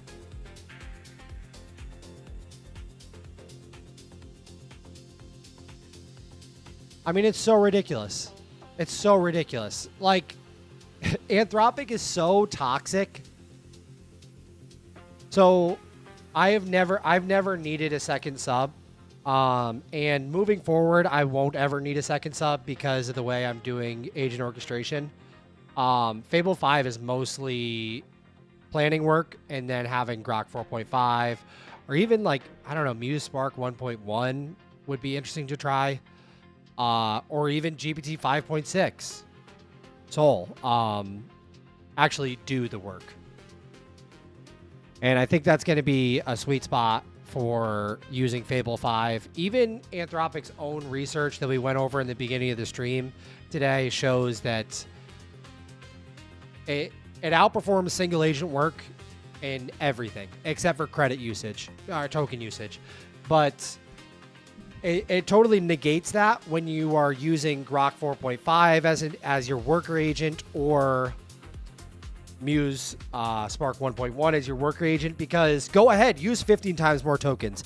It's 50 times less per token. Like, it's okay if you use 15 times more tokens if you're paying 50 times less per token.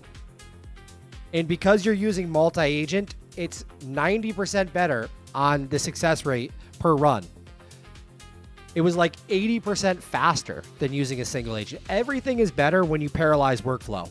You guys got to remember, if you have one agent running in serial at 90 tokens per second, if you go and if you run 10 agents instead at 100 tokens per second, congratulations, you're now doing 1,000 tokens per second.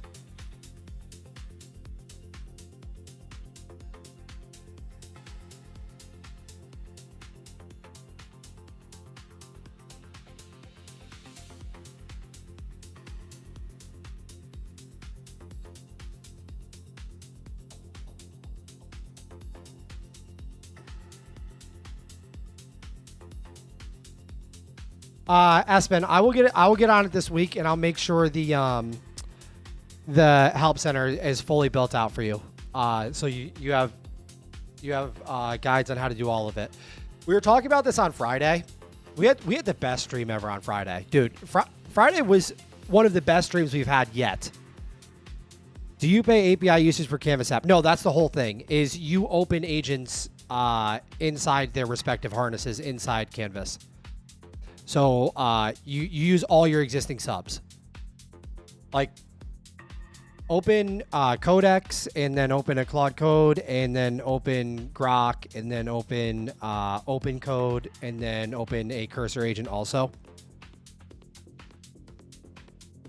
All 5 agents are up and ready to take instructions. All right, you can go to sleep now. Sweet. So these are all running inside Canvas using their own harness, which means it's totally kosher. It's totally by the terms of service for us to be using existing subs, AI subs. So like this is running on my $200 a month Claude plan. This is running on my $100 a month Codex plan. This is running my Grok sub that is through my X Premium. This Muse Spark 1.1 inside of Open Code is running off of the $20 credits that Meta gave me. Cursor, I have a $20 Cursor sub. And I'm adding harnesses every single week. So people were asking about Pi. I added that the other day. I don't have an agent inside of Pi. But if I add an agent, we could use Pi. I guess people are big time into Pi. Zuma is done. So we just pay for our existing plans and then once off fee for Canvas. Exactly. That's why I built Canvas. Exactly. The only API key you can use in Canvas is if you want to do that GPT real-time voice. So if you want to do conversational voice, then you need to put an OpenAI key in there, and you can use GPT Real-Time 2.1 or 2.1 Mini for voice control of the canvas. If you want, you can use NVIDIA Parakeet, which runs fully local, and then you don't need to put any API keys in at all, and there's no cost. But you do need to say the commands, which is why I built a little like onboarding game. Hold on. I built a onboarding game that teaches you the commands. You can just go you can go Command K, learn Canvas, and then I'll hit start right here. Spawn Claude. Chase the Claude code is ready. Chase, build me a snake game. Nice. That's how you Open a browser. opening the preview. Play music. Music on. Focus Chase. Focus Chase. I gotta change something about me opening it once I've already done the onboarding is causing, let me go over to this other, is causing it to do this little side view.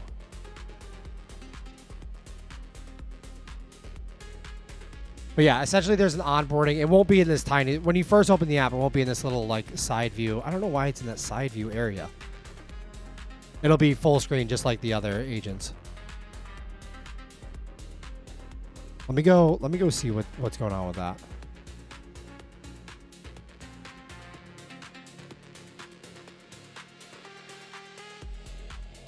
Open a Claude Code agent. Boba the Claude code is ready. Boba the Claude Code. Brother, vibe code me a girlfriend. How do I open my already built projects in Canvas? Okay, so if I want to create a new canvas and you want to open an already built project, so I'll go to apps and then I can just scroll down and a canvas. You got to remember, a canvas is just a directory. So you want to go to the highest level of your project directory. We can, we'll choose Feel Better Fast, which is one of my workout SASs. I'll choose that project. And now this canvas is that project's directory. So anytime I spawn an agent inside of this, it is spawned inside of the project directory.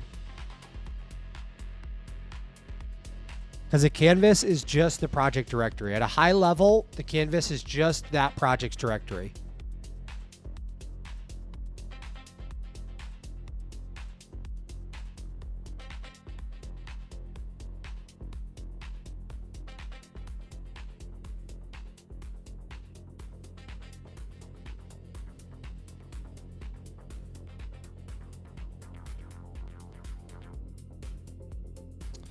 All right, guys. What are we thinking, guys? What are we thinking? What are you guys running? What are you guys running right now for your main agent? I need to know. Are you guys?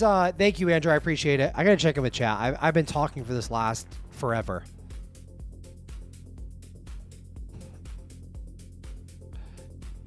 SP says, thank you again, Max. Once people see the power of this tool and have the aha moment, you'll be in your new house soon enough. Let's go! Let's go! Audrey says, I don't want to be rude, just asking, what's the utility of this? It's just for like people like me. I'm trying to make money on the internet. I've been vibe coding apps. That's what I do. This is my full-time thing. I vibe code apps that make money on the internet. And so I'm just creating I'm creating the tool that I want to use myself. We're going from zero to an app that is ready to generate revenue as fast as possible.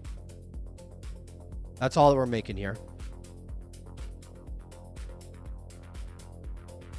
And I'm trying to be the person, because I was a health coach for like 13 years, okay? And the gross thing that happened inside the health world is that people are shipping in the health world, people are spewing garbage nonsense that has no basis in evidence-based research. Like, you know, they're like, all right, if you want to lose weight, you just had to take this supplement and, you know, do your fasted cardio and make sure you eat 3 grapefruits before you go to bed. And that's how you're going to lose weight, Miss Jones, okay? And it's disgusting. And so that's what happened in the health world. I had hundreds of clients. I had over 10 personal trainers working underneath me, and everything we did with clients was based off of research. Okay? So I'm a big fan of looking at the research, quality research, so not shit that's based off of, a research that Coca-Cola funded. So you find quality research, we figure out what the research is saying, and that's how we build. That's what we build our life around. When I'm giving advice to a client, everything I'm telling them has real basis in proven evidence-based research. The AI world is having the same exact issue. History is a loop where all these influencers on X, YouTube, everywhere are building projects, making content that is just, I don't even know where they're coming up with this stuff. It's just purely vibe based. It's crazy.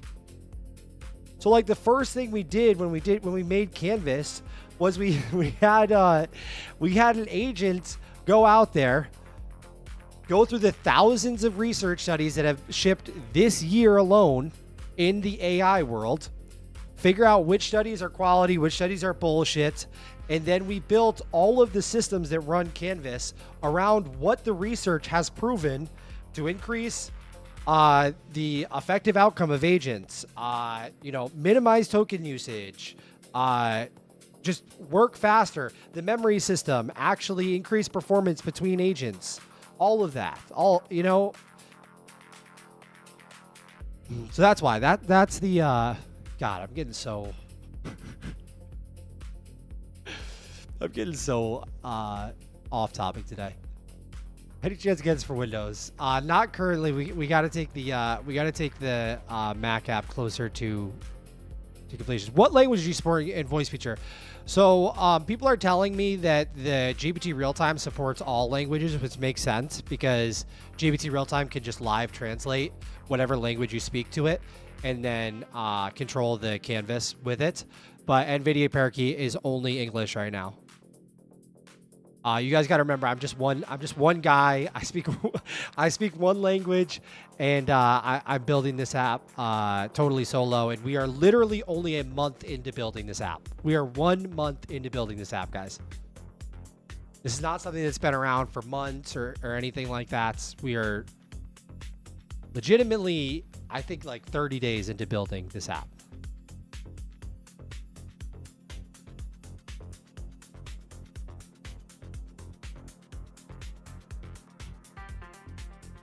Building bridges nowhere, I know. I built a Vibe Code a website where we help founders, CEO, and brands to reign establishing digital presence on platforms like LinkedIn, X, and Instagram. Bridgebind has a Vibe Academy to learn, but honestly, watching stuff like Max Stream will help you get there and can be very entertaining. Thank you, Felipe. That means the world. As much as I like to talk shit, Canvas is a clean idea and has legit use of the research. Yo! I feel like Sam's Closet is probably like Quigago's brother or something like that. I don't know where Quigago has been. And you guys got to remember that I actually, since creating Canvas, I've adopted Steve Jobs' ideology of product is over ego. And so you actually want to surround yourself with people that disagree. Because if you just have yes man everywhere that are like, great idea, Max. Max, excellent idea. Excellent, Max, that's a good idea. That's like the opposite of what you want. So when people are in here like Sam's Closet, Don a lot of the times, Quigago, all of you really, Brandon, and they're disagreeing with me, or they're not even disagreeing, but providing like a different perspective. It is so important as someone who's creating anything that is going to actually be successful that you put the product above your ego in a way where you're not like, you're wrong. You're wrong. Like, yes, you can fight for your idea. You should definitely fight for what you think should be like the vision of your product or the workflow that you choose. But it should be out of a place of you wanting to see the product being successful.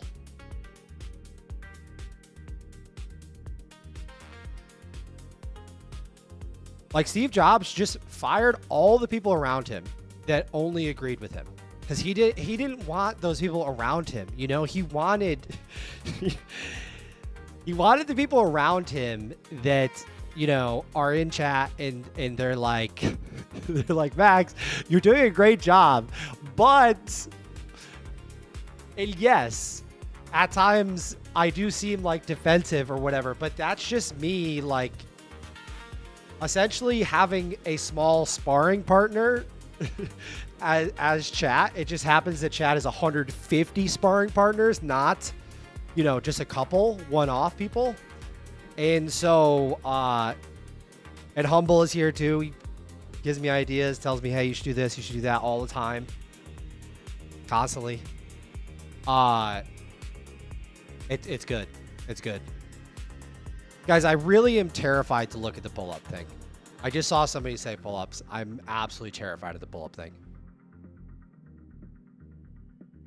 Super chat. Thank you so much. I was just curious how you expect it will generate money. It already has. What are you talking about? What are you talking about? It's already made $30-something thousand. How many people do you have helping you with building and maintaining this tool? And how? So I am the only person that's building Canvas, but I have a Discord community of 400 people that are just messaging me pretty much 24/7 at this point. Whenever there's a bug or we need to add something, which honestly I've realized there's pretty much zero replacement for that. And it's unfortunate, you know, because I would love to be like the whatever tough guy that's like, I'm going to do it myself. Fuck you guys. I'm going to do it myself. So when we shipped the alpha of Canvas, we had 120 alpha users using the app. Okay. And I don't know where the fuck Aaron has been, by the way. I'm going to have to message Aaron. Because I have no idea where Aaron has been. But he was like the lead on the alpha situation. We had 400 people applied for alpha access to Canvas. I gave 120 people access. I had a built-in feedback tool straight in the Canvas. Oh, which you guys can turn that off if you don't want that. Go in style, go to Canvas, and then you can just disable the feedback button. So that you don't need that. But can you do a demo? Yeah, what do you want to see? I can do whatever you like.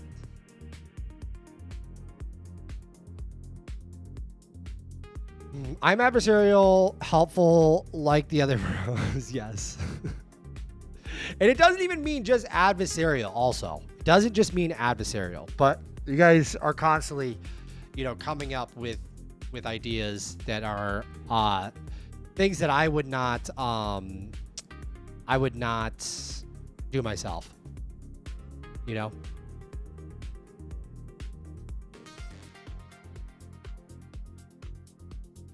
Max, I'm opening 5 agents, but Chase is not orchestrating them. So what you're going to do is you're going to open a Claude Code agent, and then you're going to prompt. You're not going to open the 5. You can't open the 5 agents and have it prompt them, but you're just going to open Chase, the Claude Code agent, and you can type or voice control Chase, and you're going to tell Chase, your Fable 5 agent, you're going to tell it. You're going to say, open 5 Grok agents inside the canvas and have them build XYZ for me. And then they're going to go out and do it. So don't open the agents yourself. Just open one agent, open one Fable 5 agent, and then in your prompt to that Fable 5 agent, you can tell it open the 4 Grok agents inside Canvas, and you'll be good to go. Max, when your channel gets too big, can you pay me to be your mod? How does that work? I've always seen that. How does that work? Not that we're anywhere near that size yet, and I really enjoy banning people. That's like one of my cathartic activities in life. How many hours do you put into this every day, and what's the total investment that you made in all AI costs, other tools, setup, probably, etc.? My guy, that is a large breakdown, isn't it? Oh my God.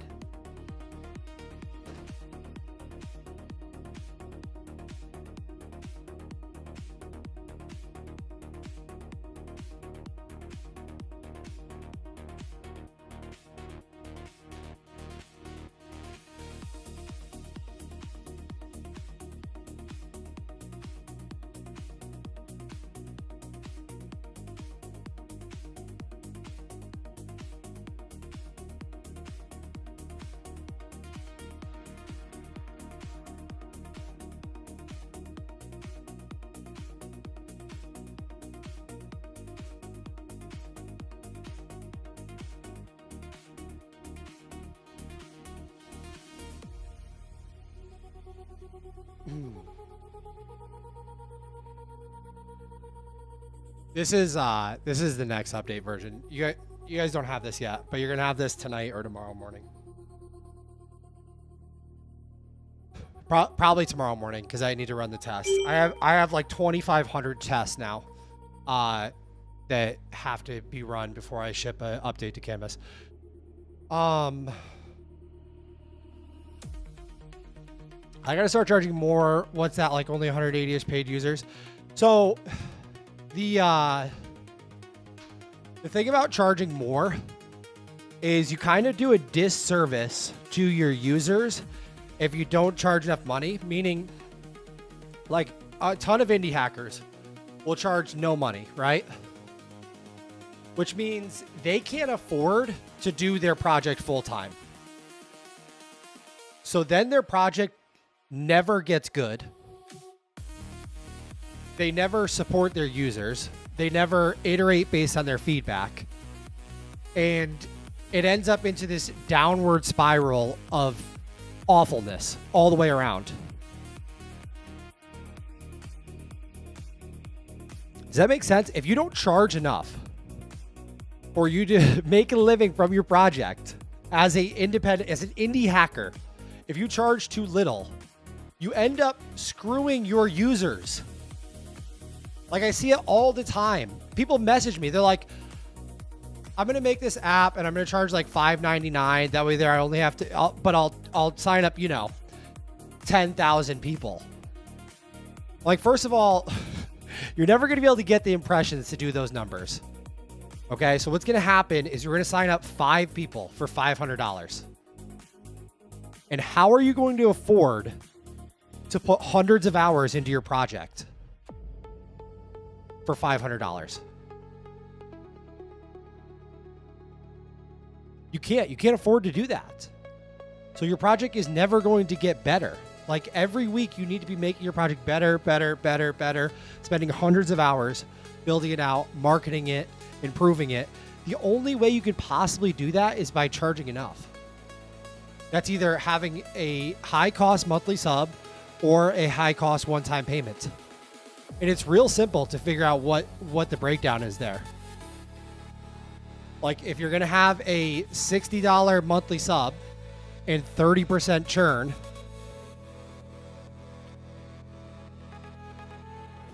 then it's 60 divided by 0.3 is going to give you your lifetime value, which would be your one-time payment price.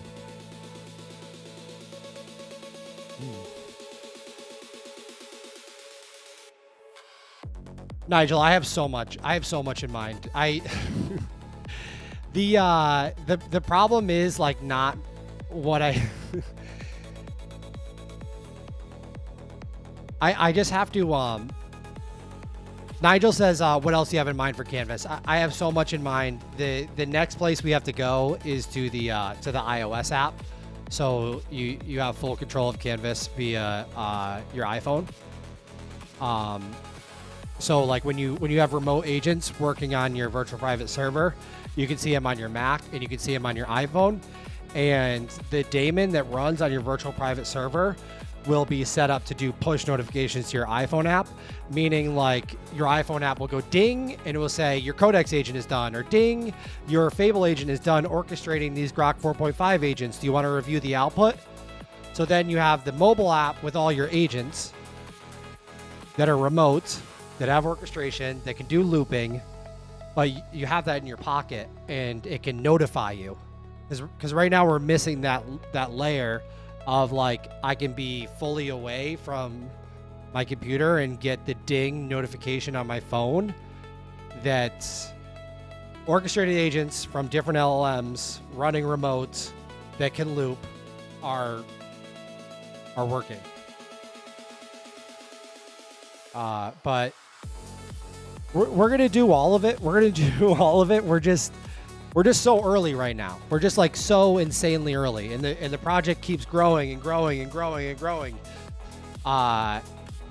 You know, and the socials keep growing, and everything is growing massively. Like, we just have to keep our head down and keep the mission the main mission.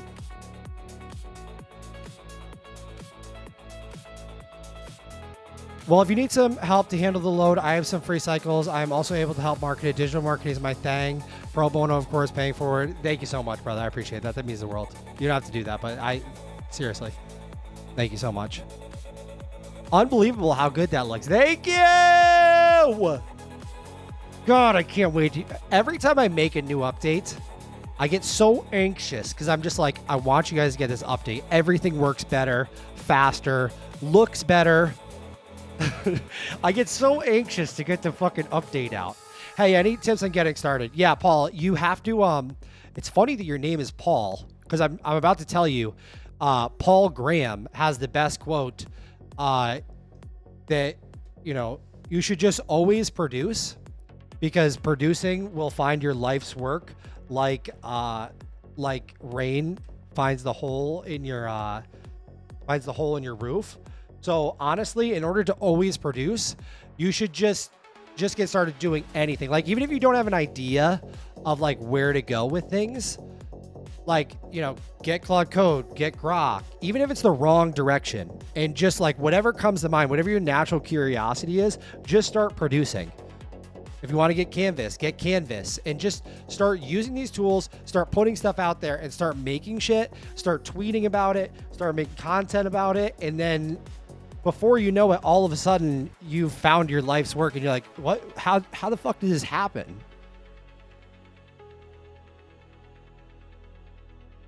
Do you have a 9 to 5 on top of building Canvas? No. Nope. So, I went full on indie hacker, a while back, off of a different project. I shipped a project at the beginning of this year that blew up like just as big as Canvas has. It's funny, that was an iPhone app that was monthly recurring revenue. And I had an app before that was really big, that was a fitness app. I had 2 fitness apps. I had hardware projects that went really big. So I put myself in a spot where I have very low like cost of living. And I was able to like put away some money by building apps and get myself runway, and like, we're doing it. We're actually doing it. It's insane. We're actually doing it. And now like the apps, I have revenue coming in from the apps. And what's even fucking weirder is I have revenue coming in from the content, which that was like never the plan. That was never the overall plan. But I do see now how having like a personal brand is probably one of the strongest assets you could possibly have. Because not only like if one of these apps fails, I'm not starting over again at zero. I have a community, I have marketing channels that are built up, but also you make money off of content. The X payout, when I first got monetized, Elon paid me $5,000. My X payout is over $500 every 2 weeks right now. which I know that's not crazy money or anything like that, but all of it adds up. The YouTube is I think it's going to be like $1,000 a month. Why did you choose to sell Canvas as a one-time payment instead of a subscription?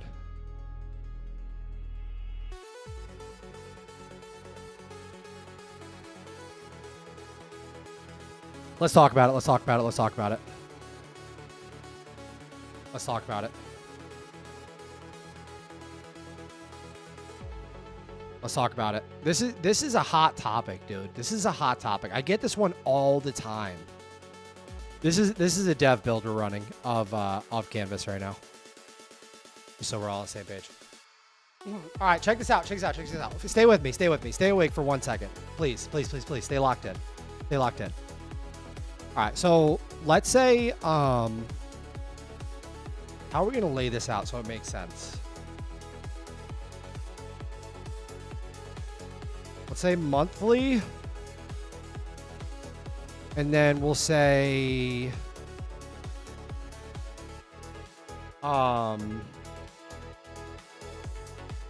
one time. All right. So right now, there is massive subscription fatigue. Okay? So it is legitimately almost more... No, not almost.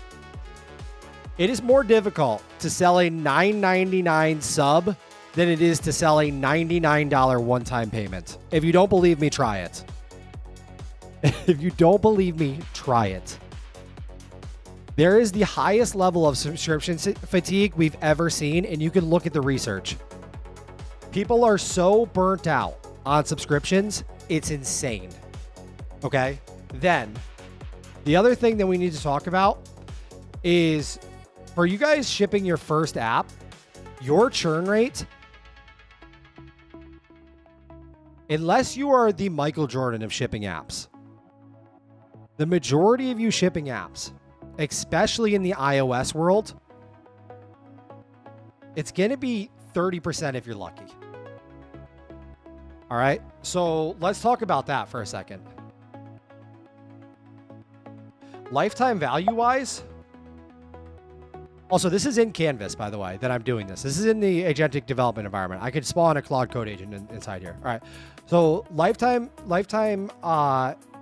value wise, let's say you have a $20 sub and you have a 30% churn rate. Your lifetime value is $20 divided by 0.3, which is around $60 total. Okay. Versus if you go one-time payment, check this out. It's legitimately 100 times easier to sell.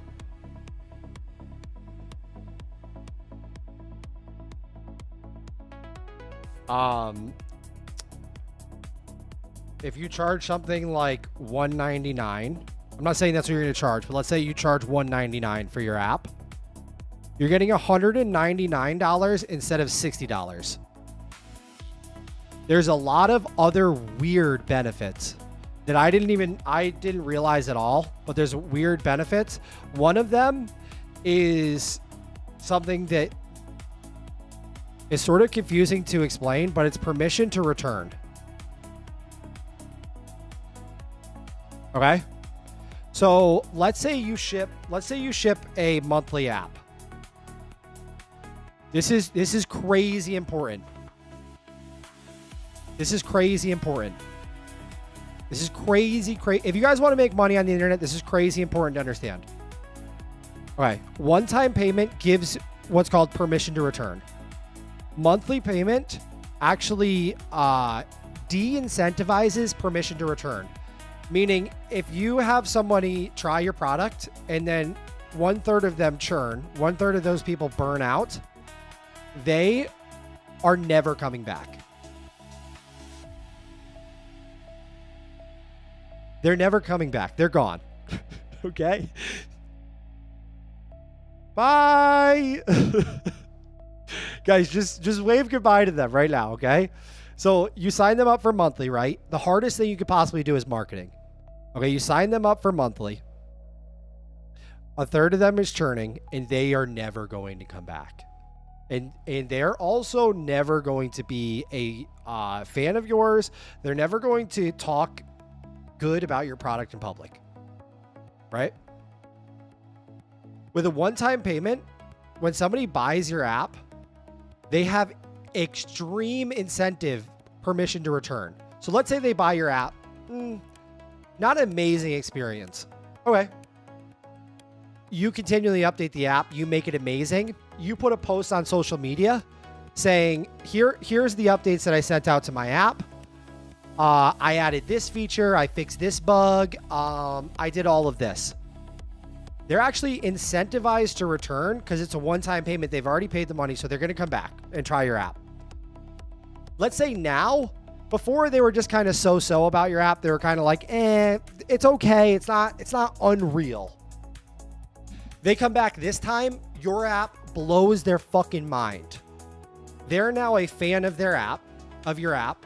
They're going to tell every single one of your friends about your app. This is the strongest marketing there is. By the way, referral marketing is the strongest marketing there is. That's how you get a viral product, is by somebody buys your app, and because they bought your app, they're telling all their friends, and they bring in multiple users. That's what you're trying to do when you make apps. You're trying to make an app so good that one user actually brings two more users. And that's how you get exponential growth. Like in the iPhone world, they call it like, I forget what they call it, like the N factor or something like that. So you give them permission to return, which gives them permission to come back when you send updates, which gives them permission to become an insane super fan that are going to help you market your own app. So easier to sell, more money, permission to return. Monthly, very difficult to sell, insanely difficult to sell. People are fatigued, less money because of LTV, and people are negatively incentivized to return to your app if they have a bad experience.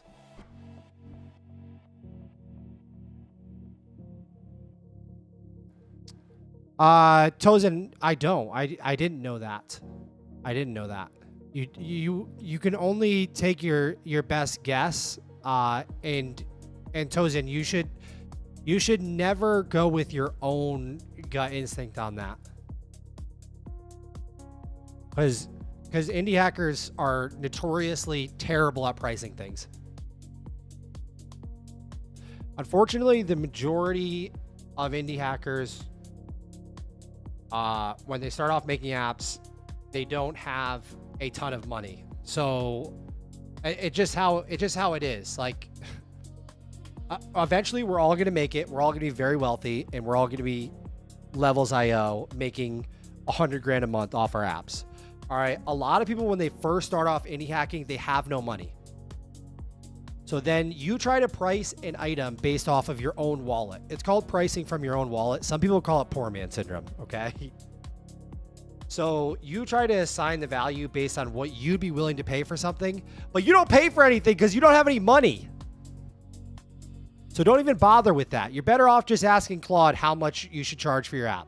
Tell Claude the value proposition of your app, or even give it the code base and just say, how much should I charge for the app? And then you walk away. You shut up and you sit down. Okay? And that's how much you charge for it.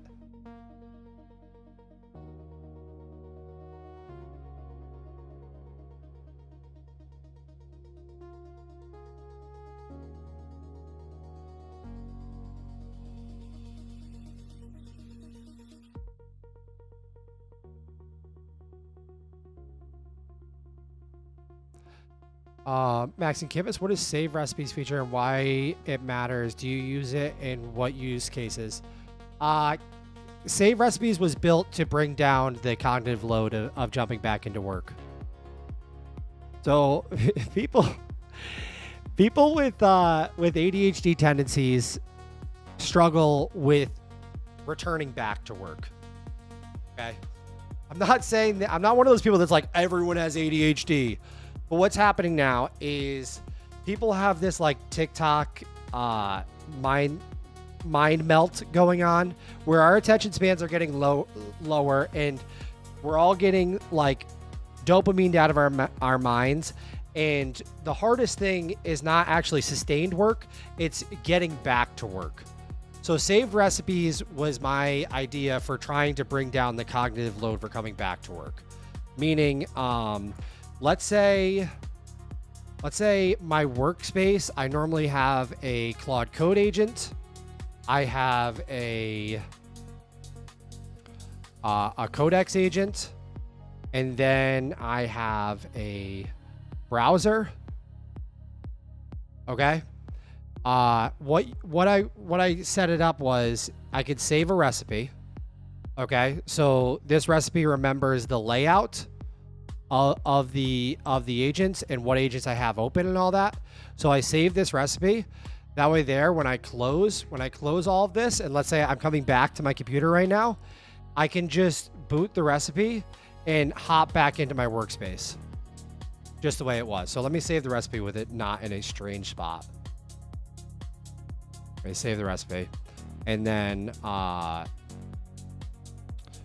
close all this, and then hit boot recipe, and now I have that Claude Code agent, the Codex agent, and the browser.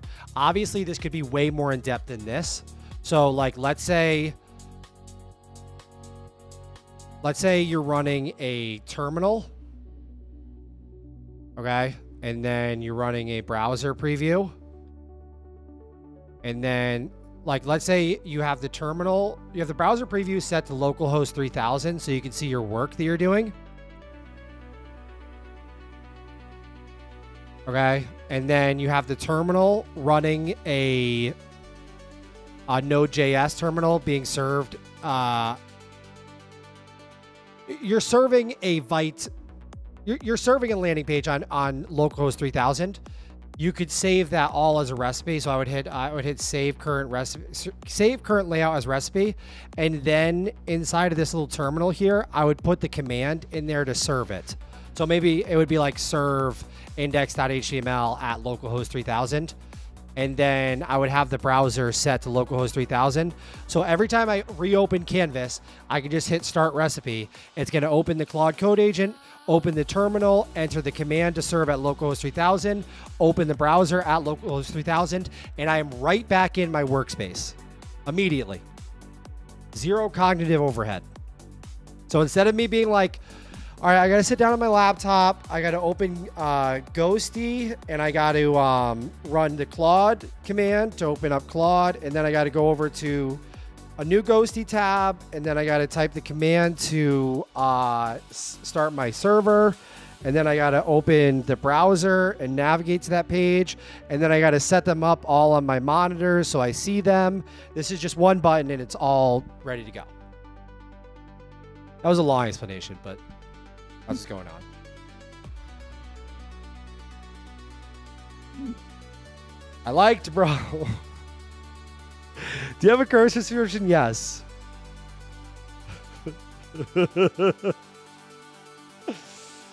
Let's go. Real Seth, I'm working on a full no, wait. Sorry. High Tech 1994. I'm working on a God, who I'm so shot right now. I'm so shot. Okay. Akshay Bopani.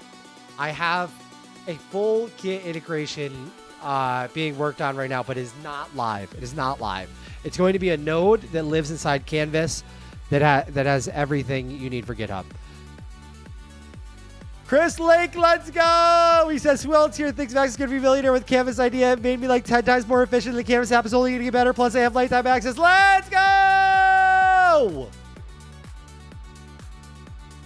What OS is this? This is Canvas. This is Canvas. Canvas.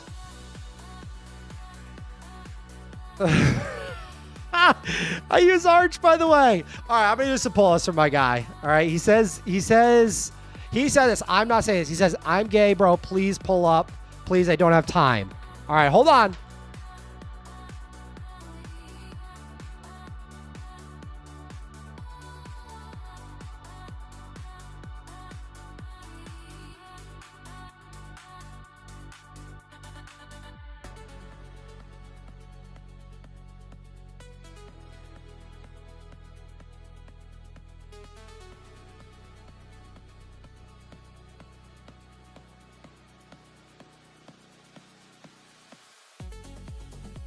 This might be the third all-time Max Yaps day. Did you build Canvas because it was something you wanted? Absolutely. That's it. That's the 100% reason. That's the 100% reason. All right, guys. It's been almost 5 hours. It's been almost 5 hours. I need you guys to type in chat right now which model you are maining. So listen, if I said to you right now, this is what I need to know. If I said to you right now, over the next 30 days, you have to make $5,000 from an app. Otherwise, something bad's going to happen. Awful, terrible. In game. Type in chat. Type in chat which model you would be using. You have to make $5,000 over the next 30 days. Otherwise, you are going to lose your pinky toe. And it's going to be awful. It's going to be whatever you're thinking, it's going to be that. Which model are you using right now? Apps Creative says, I say get Canvas now. Let's go! But which model are you using inside Canvas? Prompt us. I have to prompt you.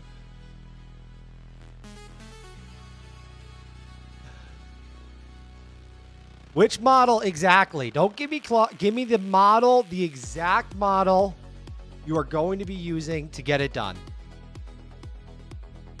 All right. Sequoia says GPT 5.6 Soul High.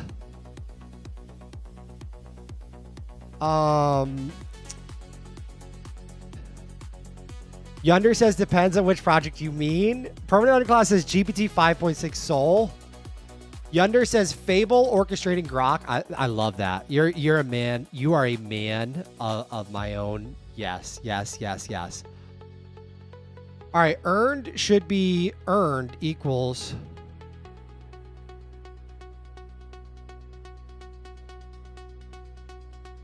Oh, did I really write it like that today? Am I a psychopath? Listen, I was under caffeinated when I wrote the stream title. It's Devo. I'll never do it again. That's disturbing. All right. A-Star Cal says, I use Quen 3.6 27B and 35B A3B on 2 ARC B70 Pro with Gemma 4 12B QAT on my RTX 5070 Ti. I don't know if he's going to make it. I don't know if he's making the 5. I think he's losing his pinky toe. Do you think A-Star Cole is going to make it, or is he losing his pinky toe?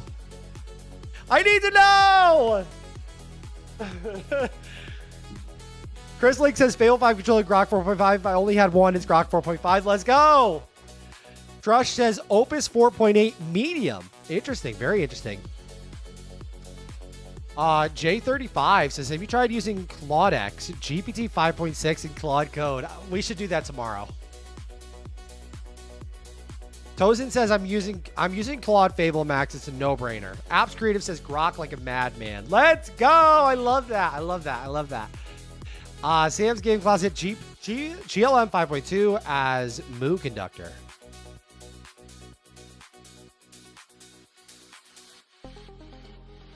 If he understands adversarial debate, he will make it with those models. Let's go.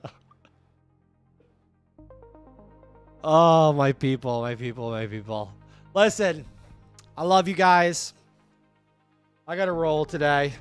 I'm gonna have to divvy up the pull-ups throughout the rest of the stream. I didn't expect everyone coming to the stream at once today and liking the stream. I did 100 pull-ups today. We've been live for just under 5 hours. We've spent millions of tokens. It was beautiful. We spent millions of tokens. It was beautiful.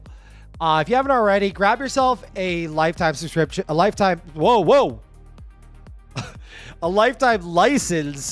Not a lifetime subscription.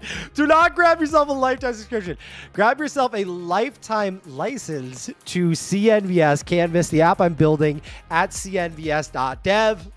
subscribe to the YouTube channel, hit the notification bell.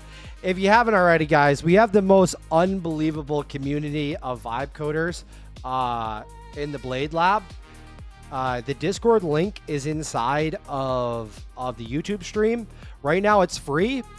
I'm about to switch it to $999 for lifetime access. So the Discord community is the best thing ever because it's small. It's a small, tight-knit community. There's only 400 of us. Okay? We say good morning to each other. We all help each other out. There's very small amount of weird people in a bad way. There's only psychopaths in a good way inside of the Discord community. It's free right now. It'll be $999 very soon. You can hop in the Discord, get it in there. Big Dap says, Young Max, you did good today, nephew. Let's go! Retty says, I use Sonnet 4.6 on low for work. Been building a small project for my worst clients and potentially turning it into a full-blown app. Learning a shit ton. I love that. J35, thank you so much for hitting the Discord command. I can't tell you that nothing fires me up more than when I'm speaking about something and somebody hits the command in chat. That is probably one of my favorite things to see of all time. Day, I don't know what, chatting on stream until I get a Canvas license. I love that. Let's go. Keep rolling. Windows version when? I have to add a couple days every time somebody asks for it. I have to add a couple days every time somebody asks for it. Blade Fam ships, yes, we do. I want a job in AI. I have 7 years of IT experience. Please help me. Join the Discord group. Let's get a conversation going. Let's figure out what your next move is going to be. Let's figure out what your next move is going to be. I mean, you could do it all. Felipe, thank you. J35, thank you so much. Humble, you already know, my man. Humble, my man. Thank you so much. I appreciate everything. Apps Creative, thank you so much. Brandon, thank you so much. Chris, seriously, I appreciate it. It means the world. It means the absolute world, Chris. Absolute legend. Sam's Gaming Closet, my homie, my man. Thank you. Thank you, thank you, thank you. Toes in, I appreciate it. Garlic Crouton, if you're still here, absolute legend. Appreciate it. Yunder, let's go. Thank you. Sequoia, I appreciate it. To Dust we return. I didn't see you earlier, but thank you. I appreciate it. I appreciate it. I appreciate it. Neiman, you're crazy. You fit right in. DNK, it means the absolute world. Thank you for the support. It means the absolute world. Thank you for the support. Permanent Underclass, you already know. Thank you so much. Lucky, if you're still here. Have a great day. Thank you. Thank you. Thank you. Nate, let's go! Let's go! Doran says, why are you commenting the bridge? I just want to be just like him when I grow up. YouTube Brandon Blue, my man. Thank you so much. Thank you so much. Thank you so much. How can I join that group? Go to the link in the YouTube description down below, and you can join the Discord group. All right, guys, it's free today. It's gonna be $999. We just hit 1,000 messages in chat. I think that's the first time we've ever done that. I think that's the first time we've ever done that. Me waiting for Tuesday, 10:30 a.m. Guys, I will be back live. I'll be back live tomorrow. I'll be back live tomorrow at 10:30 a.m. We're going to have a banger stream. I think tomorrow we have to try GPT 5.6 inside of Claude Code. I'm seeing everywhere that's absolutely cracked. I'm seeing everywhere that's absolutely cracked. Darsh, we're just spending a couple $100. A couple $100. All right, guys. Everybody, I'll see you later. Love you. Even Doran. I appreciate you guys being here. Peace.